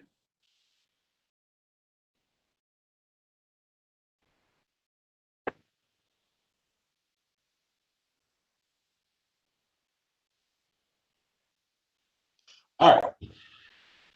Okay, so it says that from the hours of operation, Sunday from 7 a.m. to 6 a.m., Monday 7 a.m. to 2 a.m., Tuesday 7 a.m. to 2 a.m., Wednesday 7 a.m. to 2 a.m., Thursday 7 a.m.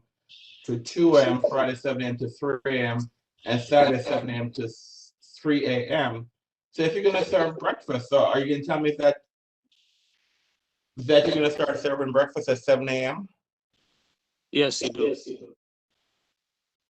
And so you're also stating that your kitchen will be operational from 7 a.m. to 2 a.m. or from 7 a.m. to 3 a.m.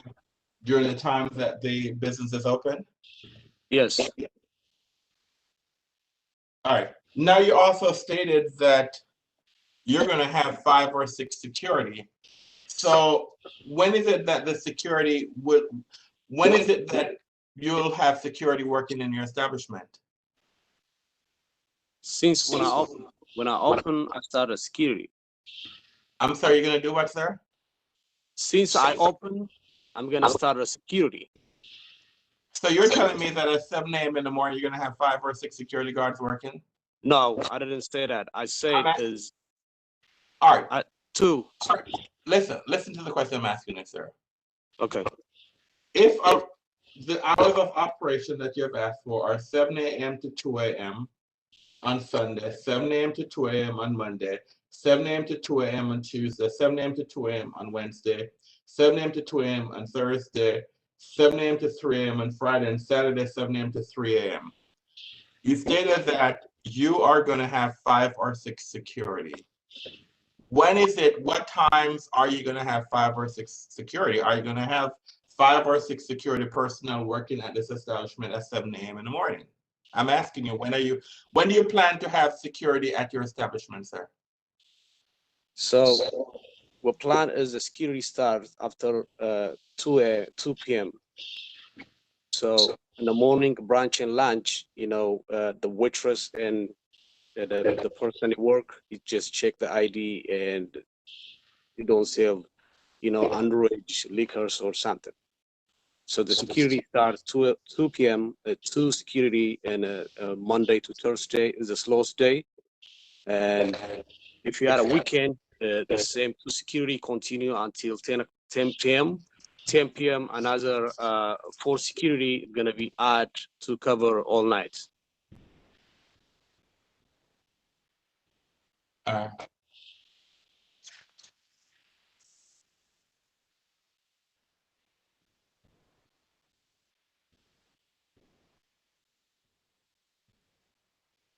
I don't have any other questions. Any questions by any board members?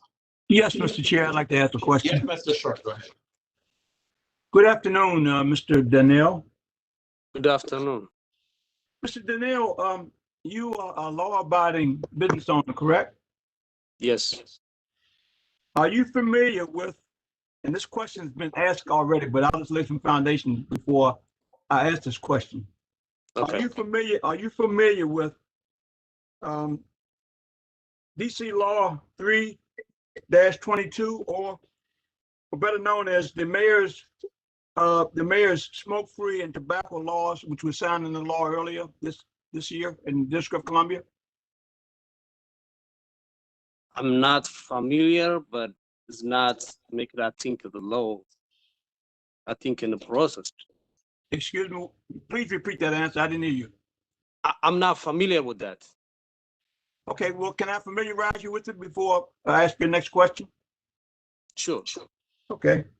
The law states, according to the law, smoking is prohibited in all enclosed public places in the District of Columbia, including but not limited to the following: banks, healthcare facilities, educational facilities, laundromats, public transportation facilities and areas, restaurants, retail and food production establishments, retail service establishments, retail stores, shopping malls, theaters, sports arenas, waiting rooms.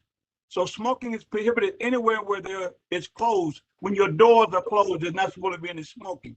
Do you understand that law? We do understand. I respect the law. So I see where you had one violation in your previous establishment for disobeying a mayor's order. Is that correct? What kind of violation?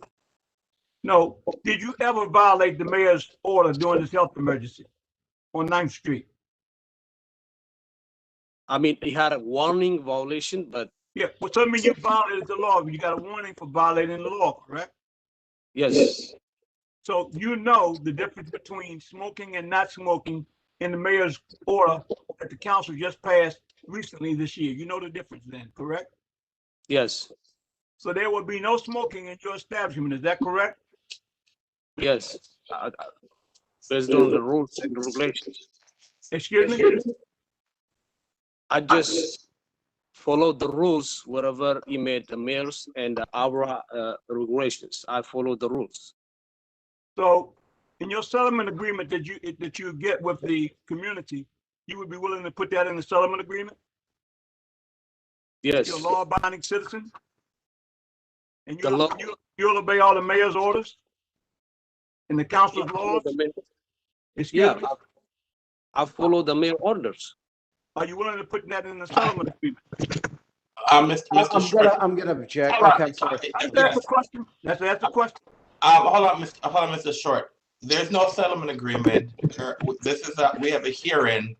So Mr. Chair, I'm quite aware of that. I simply said, if there were to be,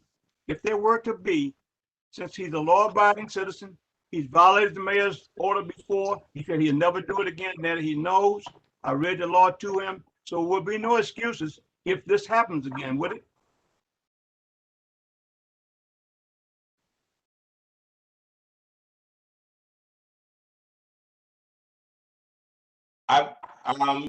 There's a Mr. Short asked you a question, Mr. Denell. If you have an answer, please answer. If you don't have an answer, you said you don't have an answer, sir. Do you want to? I'm sorry. I don't have an answer. All right. Mr. Chair, that's very plain to me that he knows the law, and I hope he never comes before this board again. I will remind him of this testimony. Thank you very much. That's all I have at this time. Thank you, Mr. Short. Are there any other questions by any of the board members? Yes, Mr. Chairman, I want to thank you for an opportunity. Yes, Mr. Grandis. Sir, we all appreciate you being here today, and I know it may feel like it's tough grilling, but this is a new license, and we want to make sure that the community is comfortable with the type of establishment and the hours that you'll be having. So we appreciate you being here and being patient with us. If I could ask the attorney to put up their exhibit again, I would like to go through some of the exhibit with the applicant.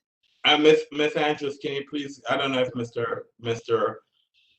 Bianca still has the ability to share his screen. Yes, he still has the rights. Thank you. Bear with me for 1 second while I bring it back up. All right, here we go, Mr. Grandis. He's all yours. And can you help me turn the picture? Absolutely. There you go. And Mr. Bianca, I want to thank you for your assistance. Thank you so much. Sure. Something just popped up. Is that something that can be? Thank you. Thank you. Okay, can we go to?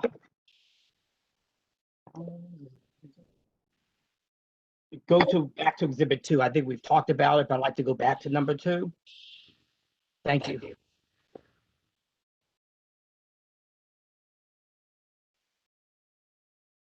Okay. Sir, the reason I think we ask questions about tables and things is because there is sort of a culture in DC that CTs that offer food often morph after late hours into what really would be a CN. And if the applicant is going for a CT, we want to give the community assurance that it will ask for what a CT generally has.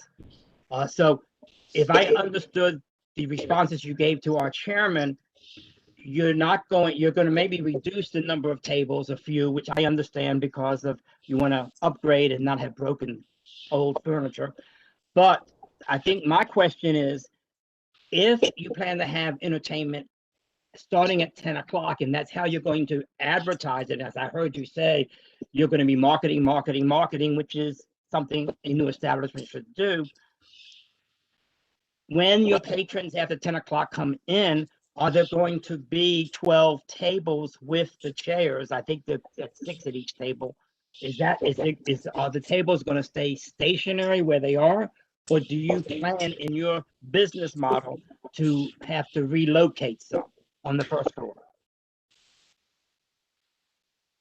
So basically, we have a lot of tables in the first floors. That's why we moved a couple of them. We had more space to have the people come. We have to have a dance floor and walk standing and to use in a bar. Have more access to our place. So you've just confused me more, because I thought you've already stated earlier that you're not going to have a dance floor on the first floor. So now you're saying you are going to have a dance floor on the first floor. I said I have a dance floor, first floor.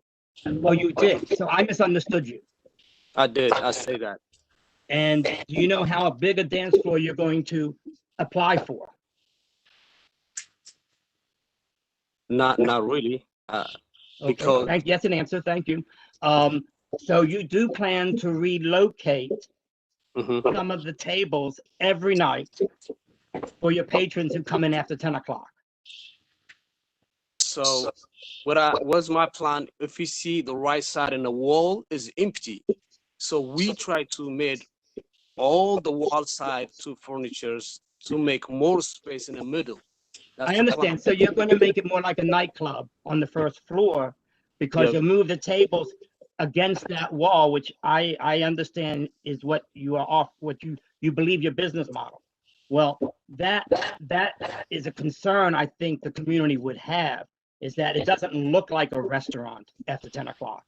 And your license doesn't require a restaurant, but you're telling us in your application you're going to be a restaurant. And now it looks like you actually are going to be a restaurant till 10 o'clock, but at 10 o'clock, you could become a CN, but your license is not a CN. So I just want to make sure that I understood there will be a dance floor on the first floor if you get the license as you like. Thank you. And and I think you talked about speakers. And I thought I understood you to say there are no plans to have speakers in that space, but maybe in the stairwell. So are you committing to the agency that there will be no speakers in the picture that I see until they get to this stairwell to go upstairs? Is that what you're committing to? So still, the plan you put in speakers is downstairs. That is downstairs. So, yeah. Earlier you said, and I maybe I misheard you. Earlier, I think you were asked that question, and I think you said there are no speakers planned for that area until you get to the stairwell. Did I misunderstand you? I think you misunderstand the way I said. Say it again. The Sir, way say I it again. said, Yes.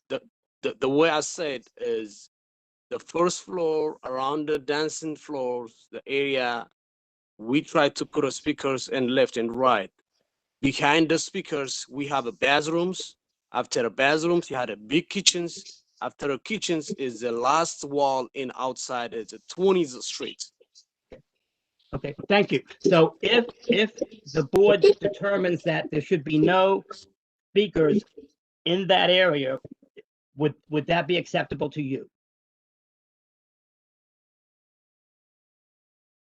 So there is no speaker even upstairs, and how is gonna be using entertainment without any speakers? Thank you. So let's go to the next exhibit, number 3. I think that is the upstairs. Thank you. Are you saying for the record that those, I think you said maybe 10 tables currently, are you going to keep those tables at 10 o'clock until closing, or do you plan to move some? I'm gonna plan move them. Well, some. Why? The way you set up in against the wall, you have more tables to put in the people to use it. Wait a second. Wait a second. On the second floor, you're saying you're going to move the tables against the wall so the more of the center is open for the public, for your customers. What I said is we had 6 tables in the middle if you see the pictures. Yes, sir.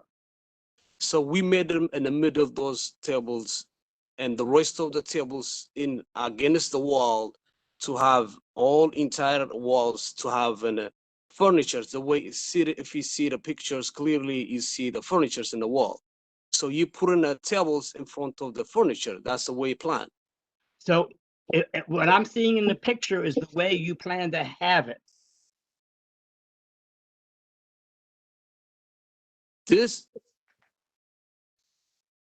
This is the way it is. Let's say you see the furniture is still there. So basically, we put a table for the furniture.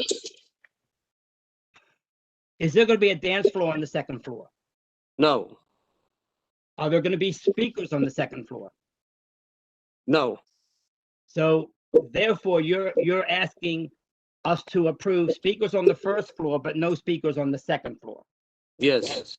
And you're also saying that you're going to be having food service until 3 a.m., which I think is something the community would applaud, that people who drink have access to a meal. And so therefore, these tables that are there, they'll be able to sit at those tables after 10 o'clock. Yeah, yes. Thank you. Now, looking at the back of the picture, I believe that's the back wall that's facing 20th Street. Is that correct? It's not. No. Where's 20th Street looking in this picture? You cannot see this picture for 20th Street. 20th Street's on the other side, behind us. The other side, yeah. Thank you. It doesn't Thank you. see. You answered that question. Now, I think there's a bank of windows on that wall that is abutting 20th Street. You don't see it in the 20th Street for these pictures. Not in this picture, I understand. So my question is, do you understand that that to protect the quiet of the neighborhood after 10 o'clock, you may not be able to open those windows?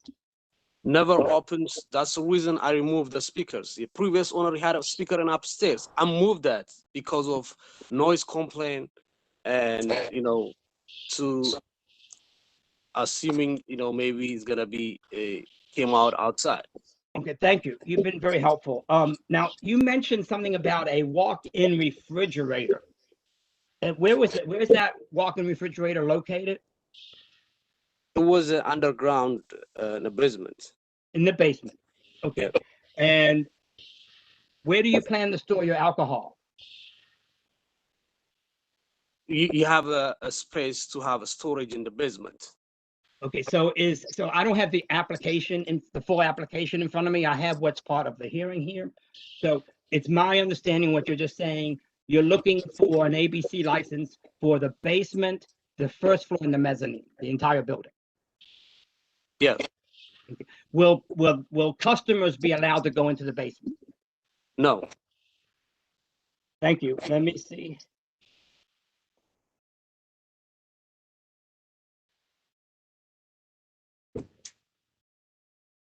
Mr. Bianco, can you help me find the picture that shows the back of the building, please? Thank you. Thank you. Okay. Sir, I see there are cars parked there.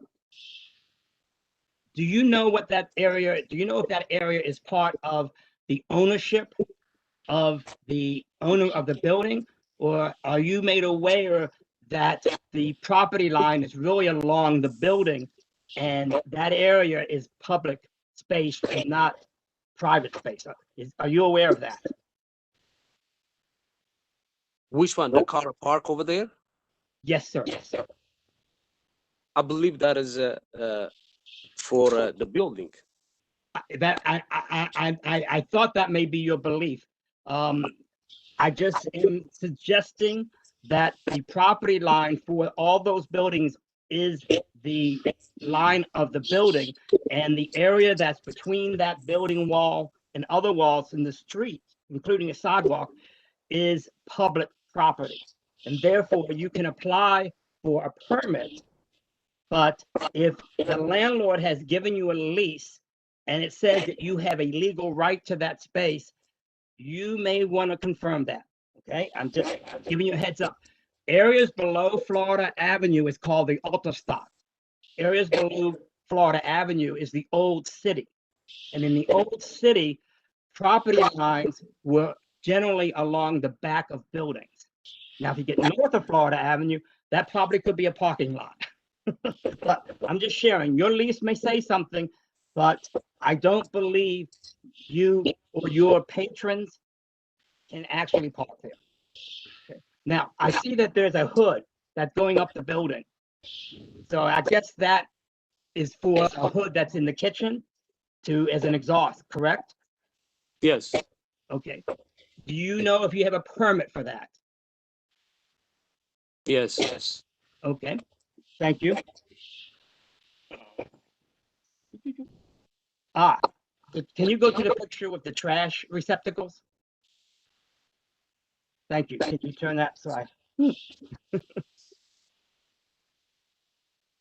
Thank you, Mr. Bianco. Okay. These trash receptacles are along the back wall of your building and the building next to you, but there is no enclosure, correct? In other words, anyone can walk up to those. Yes. Do you know the ones that you have leased? Do you know if you keep them locked? Locked what? I believe under regulations that commercial receptacles like this need to be locked until they're empty. But I'm just sharing that with you. Do you know where your grease will be collected? Yes. Where will your grease be collected? See the picture. You see the grease truck tank is sitting as one of them our properties. So, okay, I'm ignorant on this issue. So are you saying one of the ones along the back wall collects your oil, that you put oil in it? Or is it one that's near the? Yes. And how often is it collected by a contract? Once a month, if you're busy, 15 days. Now, you are aware that your property does not back up to an alley, correct? It backs up to 20th Street. Is that correct? Yes. So therefore, many commercial buildings back up to alleys. So your building directly faces apartment buildings and townhouses that are all residential. And there are some businesses on your side of the street, but there are very few businesses right across the street. It's residential. So how do you plan to keep the noise from interfering with the residents on the other side of 20th Street? So, as I explained to you earlier, first I made it when I talked to Mike. So I removed the speakers in the second floors. That is the closest, to the 20th Street to have maybe made a noise. Yes. The second plan is more make sure protect the windows being closely and anytime never open that windows. The third is make sure the back door is always locked within a business hours. Okay. Thank you for that. Do you currently have a security plan for secrets? Yes. Do you plan to have a security plan submitted to ABRA to see if it's consistent with the security policies for this establishment? The new one? Well, it wouldn't. Yes, because it's a new establishment. Yes, yeah. I'm asking because it sounds like you're morphing into a nightclub after 10 o'clock. That's just the way I see it. You're going to have a cover charge. Very few CRs and CTs have cover charges. So it sounds like to me that's something that's nightlife. So have you been asked to submit a security plan? Yes. With this one?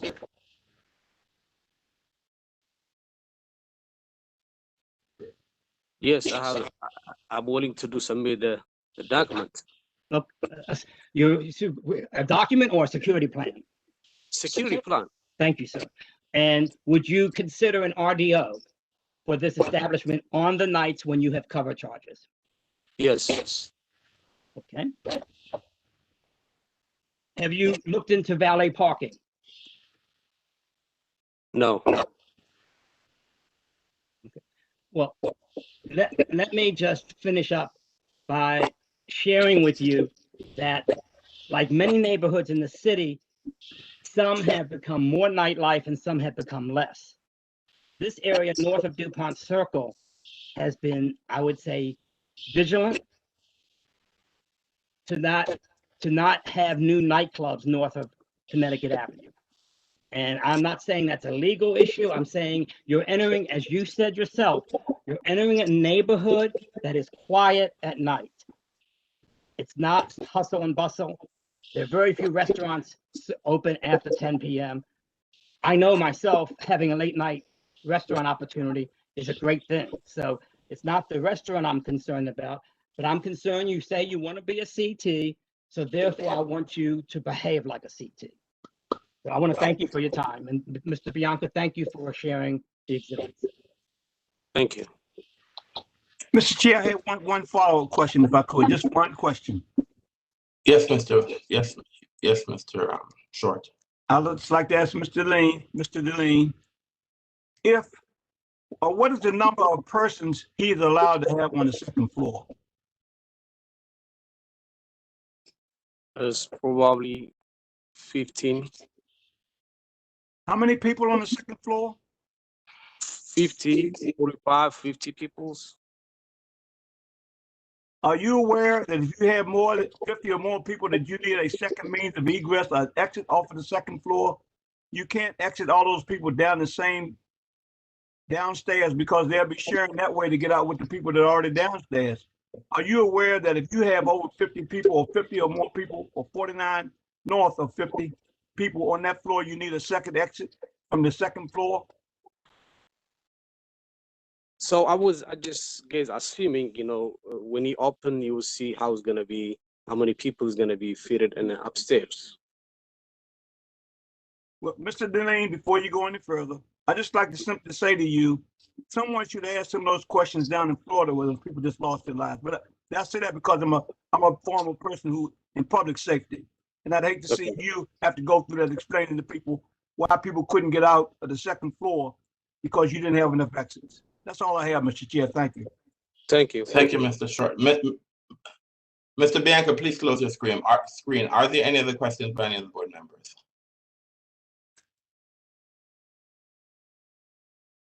No, Mr. Silverstein, do you have any questions of the licensee based on the questions that were asked by the board? No, I do not. Mr. Egelman, do you have any questions of the licensee based on the questions that were asked by the board? Just one. With respect to speakers, are you going to allow promoters to bring in their own sound systems? No. Thank you. Any other questions, sir? Is that it? Yes, that's it. Thank you. Mr. Bianco, do you have any follow-up questions to your client based on the questions that were asked by the board? No, I don't. Thank you. Do you have another witness, sir? No, I don't have any other witnesses. The applicant rests. All right, thank you very much. All right. Who wants to go first? The ANC or the Civic Association? It doesn't matter. Who wants to go first? ANC. All right, Mr. Silverstein, do you have a witness? Is Officer O'Shea available? Can we hear him? If Officer O'Shea, I see his name on the line, and so if Officer O'Shea is there, then he can testify. Officer O'Shea, are you there? Officer O'Shea, are you there? Officer O'Shea was supposedly on a metro and may have lost contact with us. But he's still signed in online. I see his name in front of me, so I don't. So he is not. Miss Andrews, is he logged in? Do you have any? Yes, he is logged in. It appears he doesn't have the best service, but he's able to mute himself and show his camera if he so desires. Could I suggest that we take a quick 5-minute break? I could use one. I don't know if it's the case for anyone else. Let me ask, so could I. Could we? Do we still have a 5:15 hard stop? I'm sorry, we do. I'm sorry, we don't have a 5:15 hard stop. We have a hearing that we're doing today. Okay, I've not been advised of that. I was sitting here panicking. The parties, if the parties had a hard stop, they had to let me know, and I was not told, and the parties would have acted accordingly to ensure that this hearing moves forward.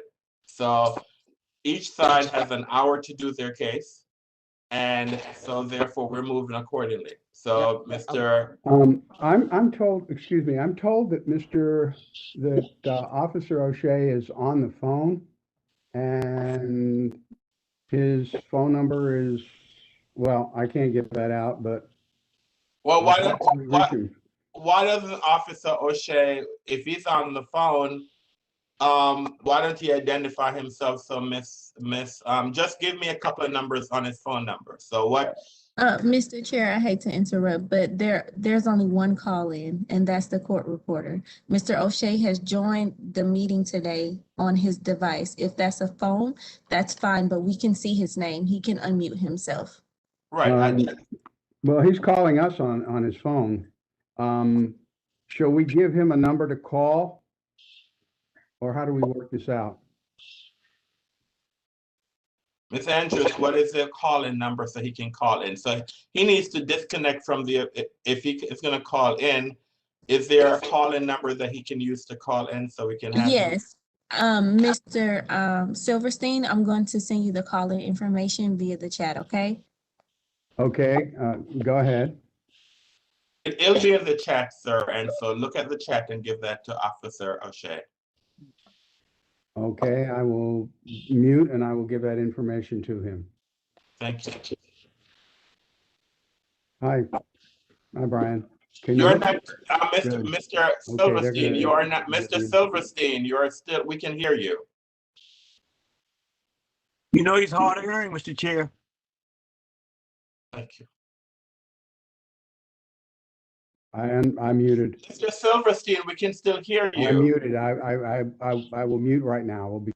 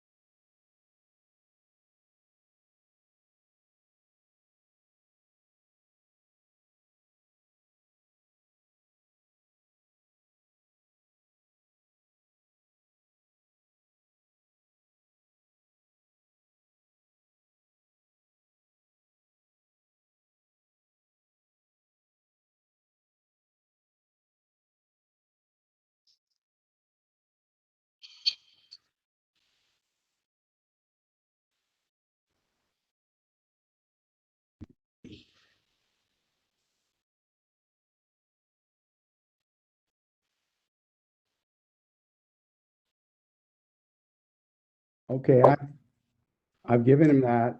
Do we want to take a quick 5-minute break? Does Mr. Bianco have? All right, it's 4:48. We'll be off the record until 4:55. Okay. Just make sure that when he calls in that he knows and everything's good.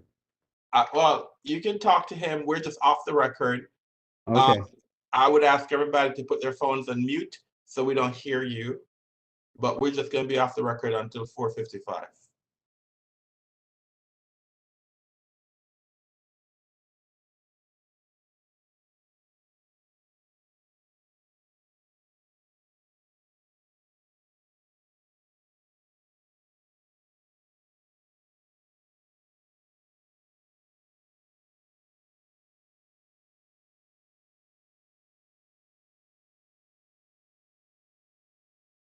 Mr. O'Shea, I see you have joined. I'm going to unmute your line. Can you test your audio for me? Mr. O'Shea? Can you hear me? Yes, I can hear you. When the board, we're in recess until 4:55. When the board comes back on and calls your case, I will unmute your line for you, okay? I don't think I can. Okay, that's fine. All right, I'll see if I can. I may lose service, but I'll try to stick around. Okay, so I'm gonna leave your line alone and you can mute yourself, okay? Okay, that sounds good. Thank you. Okay, awesome. Thank you.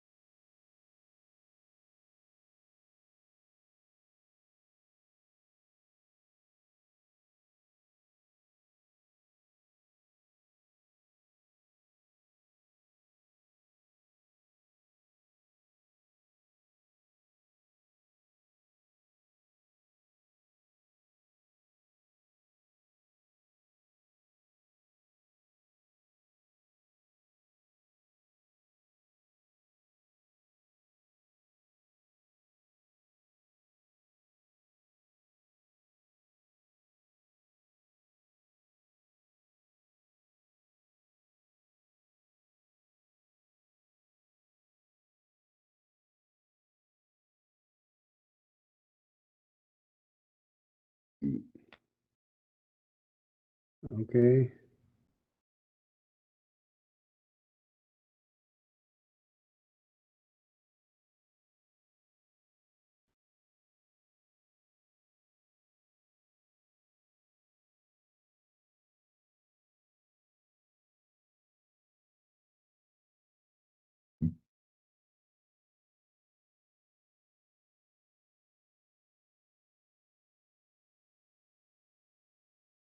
Can we hear one another? I can hear you, Mr. Silverstein. Good, thank you. All right, we're back in the record. Mr. Silverstein, you have 51 minutes and 20 seconds. You have 51 minutes and 27 seconds left in your case. Do you have a witness to call, sir? Our witness, we'd like to call Officer Brian O'Shea. Officer O'Shea? Yes, good afternoon, sir. Good afternoon. Can you raise your right hand, please? Yes, we can. Officer O'Shea, can you raise your right hand, please? Yep, yes, sir. Do you swear or affirm to tell the truth and nothing but the truth? I do. All right, thank you. Your witness, Mr. Silverstein. Okay, first and foremost, Officer O'Shea, could you confirm to us the status of the RDO unit or the account for Secret Lounge? Yes, sir. The most recent information I have was from this morning, and I was informed that Secret Lounge is in arrears to the amount of roughly $4,900 to the city for failure to make payment for the cost of the RDO. Mr. Anderson, if I might Mr. object. Bianca, he asked a question. You allow the witness to answer the question. Let's move on, sir. You need to object if you had objected. Well, that's what I wanted to address specifically. If I might, not the answer to the last question. However, as a procedural matter, although the board decided my motion against me as to the evidence, I would like to avoid having to object to every single question. So it would be my hope that the parties and the board would agree to allow me to note a running objection as to all testimony about Secret Lounge, so the issue is preserved without having to interrupt after each and every question. All right, so noted, sir. Thank you. So noted. Officer O'Shea. Go ahead. Officer O'Shea, were you informed it's in collections or? Yes, sir. That would be correct. Very well. You were on. How long have you been with MPD? Just under 6 years. You were on the receiving end of an APO of an assault on a police officer at Secret Lounge on October 28th, 2018, an event that you described to the board as complete pandemonium in a fact-finding hearing. Could you tell the board what happened that night and that particular episode of the lack of peace, order, and quiet? Yes, sir. To the best of my recollection, that evening, my partner and I responded to, I believe it's 1928 9th Street, but at any rate, the establishment of Secret Lounge for the report of some sort of melee in progress, and another officer had called for assistance. Upon arriving, we entered the establishment, and some folks were kind of fleeing out, and we walked up the flight of steps, and at that point, we encountered a very large fight. Lighting was very low and dim. There was broken furniture all about, and people were actually assaulting one another. At that point, we attempted to break up the melee, separate the fighting parties, and make arrests that was appropriate. And during that interaction, I was assaulted by at least one subject prior to placing him under arrest. What happened to you, and what was with the table? Yes, I was, while attempting to separate the fighting parties and break up the fight, the subject who I subsequently arrested was able to get hold of me and basically threw me into a table, which then broke my body weight broke, and I struck my back and my head after breaking the table. Was this your first interaction, or so to speak, with the interior of Secret Lounge? Have there been any previous fights inside?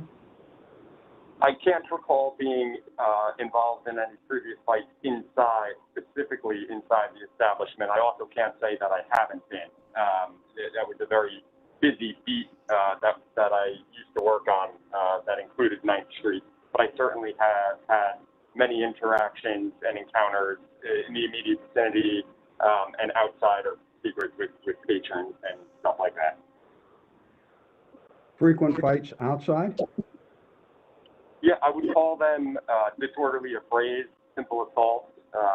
In the time that I was assigned to the beat that included the 1900 block of 9th Street, it was very common to respond to or even to witness the initiation or the start of an affray or a simple assault and kind of other disorderly offenses. So again, when I was assigned to that beat, it was not uncommon to deal with folks coming out and going into Secret, being involved in disorderly behavior and criminal offenses. 2 months before, okay, 2 months before that particular. Hold on, Mr. Silverstein. I need Miss Rogenstock. Your phone needs to be on mute. You're creating a feedback. Okay, go ahead. 2 months before the incident there, there had been a murder in the area, in the vicinity of the club, and a 22-year-old young man, Philip Demboya, was shot and killed out on the street. Was this club area at times out of control? The area itself? I think that's a fair characterization of the 1900 block of 9th Street to include this particular club. As I said previously, responding to that area for a variety of offenses was a very, very common event for me at that time and for my colleagues.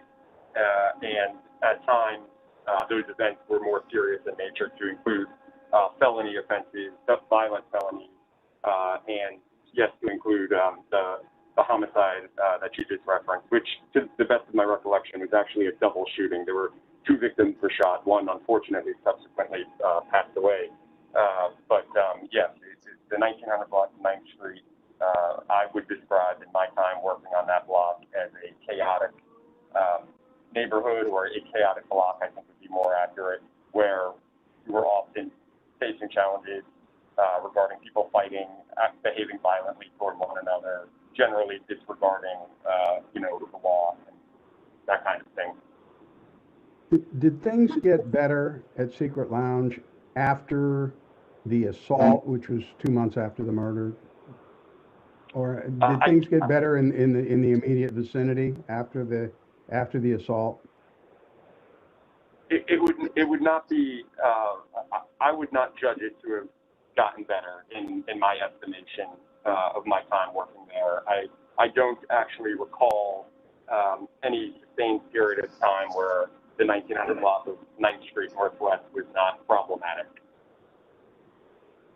Are the issues with peace, order, and quiet around, are there issues with peace, order, and quiet around 1928 9th Street? And does Secret Lounge contribute to the problem? In my opinion, yes. There is a problem of peace, order, and quiet there. The block, particularly during the hours of club operation, and specifically on weekends and holiday nights, is anything but peaceful or quiet in my estimation.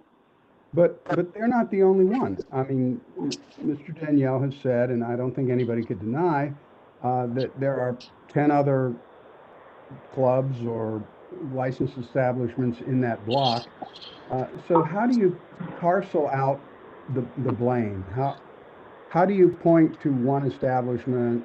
And I'm not saying necessarily they do 10%, 90%, something like that. How do you parcel out the blame and say that one does or doesn't? Yeah, I don't think that I could do that. I would have to say that in my experience on that block, generally speaking, a variety of establishments and clubs contribute to the overall chaotic nature of what goes on there. I wouldn't be comfortable, allotting a portion of the share. I think it's kind of a shared outcome of what's going on in the establishment. But how does Secret Lounge contribute to the problem in terms of perhaps the way, how do they contribute to the problem? Well, in my estimation, and based on my judgment and my observations, I believe that they habitually overserve people. I regularly would observe people walking out who were, appeared to me, in my experience, to be highly intoxicated. I would quite often see folks getting out of cars to queue up to go inside who were holding solo cups, presumably with alcohol, or even, small bottles of liquor, suggesting to me that, folks were having a good time, and nothing wrong with that, certainly. But that, that people would regularly frequent the establishment who perhaps were already intoxicated, and then the club engaged in over-serving, which, of course, unfortunately leads to the result of people acting foolishly and sometimes criminally because of their lack of inhibition and all that kind of thing. You're saying that the incidents appear to be people who've been pre-gaming or being overserved once they get in there. Yes, that's what I'm saying. That is an establishment with a capacity, I believe, of 188. And from the standpoint of peace, order, and quiet and public safety, how well do they manage this establishment, which is smaller than the one that they're asking for? Well, generally speaking, I guess I would have to refer back to my previous answer about the over-serving. I think that is indicative of how the place is managed largely, kind of in an and again, this is based on the time that I worked on that block, but I would say it's managed in an irresponsible fashion.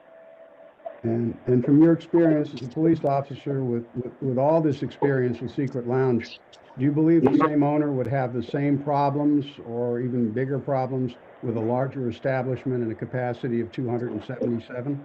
Objection, speculation. Well, hold on, Officer O'Shea. I know that you're not a lawyer, Mr. Silverstein. Mr. Bianco said it's asking the officer to speculate. Do you have any arguments before I make a ruling? I'll withdraw the question. All right, thank you. And I'm finished. I will turn him over to you folks. No further questions. Thank you, Officer O'Shea, and thank you for your service. No problem, sir. Hold on, Officer O'Shea. Mr. Engelman, do you have any questions for Officer O'Shea?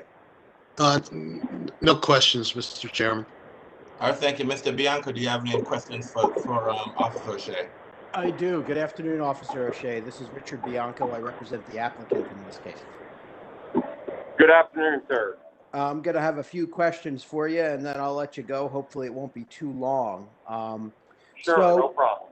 When you, the first part of your testimony, you talked about responding to a call at 1928 9th Street, and there was a fight in progress, correct? That's correct, yes. When was that? To the best of my recollection, it was in October of 2018. Okay.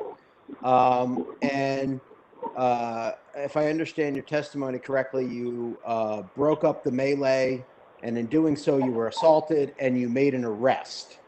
Who was the person that you arrested?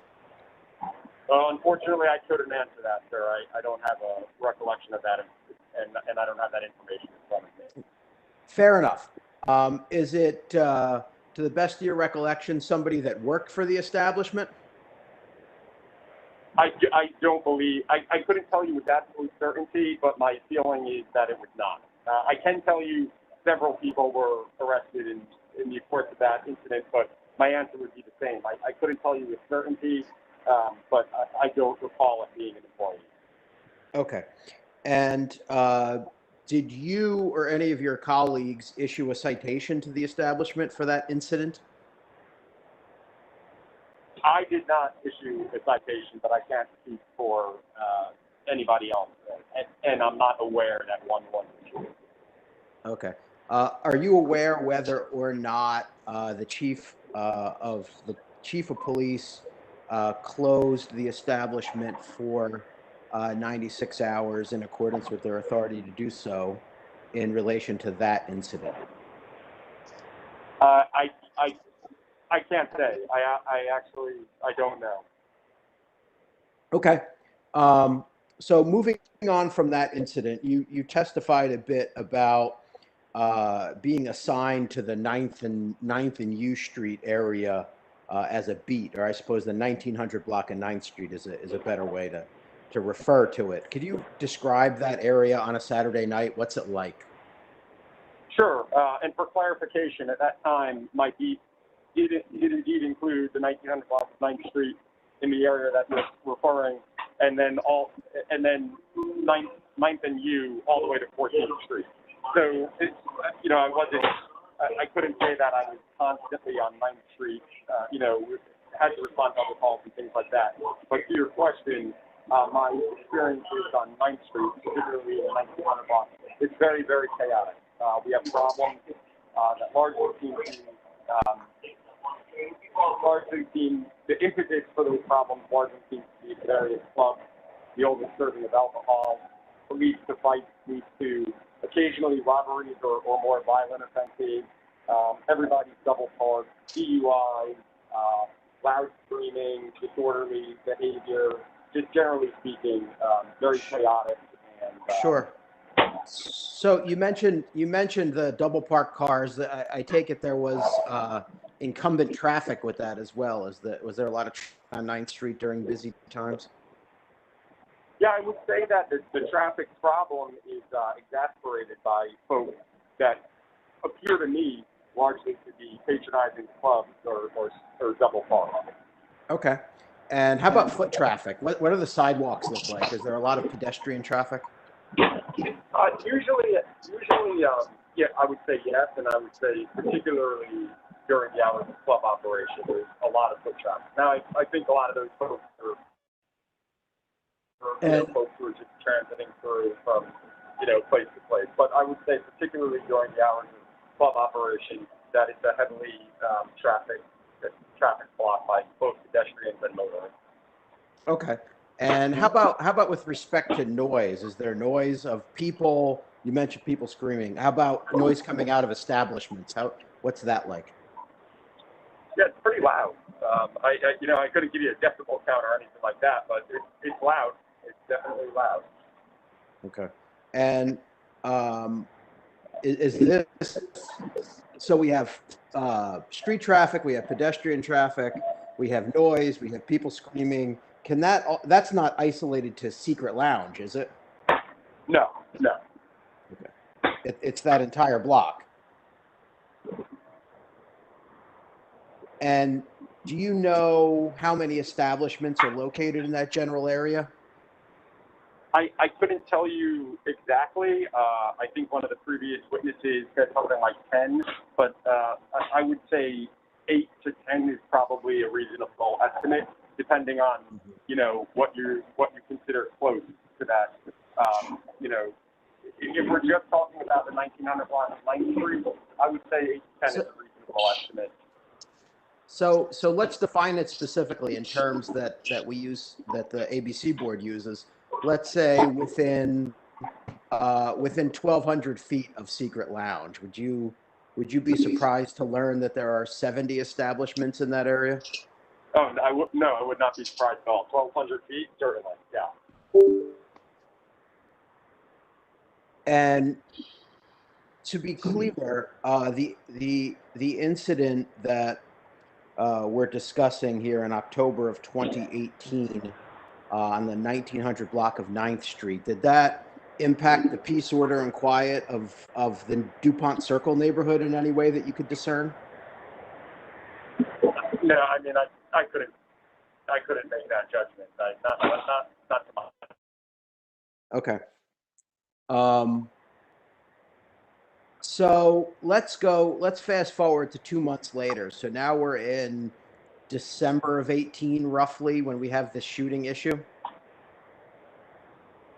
I believe the shooting was prior to the altercation inside of, I can't tell you with certainty, but I remember the shooting being more toward the end of the summer, maybe 2 months prior to, not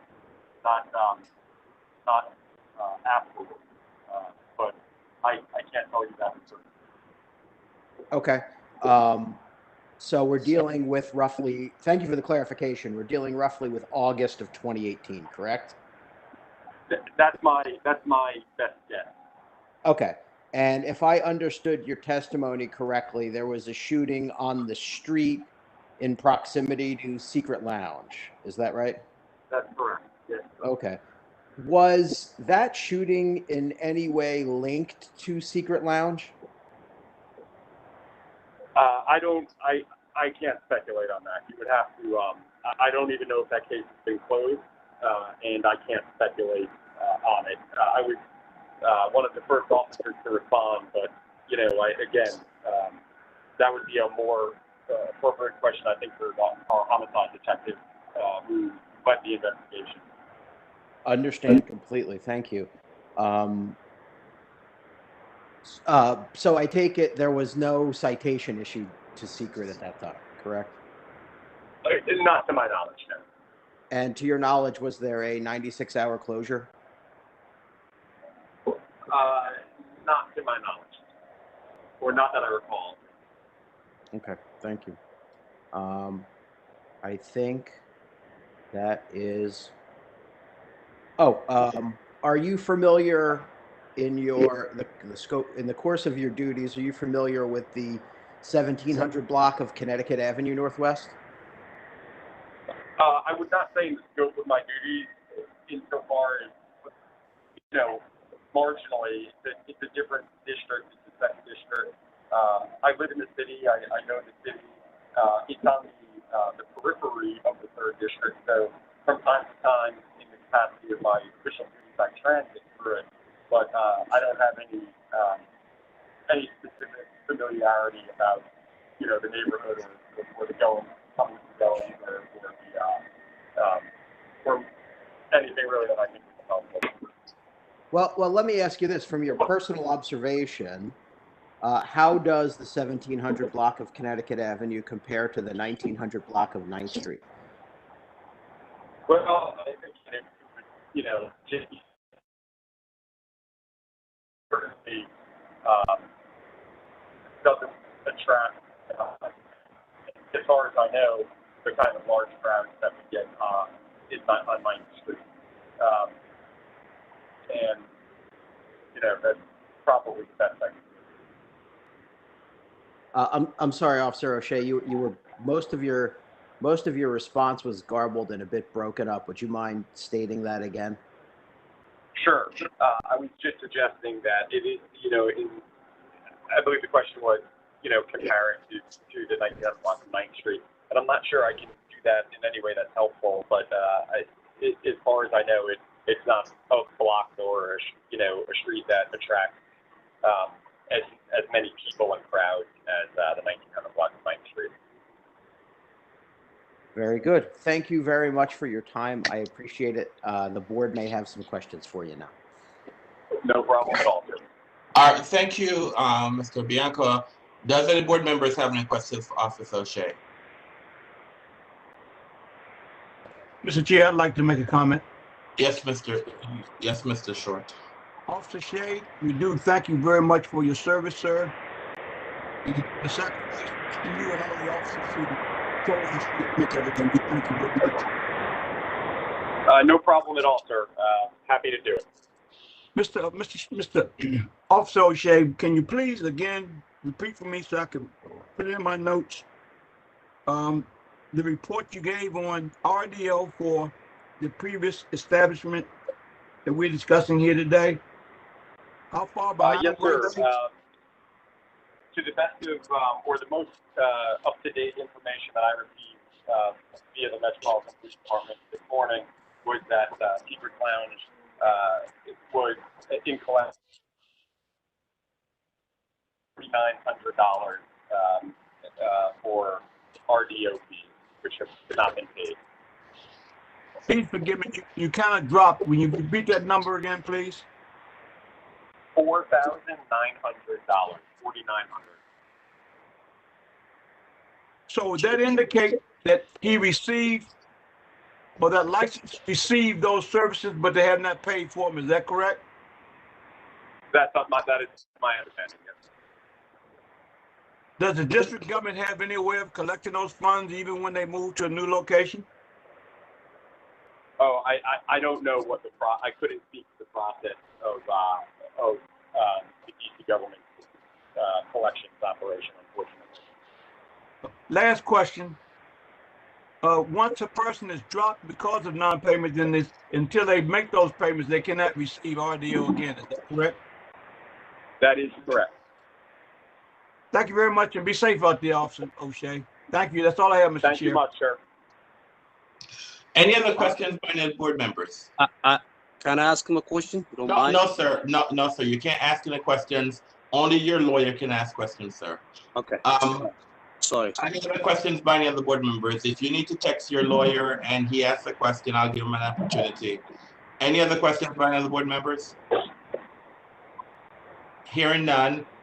I'm sorry.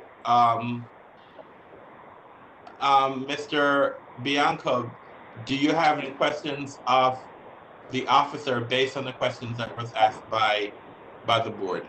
I don't, but if you would briefly indulge me, it sounded like my client wanted to ask something, so I have sent him a text message to see what he wants to ask. So might I trouble you for a few seconds to see what he wants me to ask?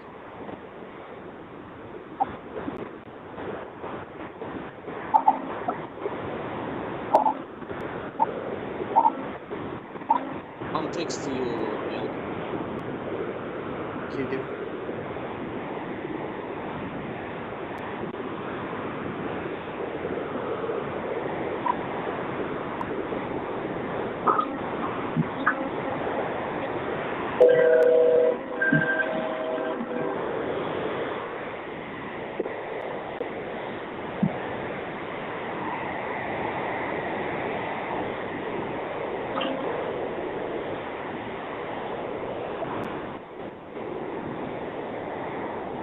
Okay, I do have one question. Go ahead, Mr. Bianco. Do you know whether or not anyone invoiced Secret Lounge for the RDO? I can't answer that specifically, no, sir. I'm not aware of how that process works or how you would have been notified of that. Thank you very much. Any other questions, Mr. Bianco? No, sir. Thank you. Mr. Eagleman, do you have any questions you want to ask Mr. Officer Shea based on the testimony that was given, based on the testimony that was made? I'm sorry, based on the questions that was asked by the board? No, sir. Mr. Silverstein, do you have any follow-up questions to Officer O'Shea based on the questions that were asked by the board? Thank you, no, sir. I thank Officer O'Shea. Thank you very much for bearing with us today, and you are now free to go. Thank you very much, sir. Okay, thank you, Mr. Chairman. You all have a nice day. All right, thank you. All right. You have Mr. Silverstein. You have 40 minutes. Do you have another witness? Yes, sir, I do. It'd be Lieutenant John Merzig. Is Lieutenant Merzig available? Is Lieutenant Warzik on the phone? Yeah, Lieutenant Merzig here. All right, Lieutenant Merzig. Do you have a camera, sir? If you do, you can turn. If you don't have it, that's fine. There you go. Thank you. I can see you. I hope you're not driving. It's not. No, not yet though. But we're about to pull off, so I might have to. I'll put the video off and just be on speaker. All right, fine. I just need to. Can you raise your right hand, please, sir? Yep. Do you swear or affirm to tell the truth and nothing but the truth? I do. Thank you. Your witness, Mr. Silverstein. Thank you. Thank you, Lieutenant Merzig. How long have you been with MPD? a little over 8 years now. And how long were you in 3D? I worked in the 3rd district for approximately 3 years. And currently you are in 2D? Yes, that's correct. So you were where Secret Lounge was, and you are now where Secret Lounge, where Signature Lounge would be part of your service area, correct? That's correct, yes. When you worked in a supervisory capacity in 2D over Secret Lounge, were there issues of peace, order, and quiet and public safety surrounding that establishment? Sorry. Hold on for me for one.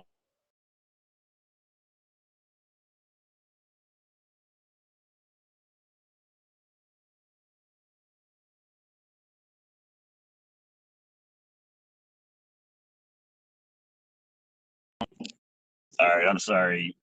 I may have occasional interruptions. We've been handling protests all day. Can you repeat the question? Were there issues of peace, order, and quiet and public safety surrounding Secret Lounge when you were in a supervisory capacity over there? Mr. Yes, Chairman, I'm gonna object to that question to the extent that it calls for information that is outside of this fact witness's personal knowledge. If he's being asked to provide information about what somebody has reported to him, I can't cross-examine on that fact. It would be unfair hearsay. So I'd like a clarification if he's talking about his personal knowledge or what somebody else told him. Was it your personal knowledge, sir, that there were issues of peace, order, and quiet and public safety surrounding Secret Lounge? Yes, I directly worked on the ground in the 1900 block of 9th Street for at least a year, to the best of my knowledge. But in your work over there, you did more cooperation. You did more interfacing with the establishment in investigations and things like that than did the patrol officers. Well, I was a patrol supervisor. So when I was a sergeant there, I oversaw the club zone team in that area, and O'Shea was one of my officers there. And as he had said, we covered the 1900 block of 9th Street and U Street from 9th to 14th.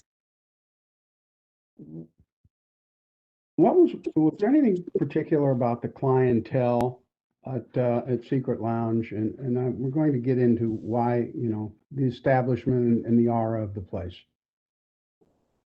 Okay. I mean, it was an area where when we heard a call go out for service, we knew there was usually going to be problems from that area.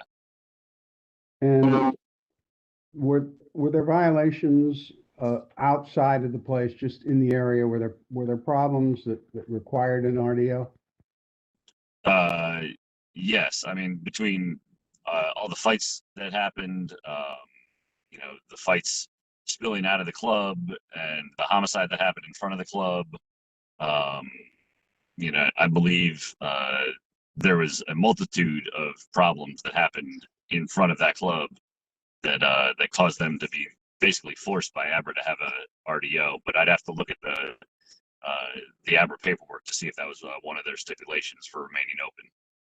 How was their level of cooperation with MPD and their level of facing the problem? I could just give you one example. On the night of the homicide, our investigation did reveal that the dispute arose inside of Secret Lounge. The dispute was pushed out onto the street, and then it escalated to such a point where somebody lost their life. And then I believe after that, they closed the doors and locked them so that police couldn't get inside. Give me that last part again. Was this before closing time? The shooting happened at approximately 1:15 a.m. and it was, I believe it was August 27th, if my memory serves me correctly. But the crime and violence can happen almost anywhere, and you can't always blame an establishment if something bad happens there.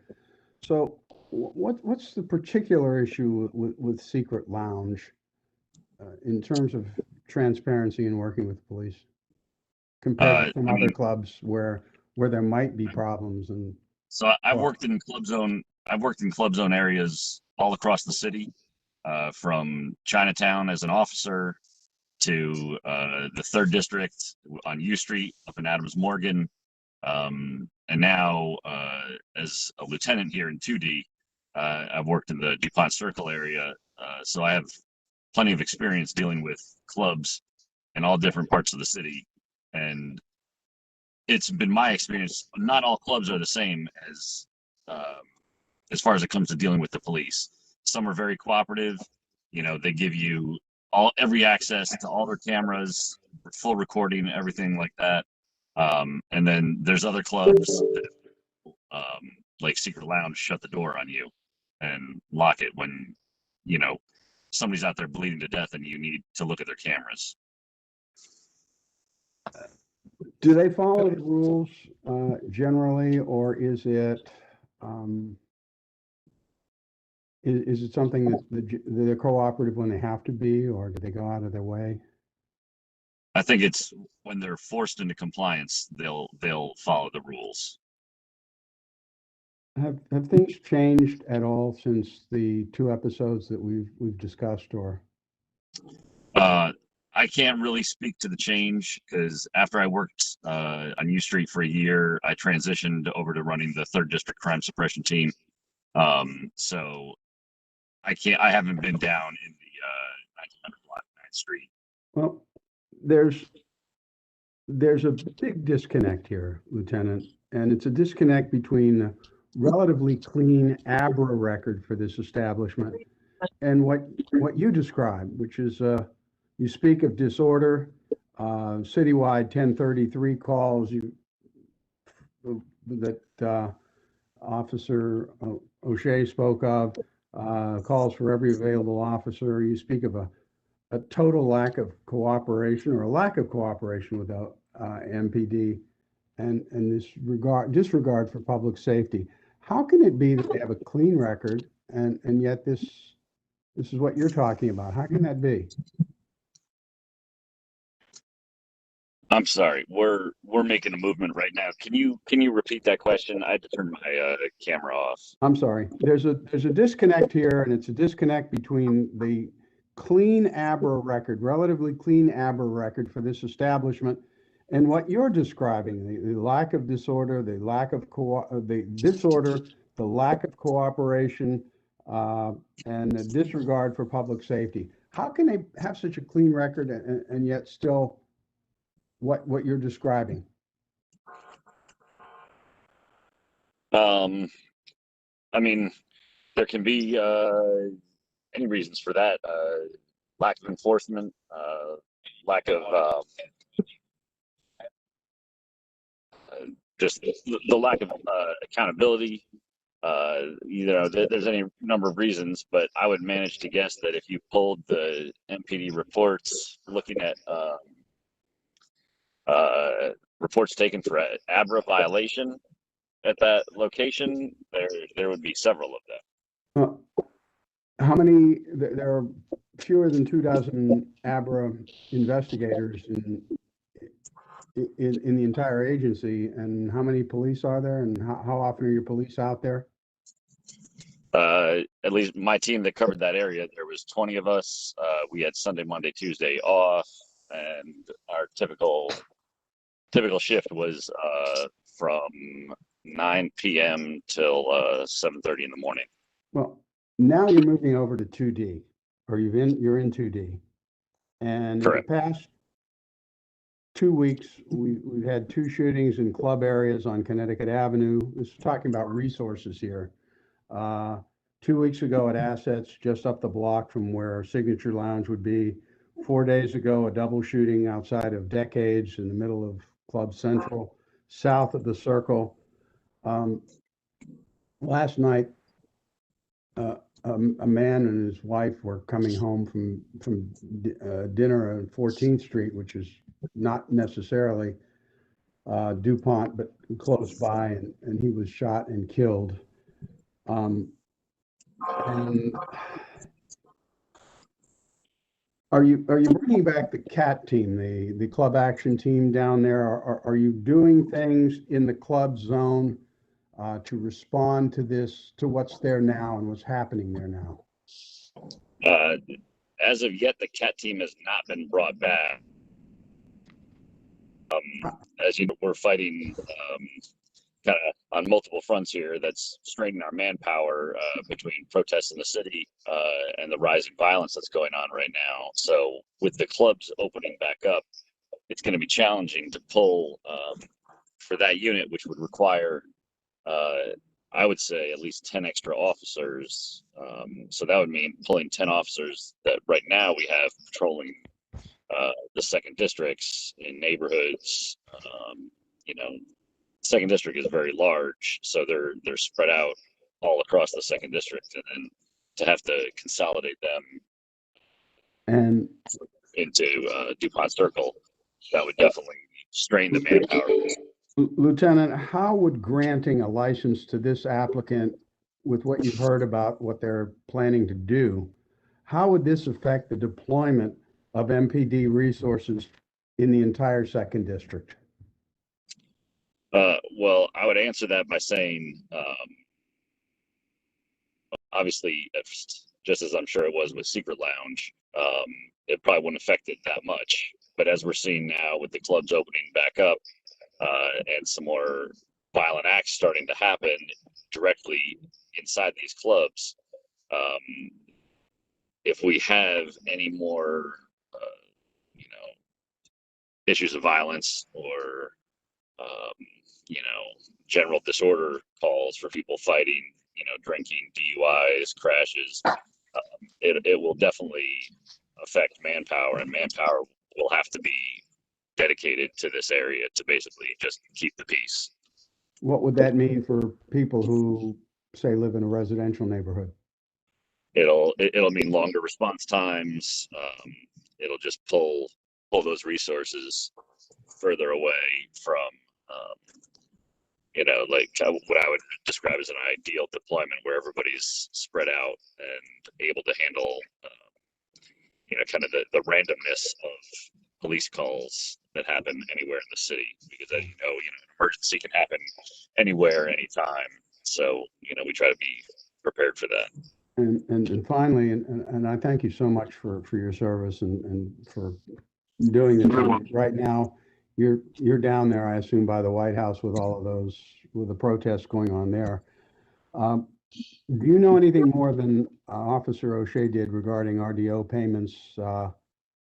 Were those in collection? What's the situation? Yes. So I'm not in 3D, but I spoke with the 3D RDO coordinator, Lieutenant Markowitz, and he forwarded me along a printout from a collections agency with the outstanding balances for Secret Lounge that they never paid. So they basically received, nearly $5,000 of services from the Metropolitan Police Department that they never paid for.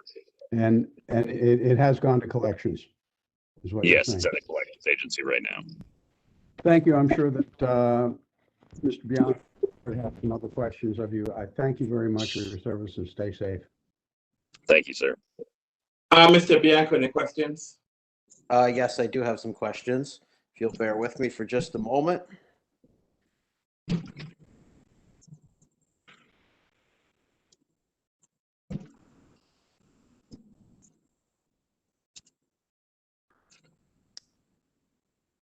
So,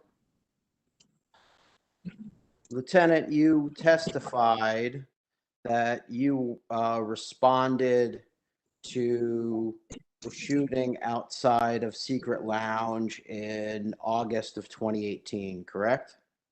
I did not testify to that. What was your involvement with that particular incident then? I have general knowledge of that case. Okay, so you weren't actually there? No, I was not. And does all of your knowledge of that case come from reports that you read? Yes. Okay. And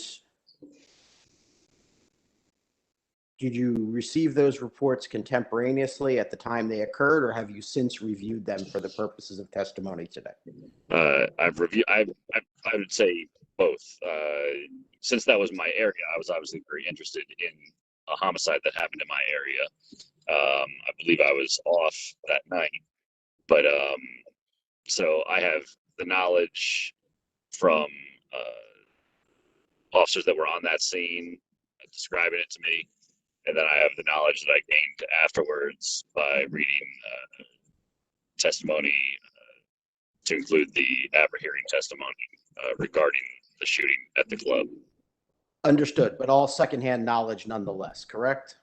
Correct. Okay. And are you able, do you know whether or not the establishment was issued a citation for that incident in August of 2018? No, I'd have to look at the record to determine. Do you know whether or not there was an ABRA violation found by the establishment in August of 2019? I don't know that either. Do you know whether or not there was a MPD closure of the establishment in August 2018? No, I don't know that. Okay. And so you described a situation whereby following the shooting, the establishment, somebody at the establishment closed and locked the doors, correct? Correct. How did you come to gain that knowledge?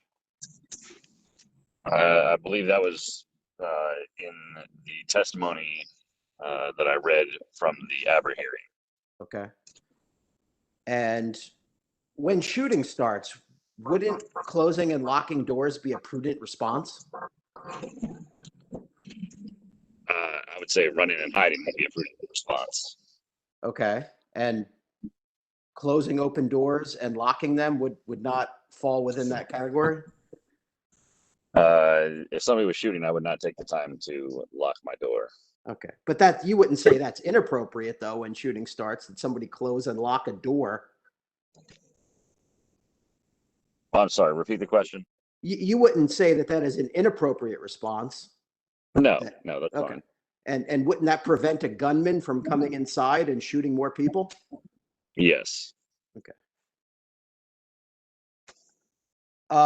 So you talked about the size of your team covering the 9th to 14th Street area, I suppose, around the time of the shooting. And I believe you said that it was 20 officers that were on that particular assignment, right? But there's, yeah, I would say an approximation. Our numbers would sometimes move from, 19, 20, 21, 22 that were assigned to the unit. Okay. But that wasn't isolated just to Secret Lounge, was it? No. So those 20 officers, or roughly 20 officers, would have been assigned to cover all 70 establishments in that particular area, correct?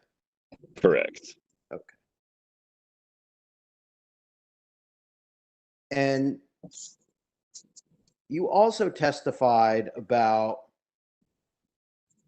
a recent rise in violence. What did you mean by that? Just referring to the violent crime statistics that are on the rise in the District of Columbia. Okay. And is that, I mean, I've heard the news stories as much as anybody, but could you be more specific? And when did this rise in violent crime start, and where are we now?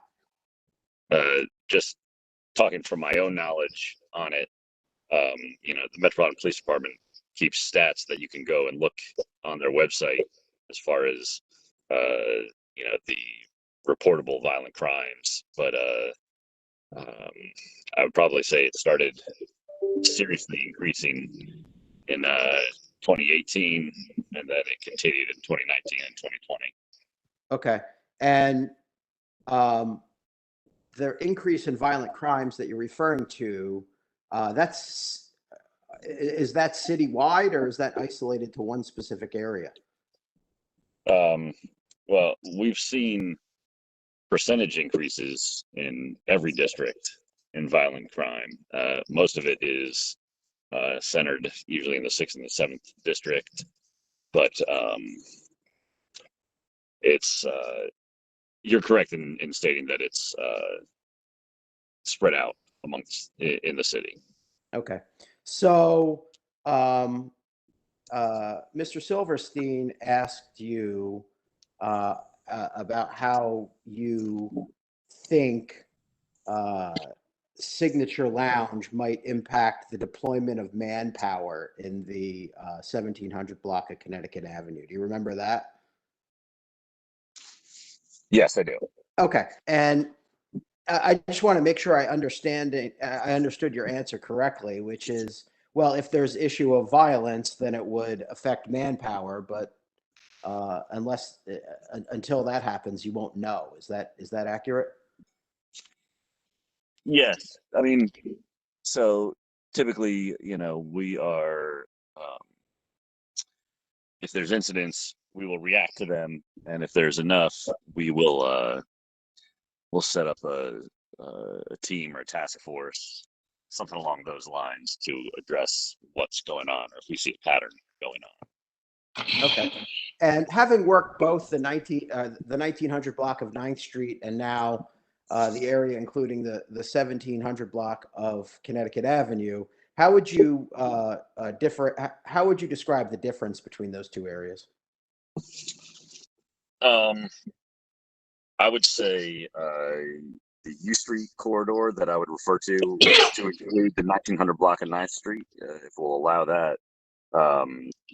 The amount of foot traffic and club density is much higher than the whole DuPont Circle and north of DuPont Circle area. Great. Okay, thank you very much, Lieutenant. I appreciate your time. I'm sure the board will have some questions for you. All right, thank you. Any questions by the board members? Yes, sir. Mr. Grandis. Officer, I want to thank you for your valuable time. I know you're probably engaged with real world issues and we don't want to distract you too much, but I do want to ask you a couple questions. It's been cited that there was a hearing that was regarding this shooting in front of the, I guess it's Secrets. Is that correct? Yes, to my knowledge, I'm referring to testimony that Yes. Assistant Chief Emmerman gave. Yes, okay. Thank you. So, and I thought you also said in that hearing, it was acknowledged that the confrontation prior to the shooting was actually inside that establishment. Correct. And then I also heard you state for this record that in that hearing, it was also noted that the establishment closed the doors and locked them once the shooting occurred. Correct.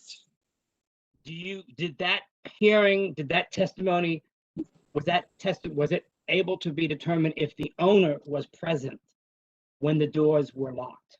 Was the owner present that evening? I couldn't testify to that. I couldn't tell you that either way. Okay, well, thank you. Mr. Chairman, is it possible, because this particular hearing has been brought into this hearing, to have that hearing record made a part of this hearing so we can get clarification? There's a standing objection by counsel regarding the nature of this. The nature of. I'm sorry. Go ahead, Mr. Bianchi. Is there some? Well, no. The question is addressed to me. There's a standing objection because remember there was a motion filed by the applicant requesting that the subpoena not be issued and that their testimony be limited. So I do not believe that it's appropriate for us to bring that case in this case. I believe. Then why did you allow all that testimony today? Because without having that record in front of us, we can't determine if that was accurate. There's a standing objection, and I believe there's a witness also here who is supposed to testify regarding that issue. There is a board witness. One of the, Mr. Silverstein is calling one of the. I am not going to put it in the record. I'm not going to pull it in the record, bring it here. It's up to the protestants to bring that in. But I imagine that there's a witness here who is going to testify, I believe, regarding that incident. Okay, and let me just say, Mr. Chairman, that. Hold on a minute, Mr. Grandis. Yes, Mr. Silverstein. we, the protestants would like to bring in, this was in our PIF, Exhibit 1, the transcript of ABRA fact-finding hearing of December 5th, I believe it was, 2018, regarding homicide that occurred August 27th, 2018 at Secret Lounge, testimony of Assistant Chief of Police Stuart Emmerman. All right, Mr. Silverstein, all right. It's my understanding, and it's not on the record as yet, that the protestant has, as one of the exhibit, that information. So in the presentation of his case, if the protestant. My phone's about to die. Friggin' O'Shea just testified from the train. He's on his way up to like New York. O'Shea. I'm sorry. It appears that the witness is stating that his phone is about to die. So I don't know where we're going to go with it. If with this further testimony. Will I be able to introduce that now as a? Hey, I'm sorry. Were you guys raising me? No, we were not. No, I'm all right. So not at this juncture. So it's not the board does not bring documents into exhibit, Mr. Grandis. So Okay, that's inappropriate. Thank you. I raised this to concern. I just wanted to be clear. I generally support CTs.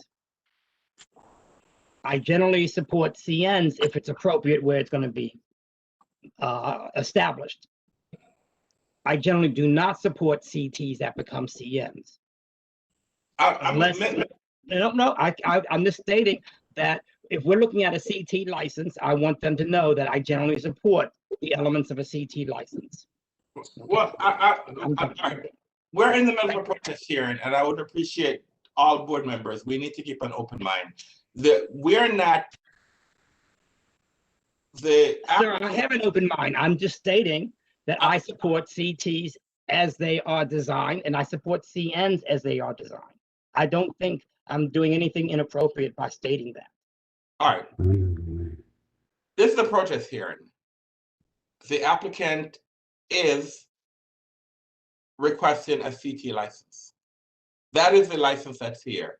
There is no application here for CN license. I want to make sure that the record is clear that the applicant is asking for a CT license. If board members or anyone thinks that it's morphing into a CN or it's a CN, that's a different situation. But currently, this is a new license for a CT.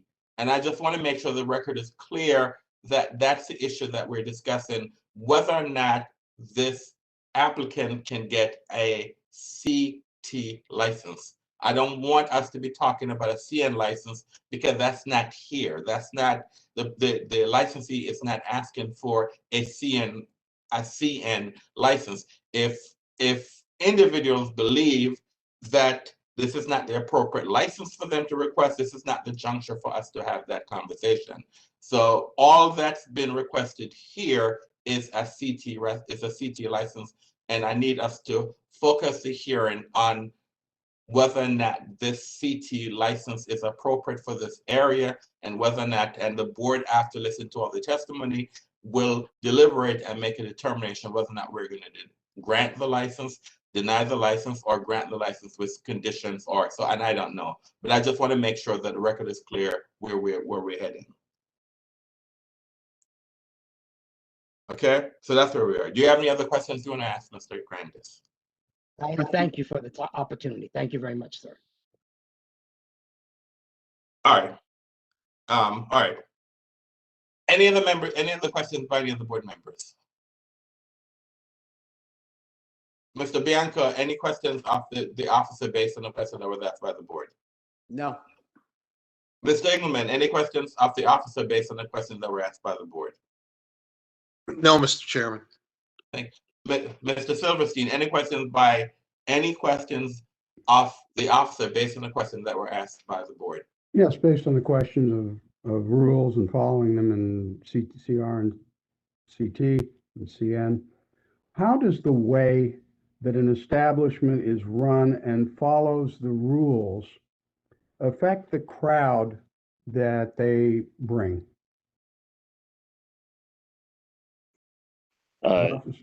Yes, yeah, I'm here. I mean, this is my personal opinion that from what I've seen on the streets that clubs that are, play fast and loose with the rules, they're going to have clients that are going to be just pretty much the same as them. No further questions. Thank you. Be safe, sir. Lieutenant, thank you very much for your testimony today. Thank you for bearing with us, and have a good day. Yep, thank you. I'm going to disconnect. Yes, sir, you can disconnect. Thank you very much. All right.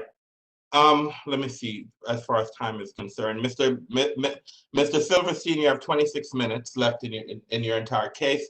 Do you have any other witnesses?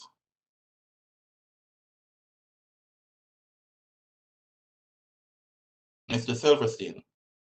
I'm sorry, I need to unmute myself. We'd like to call Abra investigator Rhoda Glasgow. Remember, I said you have 26 minutes left in your case. All right. Right. Ms. Glasgow, can you raise your right hand, please? Do you swear or affirm to tell the truth and nothing but the truth? I do. All right, thank you. Go ahead, Mrs. Simmons. Okay, thank you very much, Investigator Glasgow, for being here and sticking through this so far. We're going to talk about one specific event, and that was the inspection or attempted inspection of Secret Lounge on the night of August 29th, 2020. And I'm going to walk you through it step by step. First, what were you doing that night? You recall, you're aware which one I'm talking about, right? Yes, I do. I was monitoring establishments on 9th Street, actually, when I saw a bunch of people standing in front of Secret Lounge. So I approached the door and I realized it was locked. Some of the patrons were complaining that that's what they were doing for a while now. So I started banging on the door, and a security guard, I don't think he noticed me at the time, so I put my badge up on the door. I'm not sure if he noticed it again. I then called my supervisor and asked him how to proceed. Okay, how long did you knock? I would say I was knocking for like five minutes, actually. How loud? I'm sorry? How loud did you Oh, knock? I was trying to knock as loud as I can possibly do it because the music was on inside. So, and the street is very noisy. Do you know if anybody inside saw you or heard you? At that point, no. I remember, I think he did see me. The security inside did see me, but he didn't acknowledge that I was there. That's when I called my supervisor. You called your supervisor, and what did your supervisor say? He said to stand by and he would contact the fire marshal so he can come out there and address the situation. And while you waited, did you see anyone leave or enter Secret Lounge? No. The door was locked and left unattended for how long, do you think? Well, the fire marshal took about 15 minutes to get there from when I got there. And he came and started banging at the door as well. And at that point, well, he had basically a harder knock than I did. So it got the attention of the security guard, who then looked through the door and then ran upstairs to get the owner. Wait, the security guard saw the fire marshal. Was the fire marshal in uniform? Yes, he was. And he did not open the door? No, not immediately, no. He went to the second floor to get the owner, and then the owner came downstairs. Did you show a badge at that point as well, or? No, the fire marshal had to point at that time. Well, they let you in, or what happened when he came downstairs? He came downstairs with the owner, you say? Yes, the owner came downstairs and opened the door for us to come in. And when they finally let you in, what did you see upstairs? Or what did you see on the first floor? Well, the first floor was kind of empty. There was not a lot of people, mostly staff. When we went up to the second floor, there were people sitting around there. Social distancing was not, adhered to. Some people were walking around without masks. I saw people sitting at the bar. They were conducting bar service as well. And people weren't socially distanced. They were not sitting, too many people at a table, or what was the, when? Yeah. Yeah, there were more than 6 at a table at in some groups of people. You couldn't really tell if one table from the other because they were all combined, basically. And the owner had been up there while this was occurring? Yes. And there was bar service? Yes. Bar service, this was during, what's it called, phase 2? Was bar Yes. service legal? It was restricted. It was not allowed. So no masks, no social distancing, more than 6 to a table, people walking around without masks, and bar service. That is correct. Anything else you want to add? While we were up there, the fire marshal explained to the owner that he cannot lock the door at any point because patrons were inside of the establishment. And this was Fire Marshal Pennington? Yes. Thank you very much for sticking it out this long. Thank you for your help and for your service at ABRA. I have no further questions. Thank you.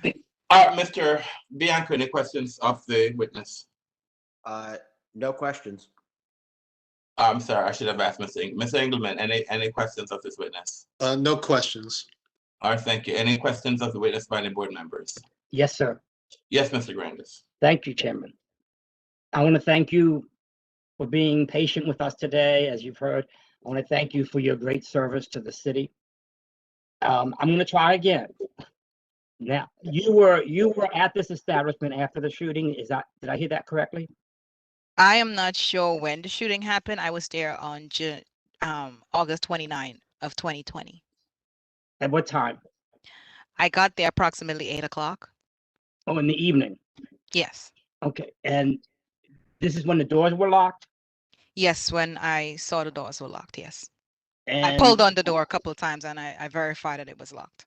Okay, and was this based on their license? Was this legal operating hours that they wouldn't usually be open at 8 o'clock?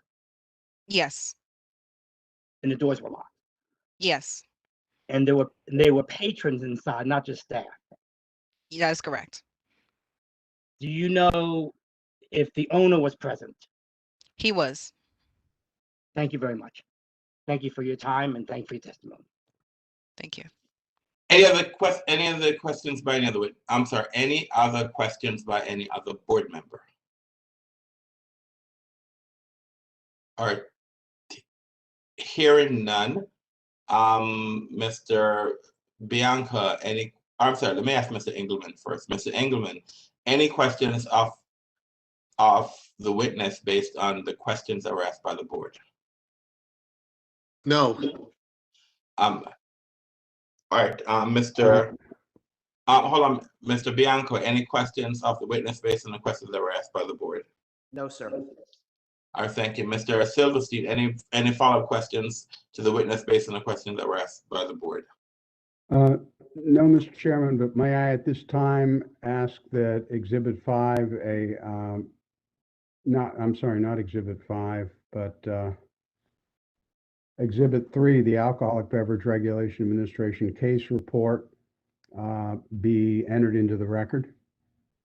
And Mr. Bianco, I'm going to allow it in the record because it's part of ABRA's records. And so it's part of our records. Okay, Mr. Bianco? Understood. Could I just make my objection for the record? Go ahead, sir. Okay, we have fourfold objection. Number one is our standing objection as to relevance of anything with respect to secret lounge. Number two, this is an unadjudicated, it's not adjudicated as a violation. It's merely a warning. So it has no relevance to the ultimate issue that the board is deciding. Number three, it's unnecessarily repetitive and cumulative, as we have the investigator's testimony. There's no need to enter a written exhibit. And finally, any prejudice of this exhibit outweighs the probative value. Thank you for letting me make the record, sir. All right, thank you, Mr. Bianco. And the only reason it's a part of ABRA's record. So it's a same owner, and it's a part of the record, and the board will use the document for whatever. I'm sorry, in a sense of if it's determined that it's relevant at some point during our determination we'll give it the probative value that it's worth. And I don't know what that is at this juncture. All right, so. And Mr. Chairman? So it's a part of the record, Mr. Silverstein. Yes, go ahead, sir. At this time, might I also enter into the record Exhibit 2, which is also a transcript of an ABRA fact-finding hearing of February 6, 2019, regarding the APO on Brian O'Shea, and Exhibit 1. I'm sorry, let's do one at a time. The first one you said was Exhibit what? Exhibit 2, which is the transcript of the ABRA fact-finding hearing of February 6, 2019. And that's Mr. Bianco. I believe that the chair has already ruled on this issue and that it was not to be admitted. But again, for the record, one, we have a standing objection as to relevance of anything with respect to secret lounge. Number two, I think it is repetitive, as the officer was here and actually testified and has been cross-examined. Number three, if there's the testimony contained in the transcript that is of anyone other than Officer O'Shea is hearsay, I can't cross-examine on it. It's going to be accepted for the truth of the matter asserted, which makes it unfair hearsay. It is unnecessarily cumulative. Officer O'Shea is here, and prejudice outweighs any probative value. It's simply unnecessary. All right, I'm going to allow that exhibit in, and the board will give it the weight that it's due. All right, what other exhibit you're trying to move into the evidence, Mr. Silverstein? It would be the transcript of ABRA fact-finding hearing of December 5th, 2018, regarding the homicide that occurred on August 27th, 2018 at Secret Lounge, specifically the testimony of Assistant Chief of Police Stuart Emmerman. And this is exhibit what number? Exhibit 1, sir. Mr. Bianco? Sure. We have our standing objection. I believe the board has already ruled on this issue. But in addition, I would like to submit that Lieutenant Emmerman is not here. He can't be cross-examined. It's hearsay. And I think what is even more problematic is that our witness that was here had no first knowledge of the events. So it is incredibly prejudicial, and it's something that we can explore. And I think also at the time this testimony was taken, I didn't have the opportunity to cross-examine with respect to a totally different establishment 3 years later. It's incredibly prejudicial, and I think it's totally irrelevant to the underlying issue that the board is trying to decide, and it most certainly should be excluded based on Lieutenant Mertz's testimony that he had absolutely no firsthand knowledge of what occurred on that night. All right, thank you for your presentation, Mr. Bianco. I'm going to allow it into evidence, and the board will give it the weight it so deserves. Any other exhibit or any other questions for Ms. Glasgow so we can release her, Mr. Silverstein? No. Thank her for her patience. Thank you very much for your service. Ms. Glasgow, thank you very much for being on this hearing this entire time. Thank you for your testimony today and have a great day. You are free to go. Thank you. All right, do we have Mr. Silverstein? Do you have another witness? Yes, I do. Jim McGlade. Mr. McGlade. Jim Glade? Is Mr. McGlade there? James, is it James McGlade? Yes. Mr. McGlade, I see your name is on my screen. Are you there, sir? Yep. Do you have a camera, sir? If not, let me know. Do you have a camera so I can see you at least when I swear you in? Christian? Yeah, just 1 second. All right, thank you. How much time do I have, Mr. Chairman? I don't want to exceed my time. 21 minutes and 16 seconds, sir. Okay. All right, if you don't have a camera, it's fine. Mr. McGlade, can you raise your right hand, please? Yes, sir. Mr. McGlade, is it up? Okay, I can see you. Okay. Do you swear or affirm to tell the truth and nothing but the truth? Oh, yeah, I do. All right, thank you. Go ahead. It's your witness, Mr. Silverstein. Mr. McGlade, you run a business next door. Tell us the name of the business and what your hours are. The name of the business is called Bite the Fruit, BITETHEFRUIT, Bite the Fruit.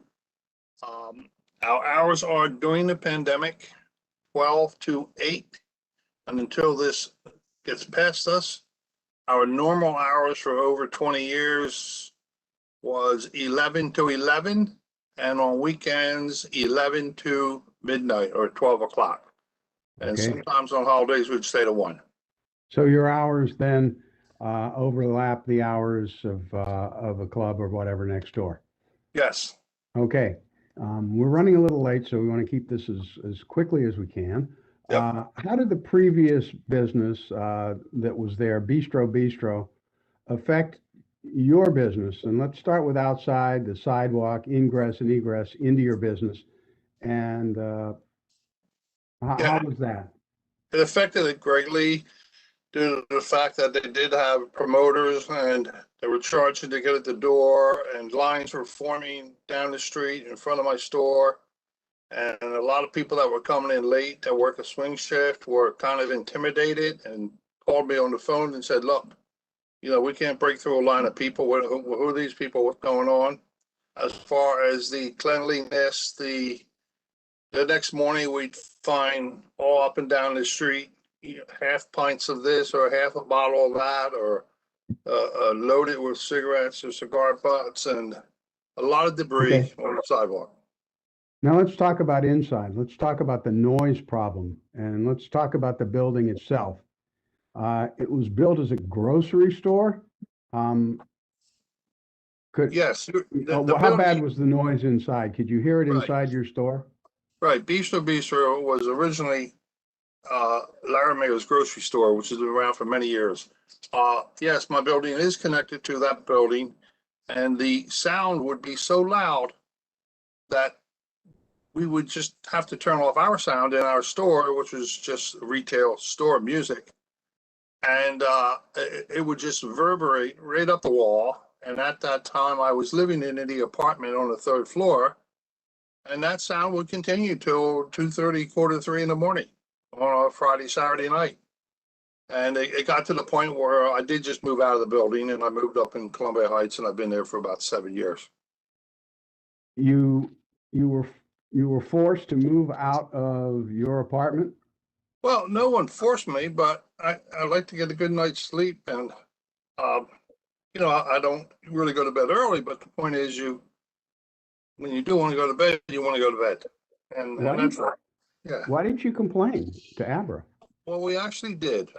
We actually talked to the owner several times, and what he realized that the money he was paying promoters and the money he was paying for, quote, security, which I'm not sure how long that lasted, and the DJ that they were doing, all this other stuff. And at the end of the night, they were walking away with like $1,000, and the place was destroyed. All the tables were moved, all the chairs were moved, everything was moved. And you got to get staff to get it back together, because if it was a weekend, they were open at 11 o'clock for brunch on Saturday and Sundays. So he finally threw the towel and said, you know what, it just isn't worth it. Let me just be a restaurant. Can you explain for the board why this is such a serious problem? And let's talk, how much insulation is there between that place and your place?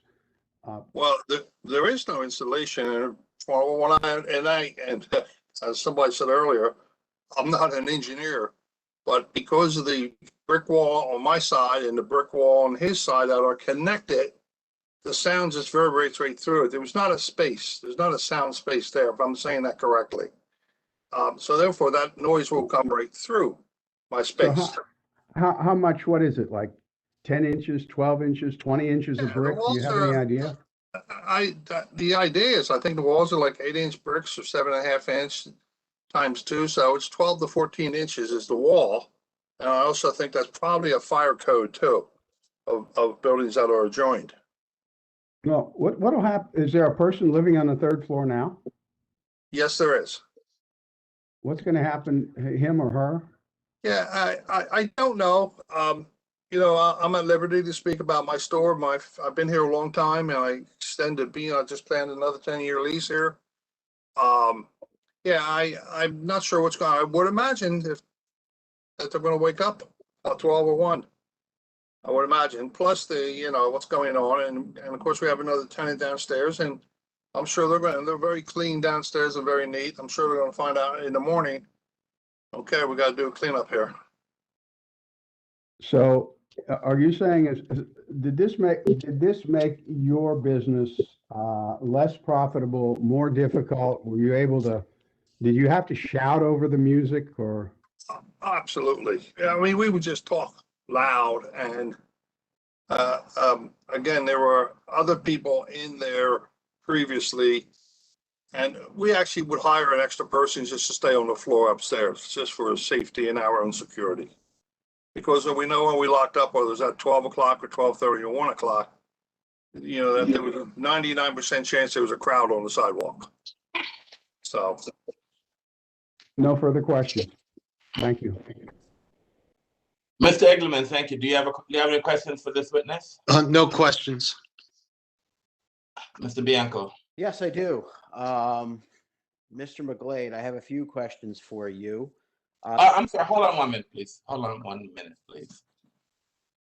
No, I'll do that when I'll do it when I ask questions of the board. Go ahead, Mr. Bianco. Sure. Mr. McGlade, I do have a few questions for you. The testimony you gave was about an establishment called Bistro, correct? What was the same owner of the last name that's up on your canopy right now? He changed the name a couple times, but the same ownership. Okay. But that was different from Mr. Daniil. It's a separate owner from him, correct? Separate owner from who? From the applicant who is before the board right now. Yes. Okay. And how long did the previous owner operate at the establishment next to yours? I would say about 2010, 2011, give or take, so probably 8 years. The place has been vacated for about 2 years, I believe. Okay. So 6 to 8 years, so you can go to the top side. Okay. And did you ever come to some kind of an agreement with the owner of the establishment to take certain actions to ameliorate your concerns? The agreement was, you got to clean your act up here. We want the neighborhood. You were going to be a restaurant, a French style restaurant, and you're not. Then you went into Lebanese food, and you're still not. You're still, running club nights out of it. So we did. I mean, we're not enemies. And then he just finally threw the chips in and said it's just not paying off. Well, it took him 2 years to figure that out. But by agreement, you mean a man-to-man handshake agreement or a formal written agreement? Sure. Okay. Sure. Yeah. No, I didn't ever threaten to go to ABRA or the ANC, and we could work this thing out. And then we eventually did. No, I appreciate that. And that was actually my next question, which is, did you ever go to ABRA or the ANC to try and get a formal agreement? No, I did not. And what is the reason why you didn't do that in this 8 years of having to endure these issues? Okay, well, he didn't have this club scene for 8 years. I would say the first maybe 3 or 4 years strong, it was just a restaurant. Every now and then he'd have, you know, a group staying till midnight or something like that. And I believe he also had a CT license, which I think is happening. It didn't happen toward the end. I think the numbers started to fall off around 2014, 15, and he was trying to create revenue and to keep it going. I'm pretty sure he had a pretty substantial rent over there. Okay.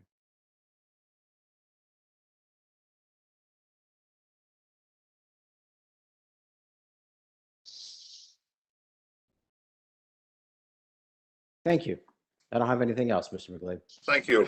All right, thank you. Any questions by the board? And I think before we ask board questions, Mr.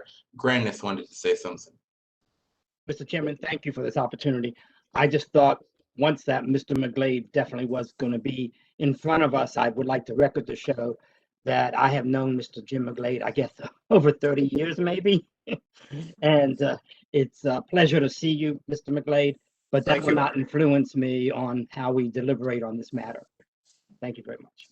All right, thank you, Mr. Grandis. Any questions by any board members? Mr. Short? Yes, Mr. Short. Thank you. Good afternoon, Mr. McGlade. Good afternoon, Mr. Short. How many years have you been in business on that block of Connecticut Avenue?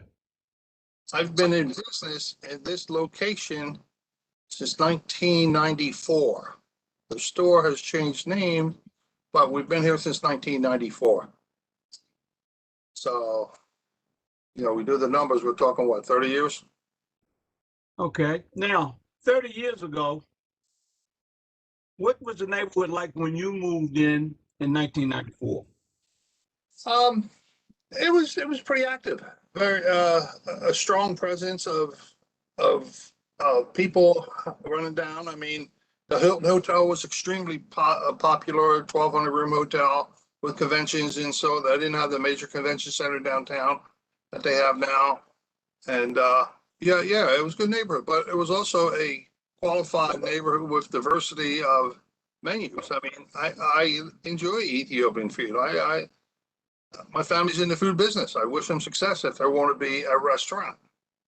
Okay, for my edification, what was next door to you in 1994 when you moved in? What type of business? 1994 for me was Larimer's grocery store. I am 99% sure of that question. Okay, yeah, I asked that question because a lot of persons who participate in these hearings say to people, why would you move into a neighborhood where there was a nightclub already? Because I wanted to establish, we have a lot of solid neighborhoods in Washington, D.C. I've been there since 1946, so I'll leave that alone. But at any rate, we had a lot of solid neighborhoods where people just respected one another, what they had, whatever kind of license they had. So I just want to establish for the record, when you moved there was no nightclub or any atmosphere like that in the neighborhood. No, the only club that was in the neighborhood was down the street, was called the Royal Palace. And I think they've been there longer than maybe I've been around on this earth, and that's 68 years. So, but after Larimer's, another Italian grocery store, Viareggio, opened up there. And they did a nice job for a couple of years, but again, I think the rent got to them first. Well, the Royal Palace, was that a nudie bar?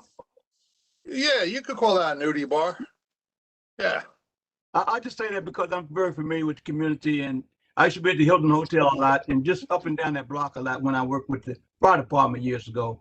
I went on the fire department in 1971, so I saw this city in downtown convention center, as you just mentioned, and a few other things flourish. In some kind of way, we lost our path, and so business that opened up as one thing morphed into another thing. And then people say to them, well, why did you move next door or move into that neighborhood? And you're not the very first. We have some citizens like yourself since 1994 who had a business there and flourished before all of this morphing CTs and CNs and all that other happened. I just wanted on the record, Mr. Glade, that you've been a DC business owner, taxpayer, and you deserve to have some peace and quiet in your business. And I respect that. Thank you very much for your testimony. That's all I want to do is get on the record. Thank you. Any other questions by any other board members?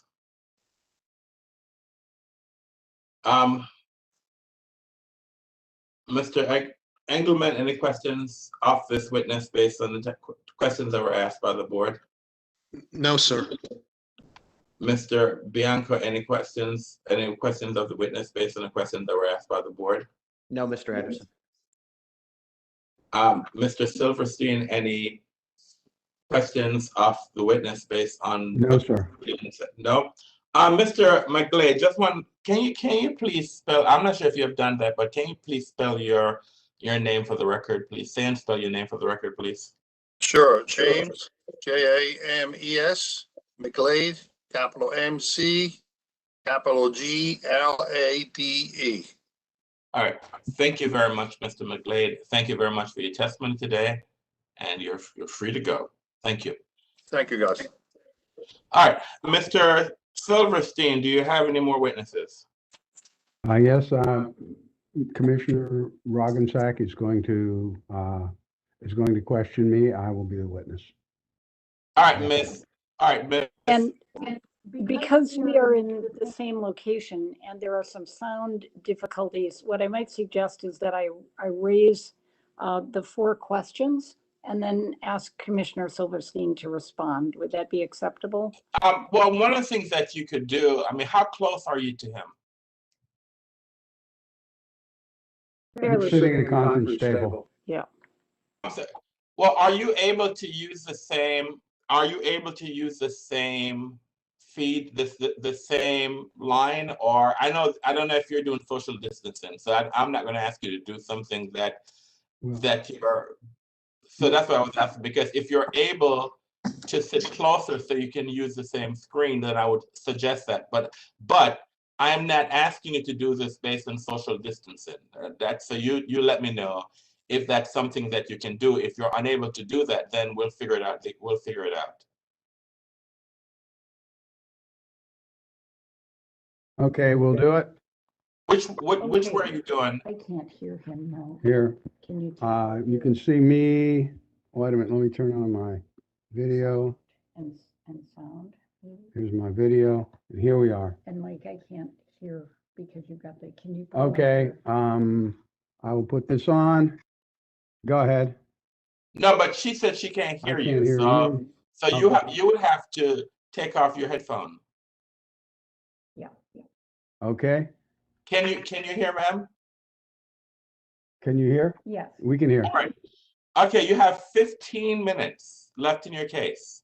Okay. All right. So all right. So all right. So who's the next witness? I am.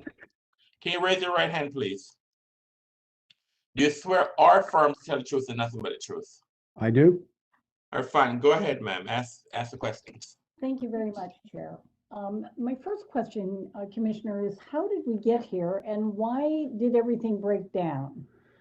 We got here, we had hoped, as I mentioned before, that we could have an Ethiopian restaurant, that it would be an addition to the neighborhood, that we wouldn't have to trudge down to 9th Street for really good Ethiopian food. And there were just so many different answers. And then we looked at the record of the other place, and we looked also at the size of what was going to be there, and basically the neighborhood situation. And the more that we looked at it, there was also this concern, and it's a huge concern, over the business plan of the applicant, that he has to have promoters, that all these things that have caused problems. It's apparent it's not going to be a restaurant from open to close. And we just, and the COVID violation, which we just found out the gravity of it, locking the place and not being around the door and things like this during COVID, we just felt that we have to protest this because we can't accept this in our neighborhood without a protest. And why all the concern over promoters? What is it about that particular model that raises concerns that would trigger ANC2B to go to formal protest? This is not new, and what we're dealing with here is horrific in its history.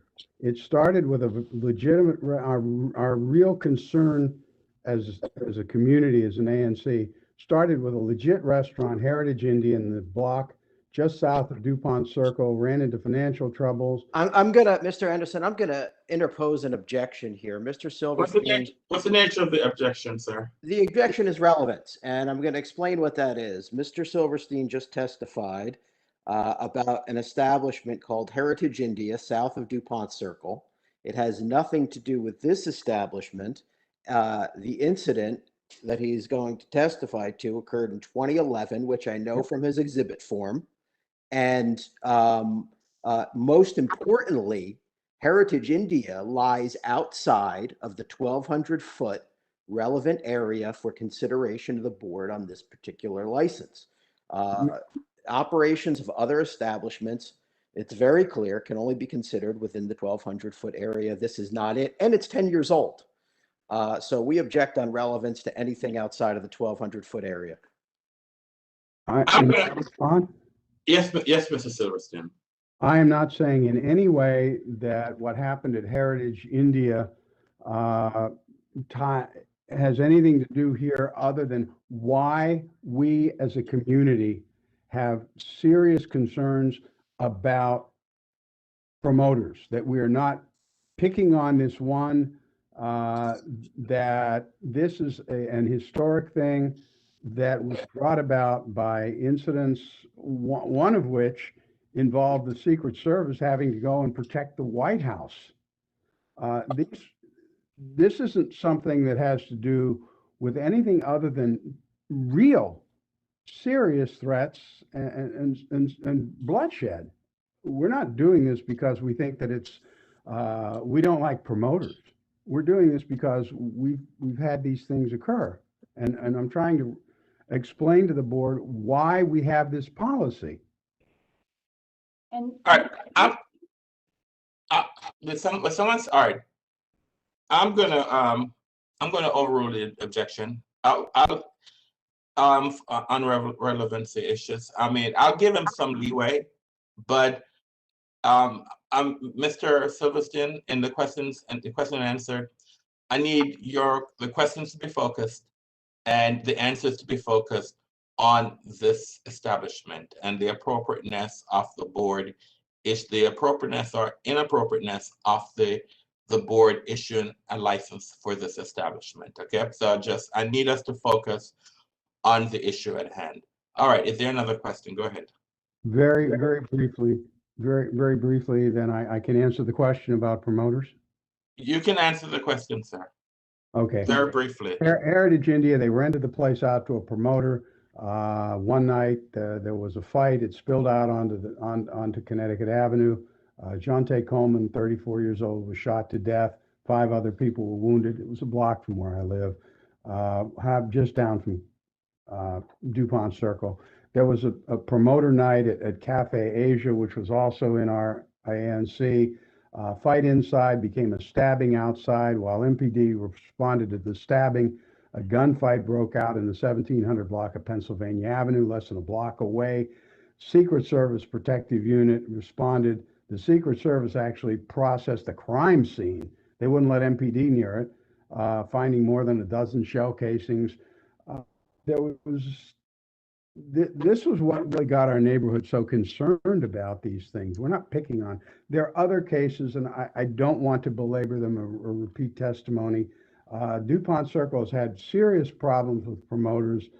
You're going to hear during the DCCA testimony about the awful saga on P Street, which led to the board restricting the actual operating hours of a place that had been using promoters.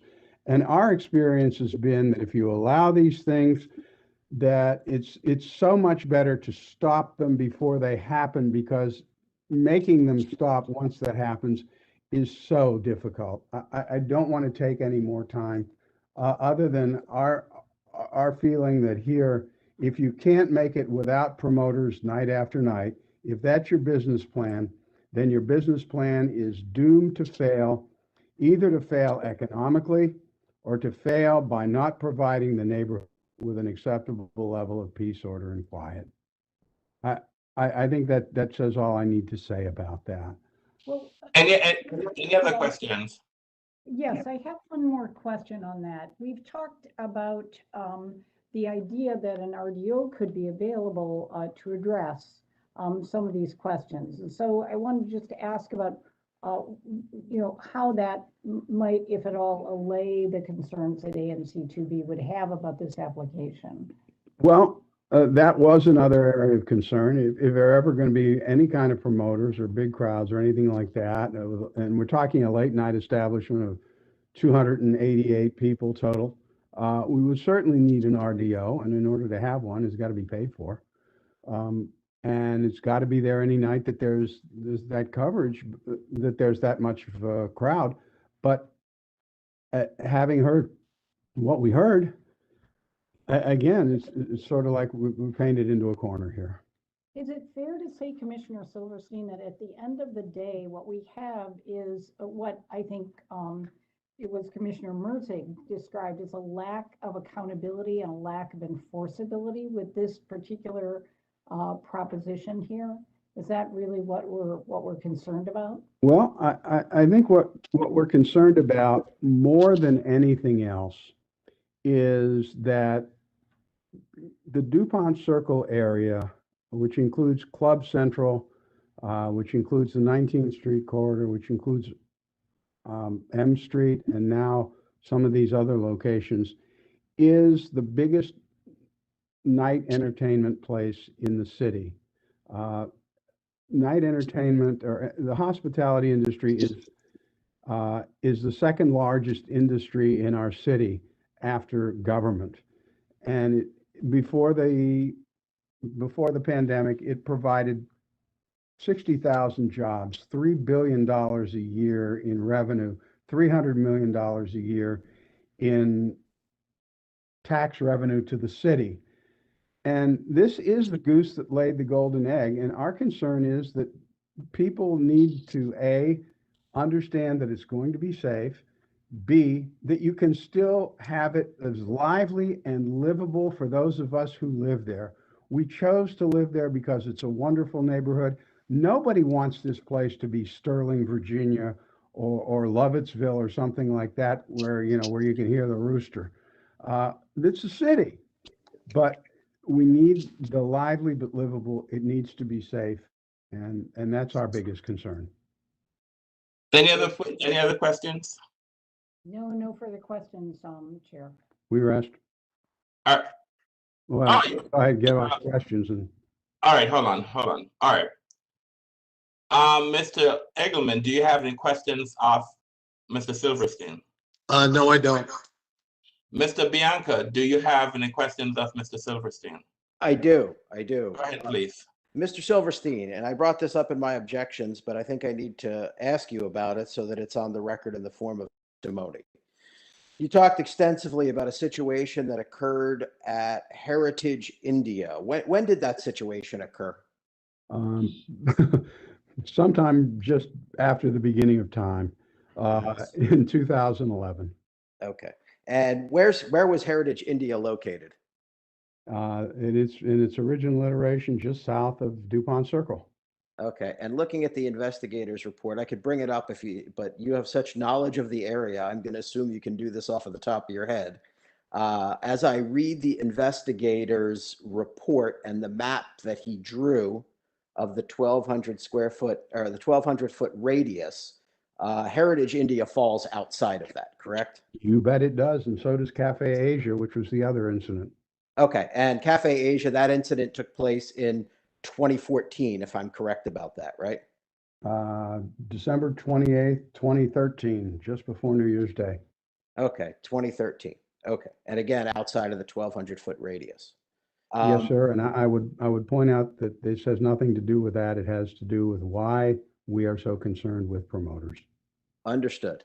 And now I want to talk about the what the investigator reported with respect to other establishments that are actually within the 1,200-foot radius. So according to the investigator, there are 5 CT licenses within that 1,200-foot area. Do any of those have restrictions against using promoters? I do not know, and I do not believe so. Okay. Would you be able to say for certain if I told you the names of the establishments? No, I could not. Okay. Not right now. I couldn't say for certain. I can say I don't know that they do, and I'm not sure that they do. And if you ask me, do I think they don't? I would say I think they don't. That's good enough. That's good enough. And there are, according to the investigators' report, 2 nightclubs, 2 CNs within the 1,200-foot radius, one being Gazaza and the other being Assets. Are you familiar with those establishments? I'm familiar with them, not being a patron of them, but yes. Okay. And do you know whether or not Gazoza, I hope I'm saying that right, Gazoza has any restrictions on using promoters in their establishment?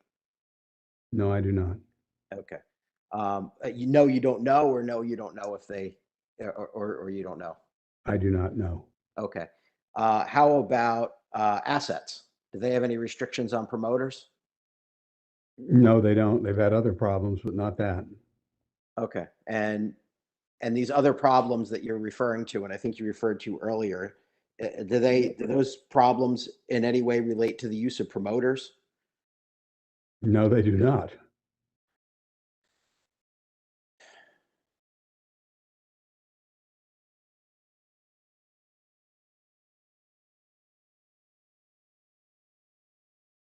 All right. Thank you, Mr. Silverstein. I don't have anything else. Thank you. All right. So I did ask you already, Mr. Edelman, if you had any questions. You said no. Is that correct? That's right. No questions. All right. For the board, does the board have any questions of Mr. Silverstein? I have one of them, Mr. Chair. Go ahead, Mr. Short. Mr. Silverstein, your testimony has been a lot about promoters. Very briefly, can you explain your knowledge personally of promoters and businesses in Washington, D.C.? Yes, sir, I can. And I think that it involved first those 2 incidents. It also involved a number of incidents that occurred when I served on the board. And there was a series of stabbings and shootings that occurred over an extended period of time. And the board was, and it was like week after week, another young person or 2 was stabbed or shot at an event where there were promoters. And it all seemed to involve one type of music. It all seemed to involve, or often seemed to involve, one particular band. And we wanted to stop the violence, but didn't know how, because you can't ban a certain type of music, whether it's hip hop or something else. You don't do that. And you certainly, it wasn't the band's fault. And you can't say you're not going to let this band play. But what we found was that this particular band, it was always promoters and promoted events where this would happen all around the city. And the promoters might bring in people from different crews or different neighborhoods who didn't get along, or people who didn't, there were just factions that didn't get along. Okay, to shorten this up just a little wee bit. During your time while you served on the board, just say not every promoter, but there were certain promoters. Oh, yes, Whether absolutely. it was a live band or no live band, wherever certain promoters who worked in certain parts of town, there was cutting, stabbing, shootings, and all those things that make a community unsafe. So Yes, thank you sir. very much for your testimony, but I just want to get that on record. Promoters have given themselves a bad name because a lot of bad things happen when they take over businesses. Yes, sir. Thank you. Thank you for your testimony. Any other questions by any of the board members? Yes, Mr. Chairman. Go ahead, Mr. Grandis. Thank you, Mr. Chairman. Mr. Silverstein, it's a pleasure to have you before us today, and it's very helpful to our deliberations, your experience on ABC matters. So thank you very much. Just for the record, and you may have already stated, but just for clarification, how many years have you been on the DuPont Circle ANC? 18. Okay, and during that time, the ANC has had applications before it regarding CT licenses. Yes, we have. And over these years, based on community input to the ANC, are there any basic guidelines or policies, I don't want to use a legal term, that helps format the positions of the ANC when it comes to CT licenses? There is the Policies and Procedures Manual says that the ANC opposes the use of promoters. That's one. The other policies are basically based on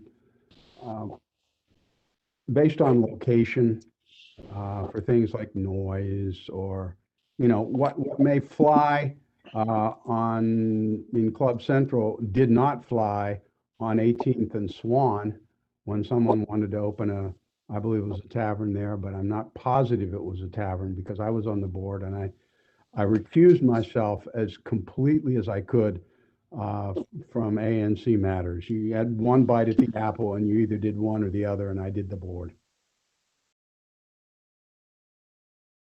So what about the concept of the endorsements, such as here's a CT that wants to have dancing? Does the ANC have any views on that, or if it wants to have a cover charge for CT now, a CM? I think basically it's that we look at these things, and if it doesn't smell right, if it looks more like a nightclub, we say no. That what may have occurred 10 years ago or something may have slipped under the radar. One of the difficulties that you have with these things is that you have a constant turnover of people. It's a volunteer position. There are 7 new commissioners out of 9 this year, which frankly was the only reason I stayed on. You need to have some institutional memory, even if it's faltering. And these things, there's not a clear path historically. We do the best we can. We're a volunteer group. Well, Mr. Silverstein, I want to thank you for that. I ask these questions because neighborhoods over time know what works in their neighborhood and what doesn't. And I think it helps inform us to know what the DuPont Circle neighborhood thinks is healthy for it. Thank you very much. If I might, Mr. Grandis, we know better what doesn't work than what does work, that you learn more from bad experience and from hard knocks than you do from success. But generally, we've been pretty successful. Thank you for your testimony today. Thank you, sir. Thank you. Any questions by any of the board members? Mr. Eagleman, do you have any questions of Mr. Silverstein based on questions that were asked by the board? No, I don't. Mr. Bianco, any questions? Yes, I do. Go ahead, sir. All right, Mr. Silverstein, in your testimony, you discussed a policies and procedures manual for the ANC, correct? Yes, sir. And if I had your testimony correct, you stated something to the effect of that the ANC opposes use of promoters. Is that the policy? I think they generally oppose the use of promoters. I believe that's that's in there, but it doesn't mean they have to do it. It's not in a bylaw. Okay. It's the But guideline. it's, the guideline is just across the board, we don't like promoters or we oppose promoters. What is the guideline? I don't have it in front of me, and and to be honest with you, I don't know when it was put in there. But to your knowledge, the use of promoters in nightlife establishments is perfectly legal, is it not? It certainly is if it does not, the use per se is if it does not create other issues. Understood. And I did just have one more question is, did the ANC protest the nightclub license Gazoza? That was, I do not know whether it did or not. Okay. When did that occur? Could you tell me? 2019, I believe they were most recently up. I was probably on the board then, and I do not know. Okay. Thank you very much, Mr. Silverstein. Thank you. Thank you, Mr. Bianco.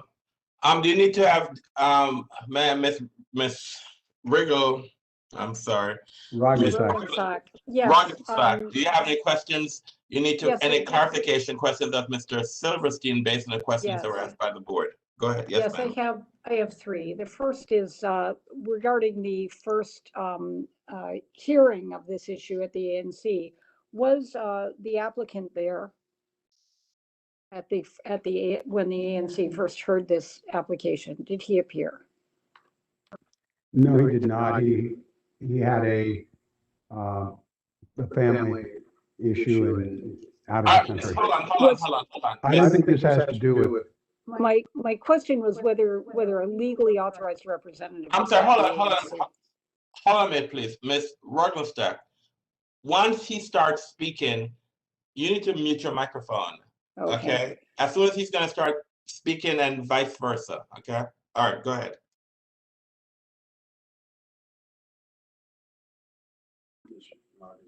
Was there a legally authorized representative at the ANC hearing it with this at which this application was discussed?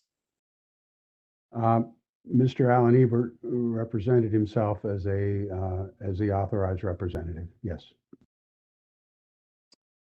With respect to this application and this establishment, what has been the level of neighbor engagement or neighbor feedback relative to other applications of this type? Would you say it's more, less, the same? How would you characterize it? Well, I would characterize it that at first, the ANC and DCCA were all in favor of this, and no one set out any alarms. That as we became more concerned about the moving, this becoming morphing into a nightclub and hookah bar late in the night, there became concern among the neighbors. No one put anything out on any listservs. There was no campaign or anything of that sort. But there has been in the past couple of weeks, especially with now 3 shootings in the DuPont Circle area in this month of June, there's this real concern. And even though this has, none of this is tied to this establishment, there's just an overall concern about safety and about whether people are safe in the area and whether we're going to end up losing business and all that because people will not view it as safe. So we've tried to downplay it and hope, that we could handle this well. And now there's just great concern. More about this in a minute, but there were some photographs that were shown earlier of the street and that showed 2 buildings, but isn't it correct that there are actually roughly 6 residential buildings on that 20th Street behind the club? Is that about right? There are, and there's also an even larger residential building, the Chateau Thierry at the corner of 20th and S. There are, I would assume, several hundred people who live over there. mentioned concerns about security. Isn't it correct that there was actually a violent carjacking right at the corner about a month or two ago? Is that right? I'm going to object as to relevance and beyond the scope of the board's questions. I'm gonna sustain the objection. I've been generous. You have 4.5 minutes left. I thought that when Mr. Silverstein was testified when he rested his case, he had like 5 minutes left. And so I didn't realize this is going out of hand. So I'm just letting you know that you're running out of time. And so I'll give you some leeway in maybe a couple more minutes. But I told each party that it had an hour, and you guys you're at the end of the rope. And so I'm going to sustain the objection. So go ahead and please. Appreciate that, Chair. That was my last question. All right. Thank you. All right. Thank you. Mr. Eagleman, do you have witnesses, sir? Yes, I do. I'd like to call Katie Butler as our first witness. How many witnesses do you have, sir? One other, and then some short testimony from myself. All right. Okay. So 3 witnesses, including myself, but I'll be brief. All right. Hold on. Mr. Chair, would it be okay if we took a 5-minute break? All right. Okay, it's 6:56. We're off the record for we'll take 10 minutes. Till 7:05. We're off the record until 7:05. 7:05. Thank you very much, Mr. Chair. All right.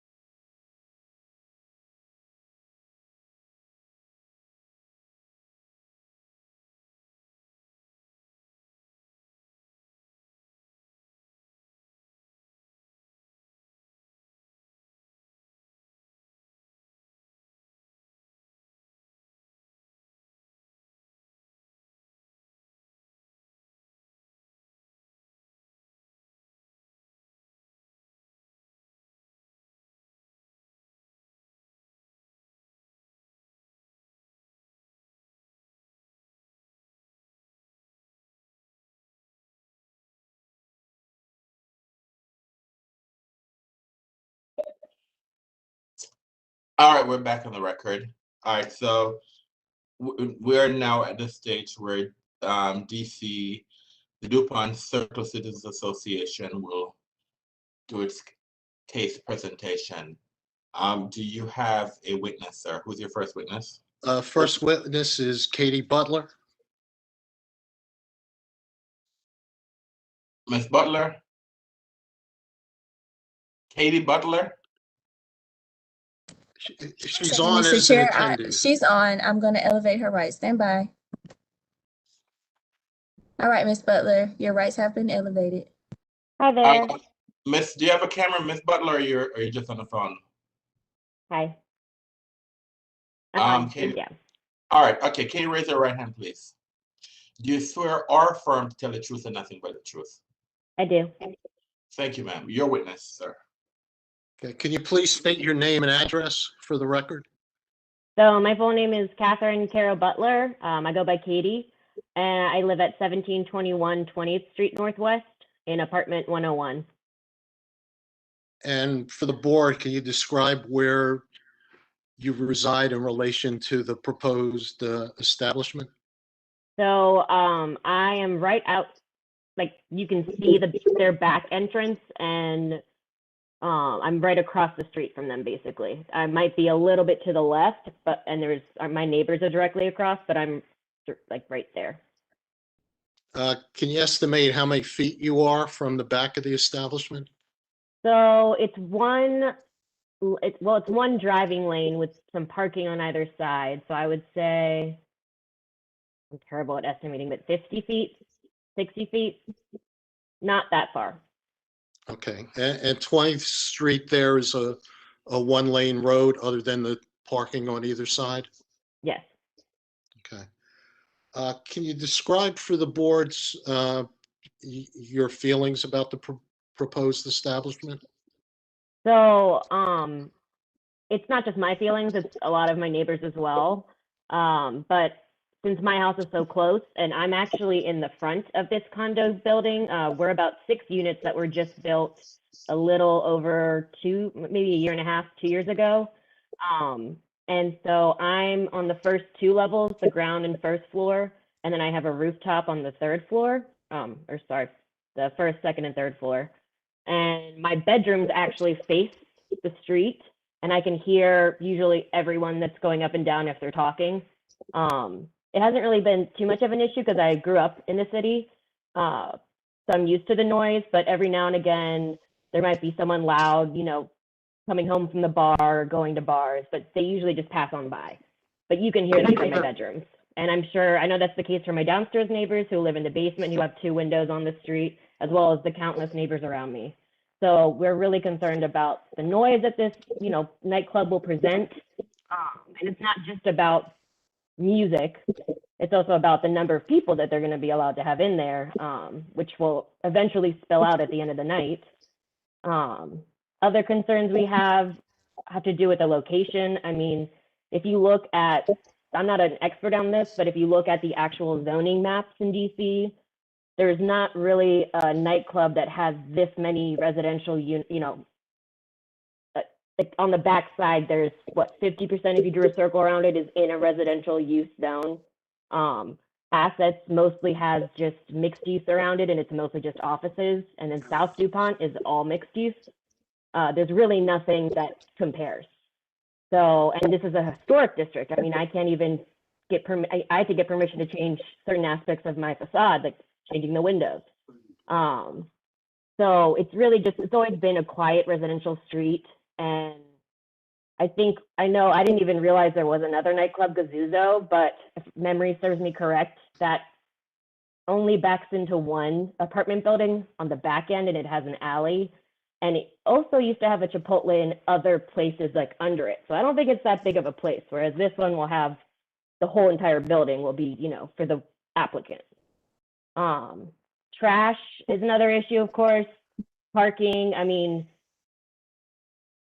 that's something you kind of expect in DC, but I will say that of late, I avoid that side of the street when I walk my dog at night because there's just so many rats. I mean, they're everywhere. It's been a problem for all of the condo associations, but there were a lot over by the back of their building recently, and not just them, but the people next to them too, where that's been an issue.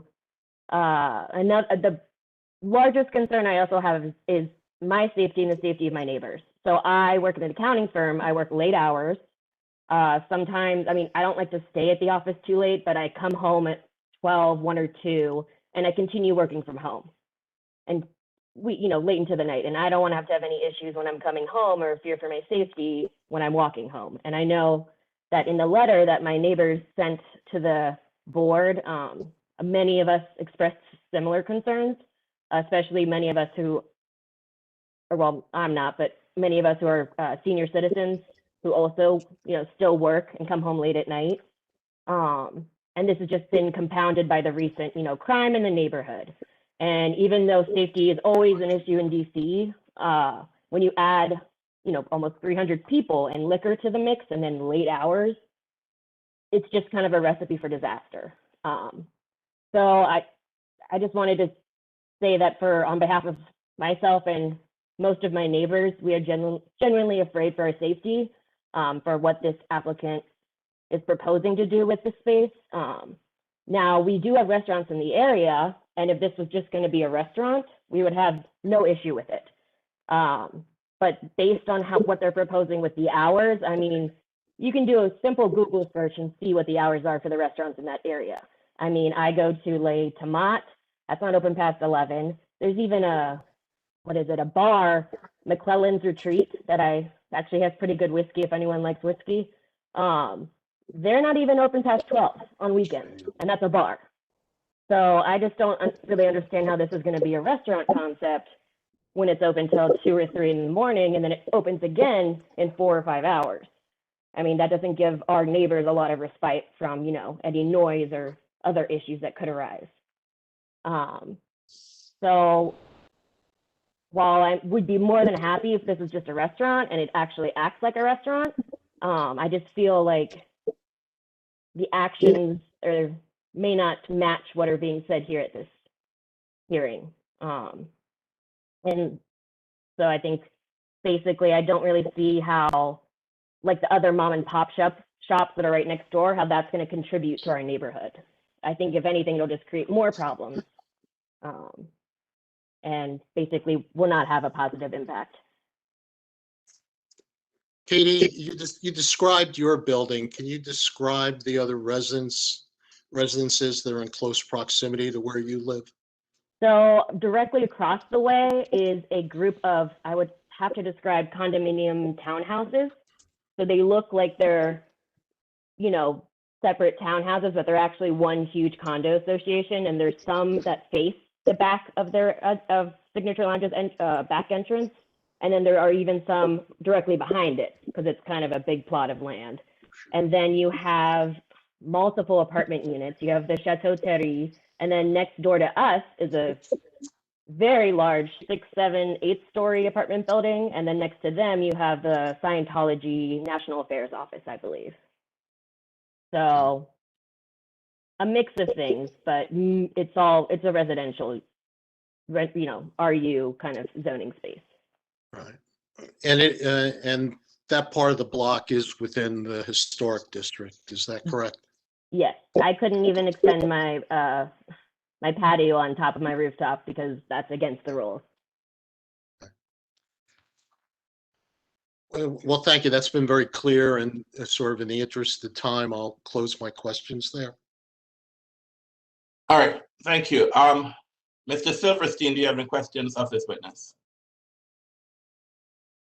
No, I do not, Mr. Chairman. Thank you. Mr. Bianco, any questions of this witness? Yes, I do. Thank you very much. I do have a couple of questions. So if I understood your testimony correctly, rats are presently a problem in the neighborhood. Is that the case? Yes. And crime is presently a problem in the neighborhood. Is that the case? For recent, yes, but I've only lived in my present spot for a little over a year, but 3 years prior to that, I was living on 19th and T, and I grew up in Georgetown. Okay. And I have to say it's a problem all over the city. Okay. And at this point, the establishment's not open, right? No, but there has been a lot of rat like I got scared one night because there was about 7 of them kind of following each other, and one of them kind of came after my dog, and I had to push him out of the way. Okay. So you've been living in your present condominium for a year, you said? I moved in January of 2020. Okay. So when you, I just want to make sure I understand the timeline correctly. When you moved into that new condo, was there an establishment operating at this location or no? I'm not sure because I was working and trying to unpack, and then by the time that I was going to explore, COVID hit. So I can't say whether or not there was. Okay. And you gave some testimony about you having some concern about the hours, Yeah. the 2 and 3 a.m. hours. And if I understood your testimony correctly, another establishment that is a tavern at 2031 Florida Avenue called McClellan's Retreat, which has great whiskey, it doesn't have hours that are that late, correct? And that's a full-on bar. Okay. I think they serve some bar food, but they're not like a restaurant. Understood. Are you familiar with the hours of any of the other establishments in the surrounding area, given your Google search? So, La Tomat, I think, goes to 11. City Lights of China, which is not like 2 stores or 2 buildings up from the applicants, closes at 9:30. What else? There's a new place called Mikasa. I couldn't find their hours, and they're not opening until next month. How about Boardroom at 1737? So Boardroom I've actually been to. It's a nice laid back kind of location if you just want to have a beer and play a board game with your friends. For like older millennials, we kind of like that kind of stuff because it's not too noisy, and also it doesn't really abut our road because there's another building that's like it's not on 20th Street basically.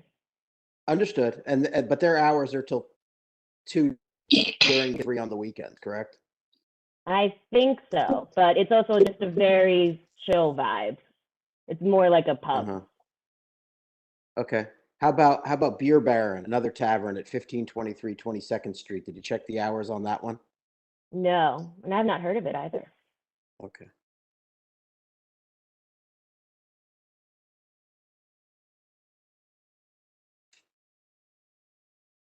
And the nightclub that we've been talking about, Gazoza at 1629 Connecticut. Do you know what their hours are? So I don't know if I know exactly their hours, but I've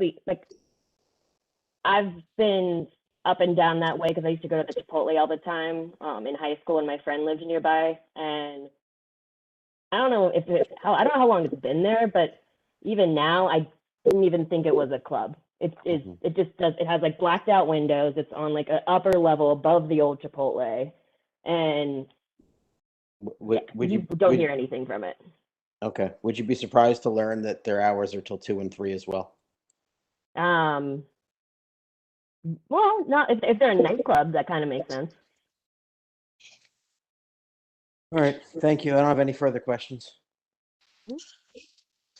Any questions? Thank you. Any questions by any board members? Yes. Yes, Mr. Grandis. Is it Ms. Butler? I'm sorry, my eyesight is not that perfect, but it's Ms. Butler, correct? Yes. Yeah. Again, I want to thank you as a resident for taking time out of your day, and especially the long day that you've had to be tortured by us. But we really all value the residents and businesses that come before us and let us know for our records.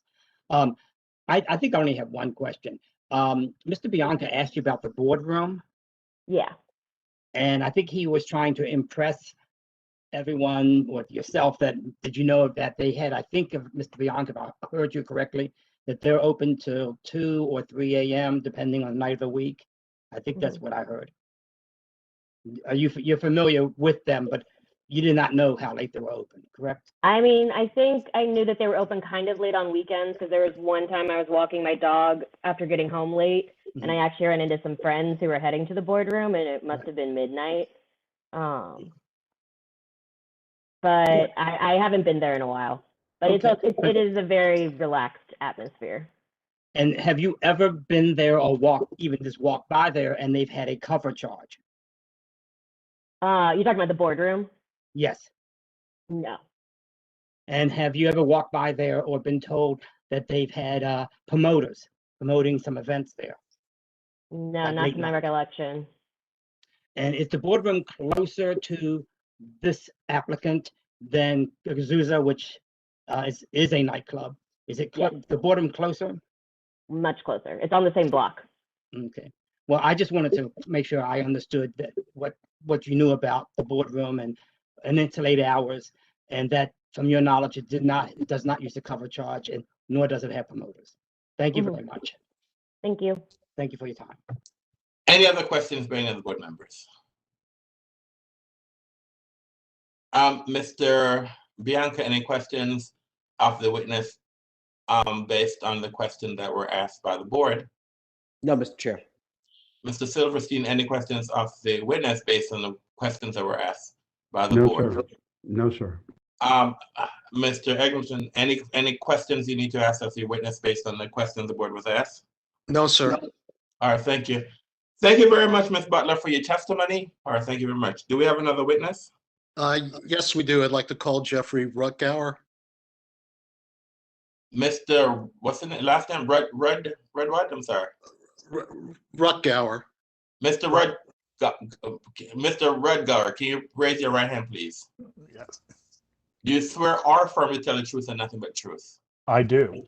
All right, thank you. Your witness, sir. Can you restate your name and your address? It's Jeffrey Ruttgauer, first name Jeffrey, last name Rueckgauer. I live at 2130 P Street Northwest, apartment 711. And how long have you lived at that address? I have lived here since January 1992. And I believe you live in an apartment building, is that correct? Correct. And do you have a particular position within that building? Yes, I am the president of the Tenant Association since 2007. The building represents 250 units. About half of them are on the P Street side. Okay. And can you tell the board a little bit about the background and sort of the history of the neighborhood with taverns morphing into nightclubs? Yeah, we in 2005, a restaurant known as Marrakesh Palace came to the ANC seeking a CT, or had a CT license from the previous occupant of that address. They sought an entertainment endorsement that would allow them to have promoted events. But what they had said though was that was going to be for a Mediterranean restaurant with belly dancing several nights a week during dinner service.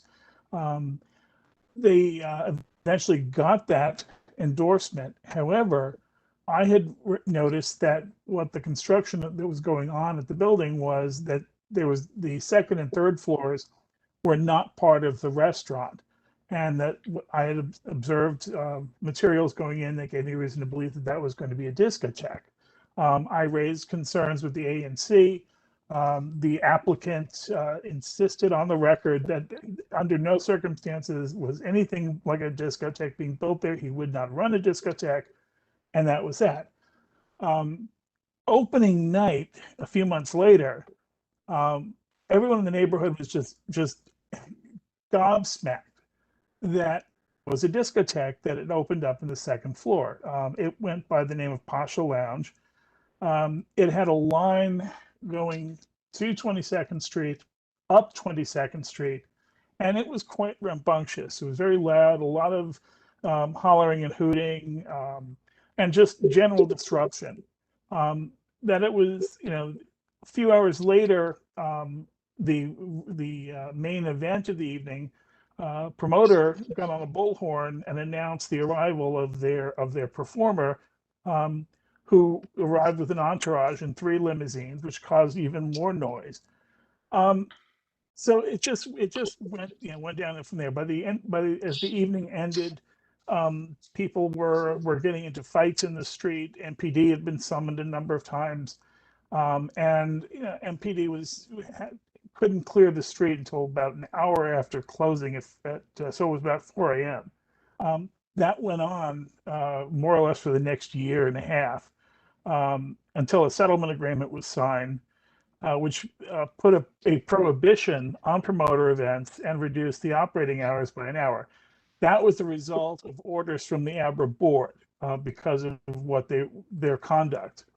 That didn't stop them from having their promoters. They snuck them in anyway, and they just didn't. They tried tricks like they didn't bother to tell that it was a promoter. The promotion material would leave out that it was a promoted event or another third party. So it just got to the point where where we were calling the police constantly. AB was not responsive. We were just basically left out in the cold, to deal with this mess. And the results, I mean, we finally didn't get any relief until the establishment changed hands in 2012. And that's when it finally got quiet.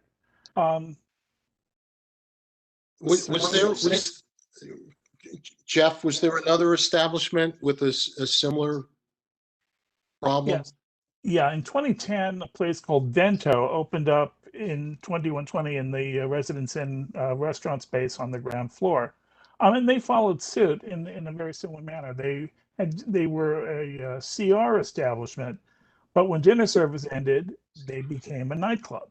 They had illegal valets going. They had promoters coming in, people getting into fights out in the street. And so some nights we had literally both sides of the street were this just sea of people who were making noise, and the establishments were basically telling the neighborhood, we don't care about you trying to sleep, or people, there's trash service, the city cleans up the streets, so leave it to them. I mean, their attitude was very much, we're not responsible for what these promoters are coming in and doing. It's like, well, we're just renting them the space. We have no responsibility. And it's like, well, no, it's your space. You get to dictate conditions that the promoters have to abide by. And if you can't get them to abide by it, stop doing business with them. Mr. Bouzid from Marrakesh went on to say that there was no way possible for him to continue to operate because of the overhead of the lease, that he had to absolutely be able to have promoters in there. And he made this impassioned plea to ABRA to let him continue to do it. They didn't yield, fortunately. Mr. Anderson, I'm sorry to interrupt, but I mean, I've really tried to give a lot of latitude here, but we're talking about establishments outside of the 1,200 foot by far in 2005 and 2010. What on earth does this have to do with what's before the board? Mr. Bianco? Hold on a minute. Once again, Mr. Bianco, you have to object to the question. You can't object while the witness is testifying.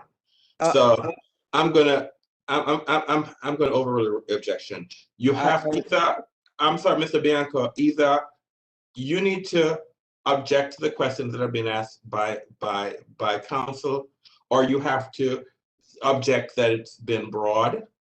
But you can't have the witness testify for 10 minutes and then in the middle of the witness testifying, you're now objecting to the question. So I'm gonna overrule the objection. Let's move on. Thank you, Mr. Anderson, but that does put me in a position to have to object to every question. Then fine, sir. That's what you do. And you do, and I'll make a ruling accordingly.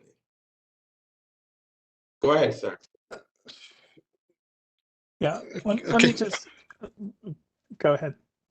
Yeah, Jeff, just one clarification. The Marrakesh is around the corner from the Beer Baron, is that correct? Objection, relevance. Why is this relevant, sir? I'm just responding to Mr. Bianco's concern. I'll withdraw the question. All right. See Mr. Bianco. Next I'm question. just trying to get us out of here, Mr. Henderson. I apologize. I'm trying to do that too, Mr. Bianco. Mr. Ruckower, you're familiar with the ANC's guidelines about promoters? I am. Can you share your thoughts on the importance of that? Objection, relevance, foundation. I'm sorry, what was the question? I apologize. What was the question? I was asking Mr. Ruckower about the ANC guidelines on promoters. I'm going to allow that, Mr. Bianco. We have had a lot of testimony earlier regarding this ANC guideline, so I'll just allow it, and the board will give it whatever weight it's due. The issues with promoters came in about 2014. It went into the policies and procedures manual. It came out of the East DuPont moratorium, which did have language that forbade restaurants from having more than a certain number of promoted events during any given year. The problem that then became with what was going on with the West DuPont side was that there was no adequate responsiveness from the regulatory agencies to give any kind of immediate satisfaction or a reasonable time satisfaction, so that it got to the point where that an ABRA hearing or investigation could take over a year before there was any decision made. That happened in a couple of cases involving Marrakesh. Several of them never received any decision. They were just no action.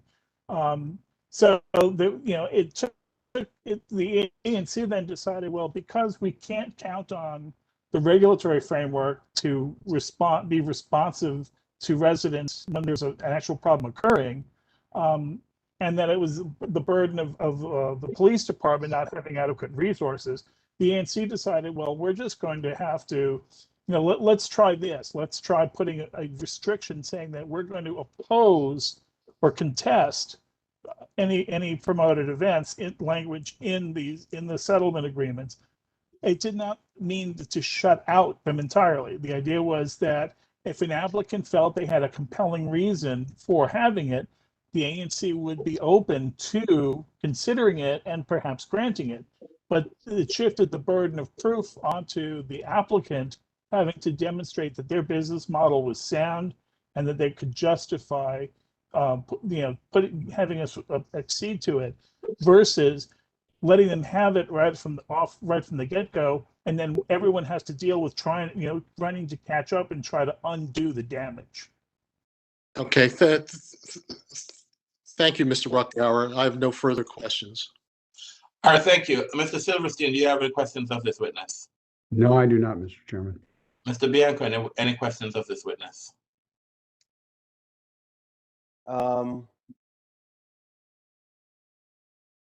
You testified about the ANC's policy with respect to the use of promoters, correct? Yes, sir. Are you on the ANC? I am a member of a land use committee, but I'm not an elected official. Okay. So does the land use committee deal with ABC board issues? Generally, no. Okay. Do you speak for the ANC on these ABC board issues? No, I do not. I am simply a concerned citizen who actually was involved in some of that drafting work, but I'm not as a community participant. Thank you very much. I don't have any more questions. Thank you. Any questions by any board members? Hearing none, thank you very much, sir, for your testimony. Thank you very much. Thank you. Do we have another witness? I just wanted to make a short statement and then move the admission of the one exhibit I had, the proposed settlement agreement between DCCA and Duffy's Pub. No, if you want to make a statement, sir, you know that I have to swear you in and then you will be subject to cross-examination. Yeah, unless there's another way to get the settlement agreement in, I'm happy to do that. It'll be very brief. Raise your right hand, sir. Do you swear or affirm to tell the truth and nothing but the truth? Yes, I do. Go ahead. Again, Glenn Engelman, I reside at 1412 Hopkins Street, Northwest. Mia, past president of DCCA. There's been a lot of testimony about standards in the neighborhood around promoters. I just want to point out to the board that sort of consistent with DCCA's position here, the most recent tavern license in the neighborhood, which is for an establishment which will be known as Duffy's Irish Pub. We did negotiate a settlement agreement with the operator. Part of that is a promise of no promoters, again, consistent with what's been testified here today. And with that, I'd like to move the introduction into the record of that settlement agreement. It's listed as DCCA Exhibit 1. I object. What's the nature of the objection?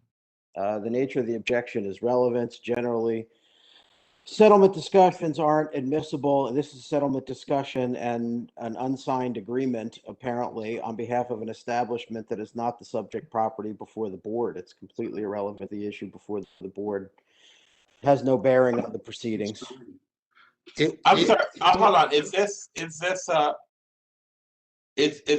a signed settlement agreement with regarding another establishment? Yes, it's a signed settlement agreement between DCCA and the establishment. It'll be before the board, as I understand it, in July. I'm sorry. This I cannot allow that. I did not. No, I cannot. First and foremost, this is a settlement agreement that is going to be presented to the board for our consideration for a case that's currently been protested. So I thought this was a settlement agreement I thought this was an existent settlement agreement for another establishment, and that, but since this is a contested case, this is a settlement agreement. It was I'm sorry, just, what were you saying, sir? yeah, just to clarify, it was entered into ahead of settlement. The operator in this case reached out to the neighbors ahead of time. There hasn't been a protest filed. We agreed to a settlement, which is right. But what you're saying though, this is a settlement agreement that the parties are going to provide to the agency for the agency to sign off on. And yes, so that's correct. This is therefore no.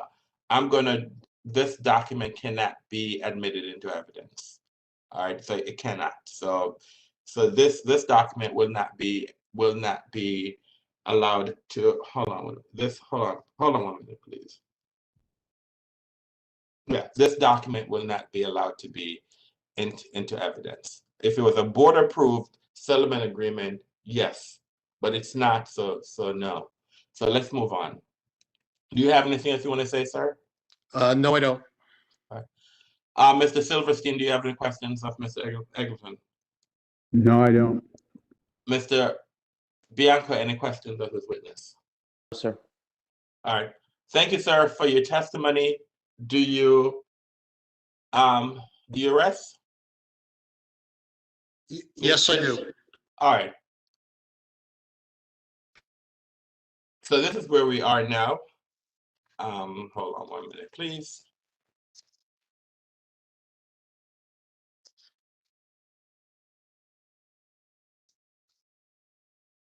All right. I'm going to give each side, the applicant will be given 5 minutes to close, and each protestant will have 5 minutes to close. What I need from each side for the applicant to tell us what it is that the applicant is asking from the board, and for each of the protestants, I'm asking each of the protestants to be specific what it is that you're asking the board to do. All right, so let's start with the, do the parties want 5 minutes before we do closing? We I can could use 5. directly, I'm sorry, we can go directly or we can break for 5 minutes. I could Ready use to 5 go. minutes. I'm sorry? What did you say, Mr. Bianco? I could use 5 minutes. I'm sorry, what is it that you want to do, Mr. Silverstein? If Mr. Bianco needs 5 minutes, I'm fine with that. I'm ready to go. Mr. Eggleman, what is it that you wish to do? I'm ready to go, but again, if Mr. Bianco wants 5 minutes, I'm happy to wait 5 minutes. All right, it's 7:42. All right, 7:50. I'll do the 8 minutes. 7:50 will be 8 minutes. We'll be back on the record to do closing. 7:50. Thank you. Thank you very much. Here's my close.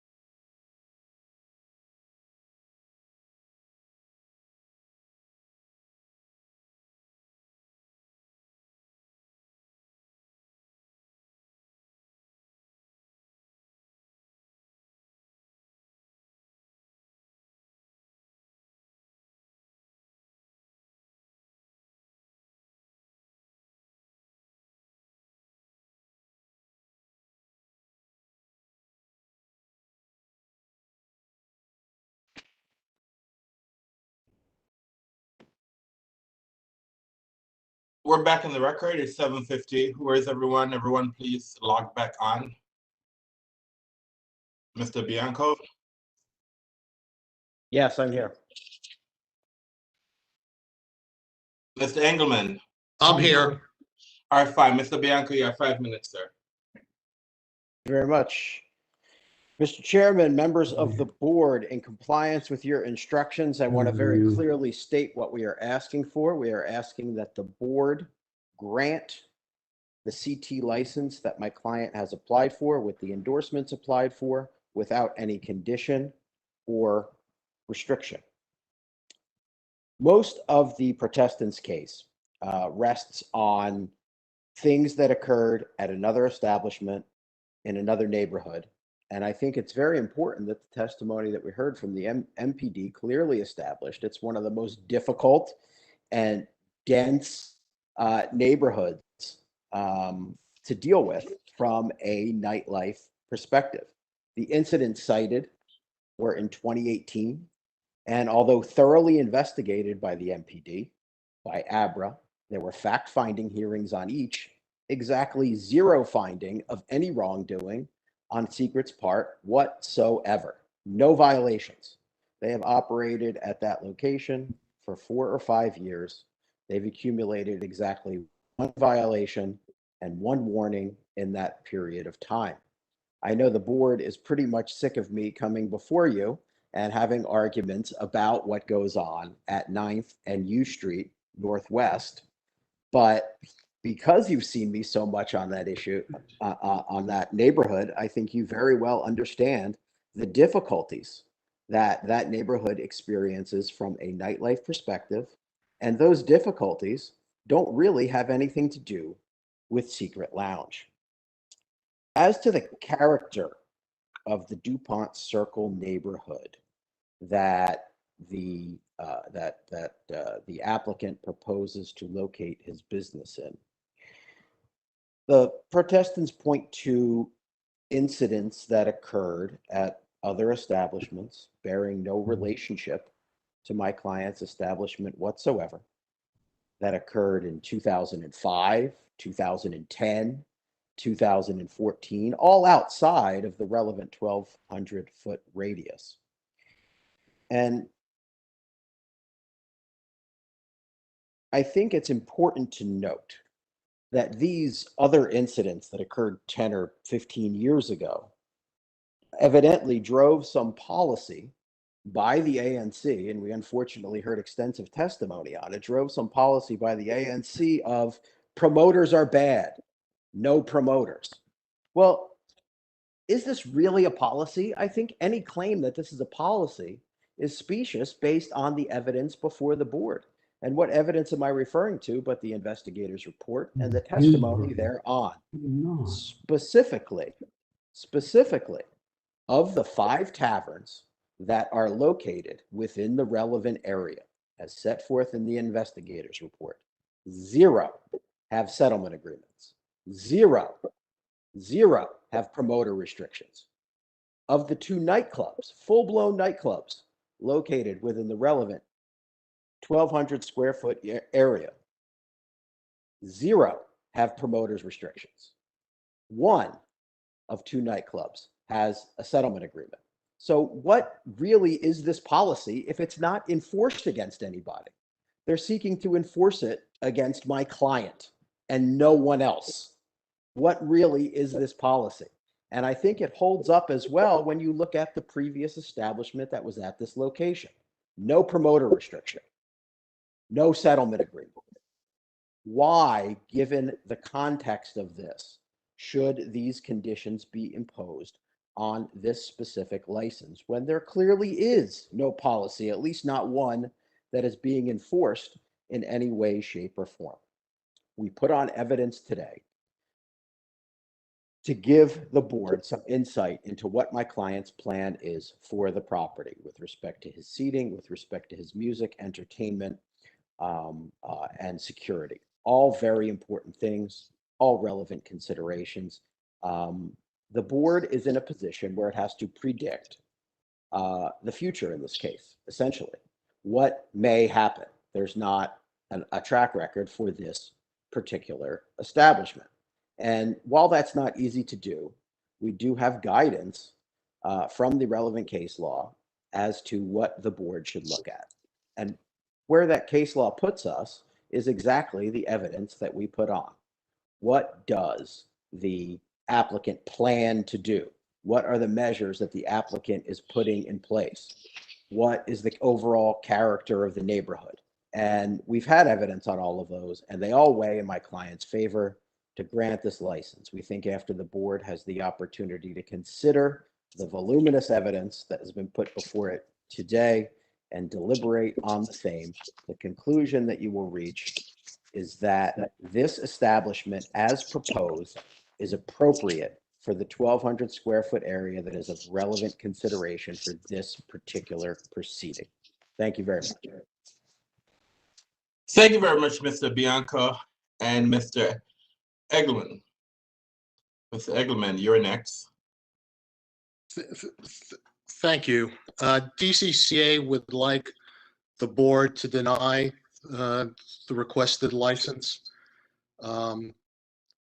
As I stated earlier, when the initial word was out about an Ethiopian restaurant, it was well received. And in fact, DCCA initially wasn't going to contest the license. But as things evolved, as the testimony was given to the ANC, it was clear that the operating plan was vague and it morphed really into more of a nightclub type establishment, and sort of consistent with DCCA's policy, this was something we should contest. The testimony today didn't add, frankly, a lot of clarity about the operating model. It continues to shift in our view.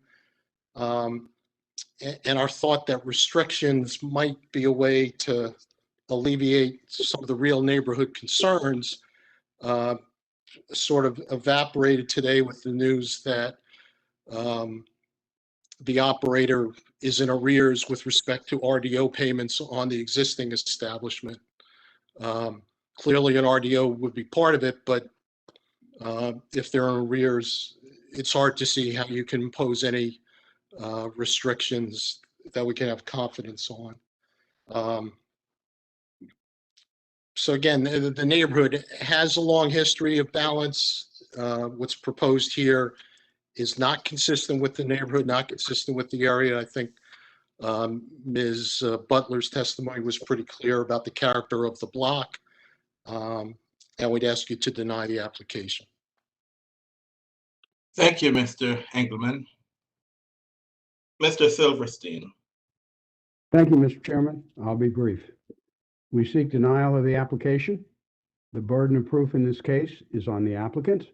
The applicant's business plan is clearly that of a CT that morphs into a nightclub, and the applicant acknowledges he cannot succeed without the use of promoters. Promoters would require enhanced security and an RDO, and the applicant's financial dealings are such that, despite his testimony today otherwise, he has not paid for his RDO at his current establishment, and that debt is in collections. The applicant has failed completely to meet his burden to establish that he would not negatively impact peace, order, and quiet. We respectfully ask that the board deny the application, and thank you for your attention and your patience. Thank you very much.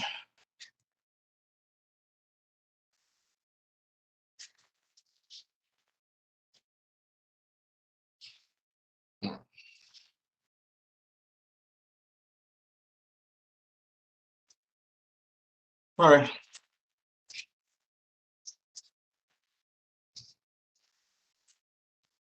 All right. Do the parties wish to propose?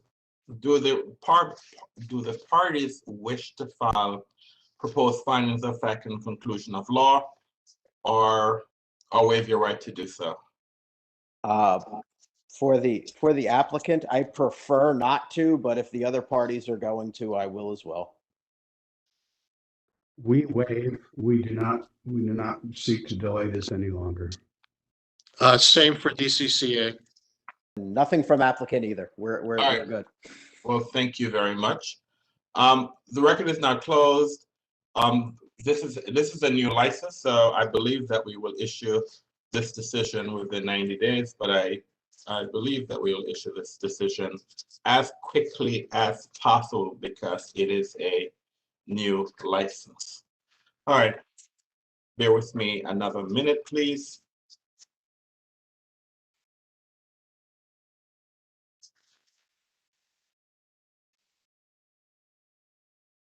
I have too many papers in front of me.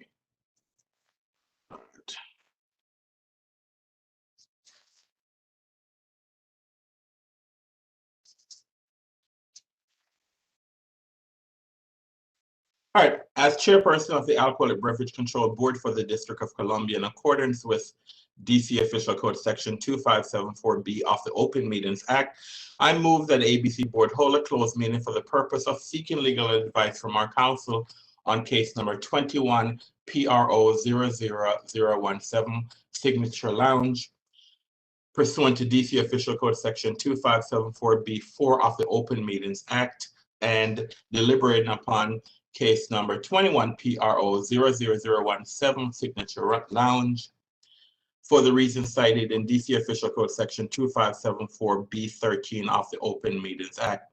Is there a second?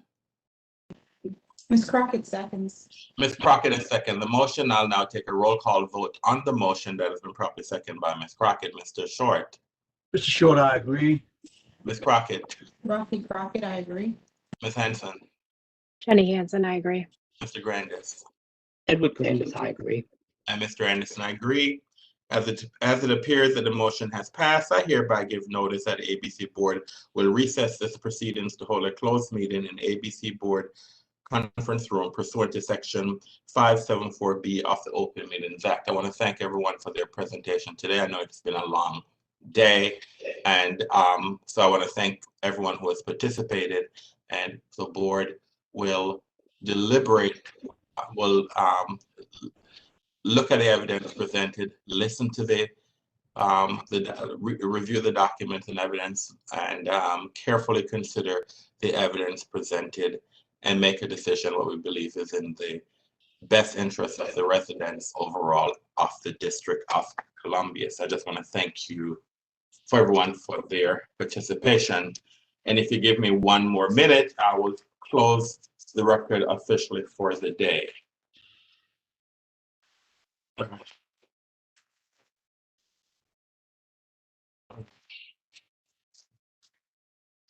All right, as chairperson of the Alcoholic Beverage Control Board for the District of Columbia, in accordance with Title 3, Chapter 405, Office of Open Government, I move that ABC Board hold a closed meeting on July 15th, 2021, for the purpose of discussing and hearing reports concerning ongoing or planned investigations of alleged criminal or civil misconduct or violations of law or regulations, and seeking legal advice from our legal counsel on the board's investigative agenda, legal agenda, and licensing agenda for July 15th, 2021, as published in the DC Register on July 9th, 2021. Is there a second? Mr. Short, I second. Mr. Short, I second the motion. I will now take a roll call vote on the motion before us now that it's been seconded. Mr. Short. Mr. Short, I agree. Ms. Crockett. Rafi Crockett, I agree. Ms. Hanson. Jenny Hansen, I agree. Mr. Grandis. Edward Grandis, I agree. And Mr. Anderson, I agree. As it appears that the motion has passed, I hereby give notice that the ABC Board will hold the aforementioned closed meeting.